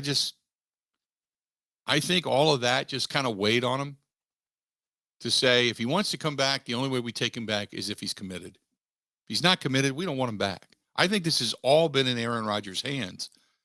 I think Aaron Rodgers just buys into his own ego and then tells you he doesn't listen to the white noise, doesn't do any of this, doesn't do any of that, but responds to damn near everything that seems to piss him off.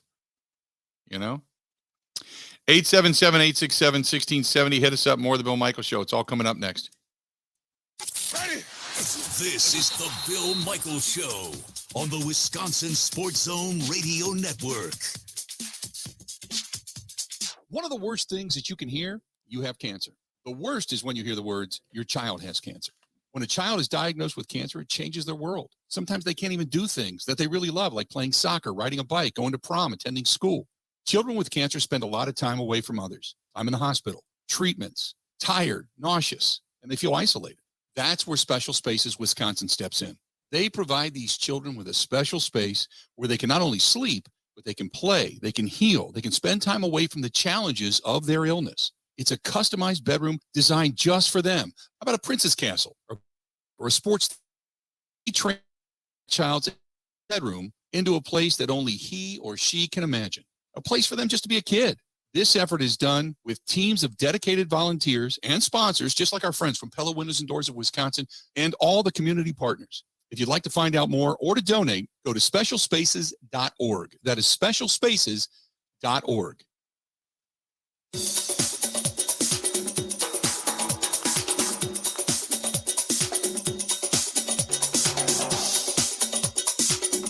Bill Michaels will resume in 3 minutes.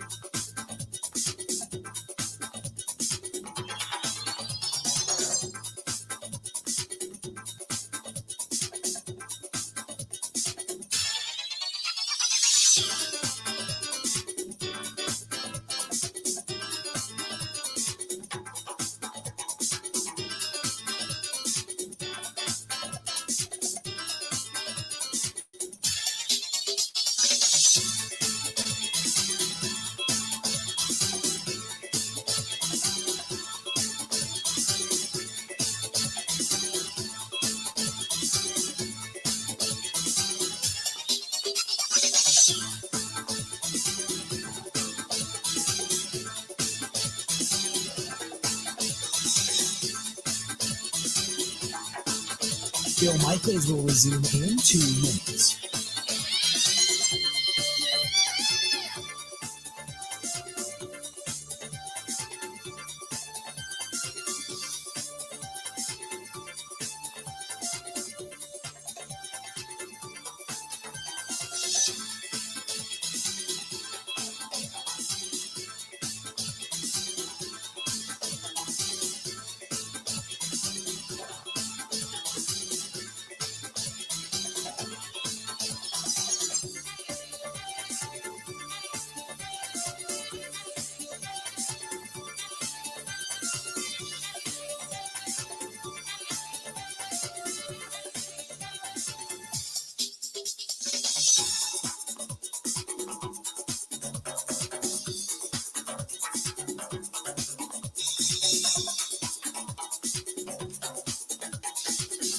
Bill Michaels will resume in 1 minute.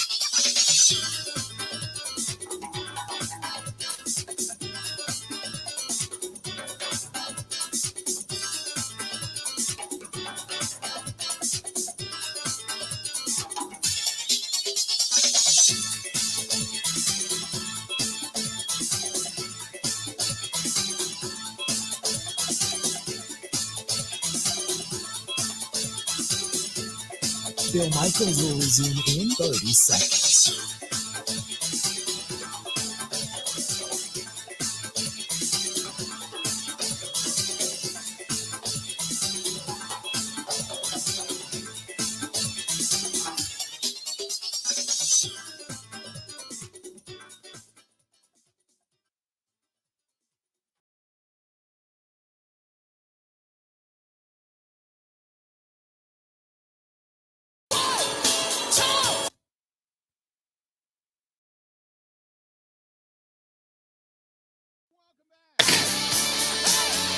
Bill Michaels Show.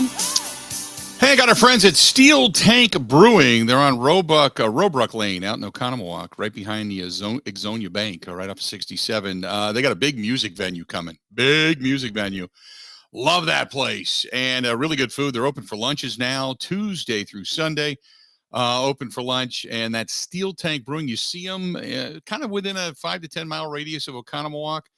Out in that area, but they are growing, and they're growing fast, and the beer being distributed now more so throughout the state of Wisconsin. But check out our guys, Dave and Mike and all the gang over at Steel Tank Brewing. They just got a new chef, and the food is fantastic. Their fish fries are awesome. But Steel Tank Brewing in Oconomowoc, right on Robruck Lane. It's right off of 67 behind the Exonia Bank right there. And again, they got a big music venue that's coming. I was out there yesterday, and boy, it's going to hold, I think, about 400 people. It'll be a bigger music venue for your, what would be considered your smaller bars, so to speak. But really good stuff. 877-867-1670, 877-867-1670. You want to find us, go ahead and do so. Ben, what do we got coming up tomorrow? Just we sitting around waiting for more breaking news, if there is any? Yeah, as always. Mike Renner's going to join us, talk some draft. Okay. Focus on the draft, like big that. draft guy with PFF, Mm-hmm. things of that nature. I will be monitoring to see if there is a Gold Boy revival. Although doesn't seem likely. Yeah, I was gonna say doesn't seem to happen. Oh, if Jackson Churio goes deep today, though, I'll do the whole, Well, we got back thing. We got Badgers basketball tonight. We'll talk about. So yeah. By the way, Chris Collinsworth believes that the only thing that should be on Rodgers' mind right now is claiming that his camp should lead him to whichever team gives him the best shot at winning another ring. That's it. He said the only thing I would talk to him about if I were his agent, where are you going to win a Super Bowl? That's Chris Collinsworth's advice to Aaron Rodgers for the next potential landing spot. One Super Bowl appearance and just one championship does not look good on such an incredible resume. Rodgers has won countless individual awards, but the career numbers they're huge. They're remarkable. But the opportunity to win another Vince Lombardi trophy is what Collinsworth feels should be driving him right now. So should he take his talents to the Big Apple and try his luck there in the AFC next season, which is a very tough AFC? The Jets sure have a better roster right now, and their leading and ever-struggling franchise to the ultimate glory would most likely put him in the pantheon of all-time New York Jets, no doubt about it. But, would he be better off staying in Green Bay via familiarity and trying to win a Super Bowl here, which would put him right there in the same category with with Bart Starr in the Super Bowl era? Or do you go try to do something that no one else has been able to do really since Joe Namath? And that's win a championship for that Jets outfit. But you would also be coming out of not only a very competitive division, but a very, very deep AFC. And so that's the question, what Aaron Rodgers has to ask himself. And then how much more money once Rodgers, if he does go to New York, how much more money do they have to be able to then go out and supplement the roster for additional pieces that they may need? That's the other question by the time it's all said and done. So some interesting stuff, for a lot of former players and what their opinions are when it comes to Aaron Rodgers. So there you go. Another one in the books. Good stuff today. And we'll be back at it again tomorrow. You got the Badger basketball tonight, taking on Ohio State, 5:30-ish. And then tomorrow you've got, hopefully the Badgers advance. They'll have Badger basketball and Marquette basketball. Get into that discussion. More bracketology as things continue to advance. And maybe, who knows, we'll find out more information about Aaron Rodgers as well. So that'll do it. Quickly, we're done. Another one in the books. Good stuff. So until we talk again tomorrow, hopefully the Badgers get a win tonight and continue towards the big dance. Cross your fingers, knock on wood for that one. Until we talk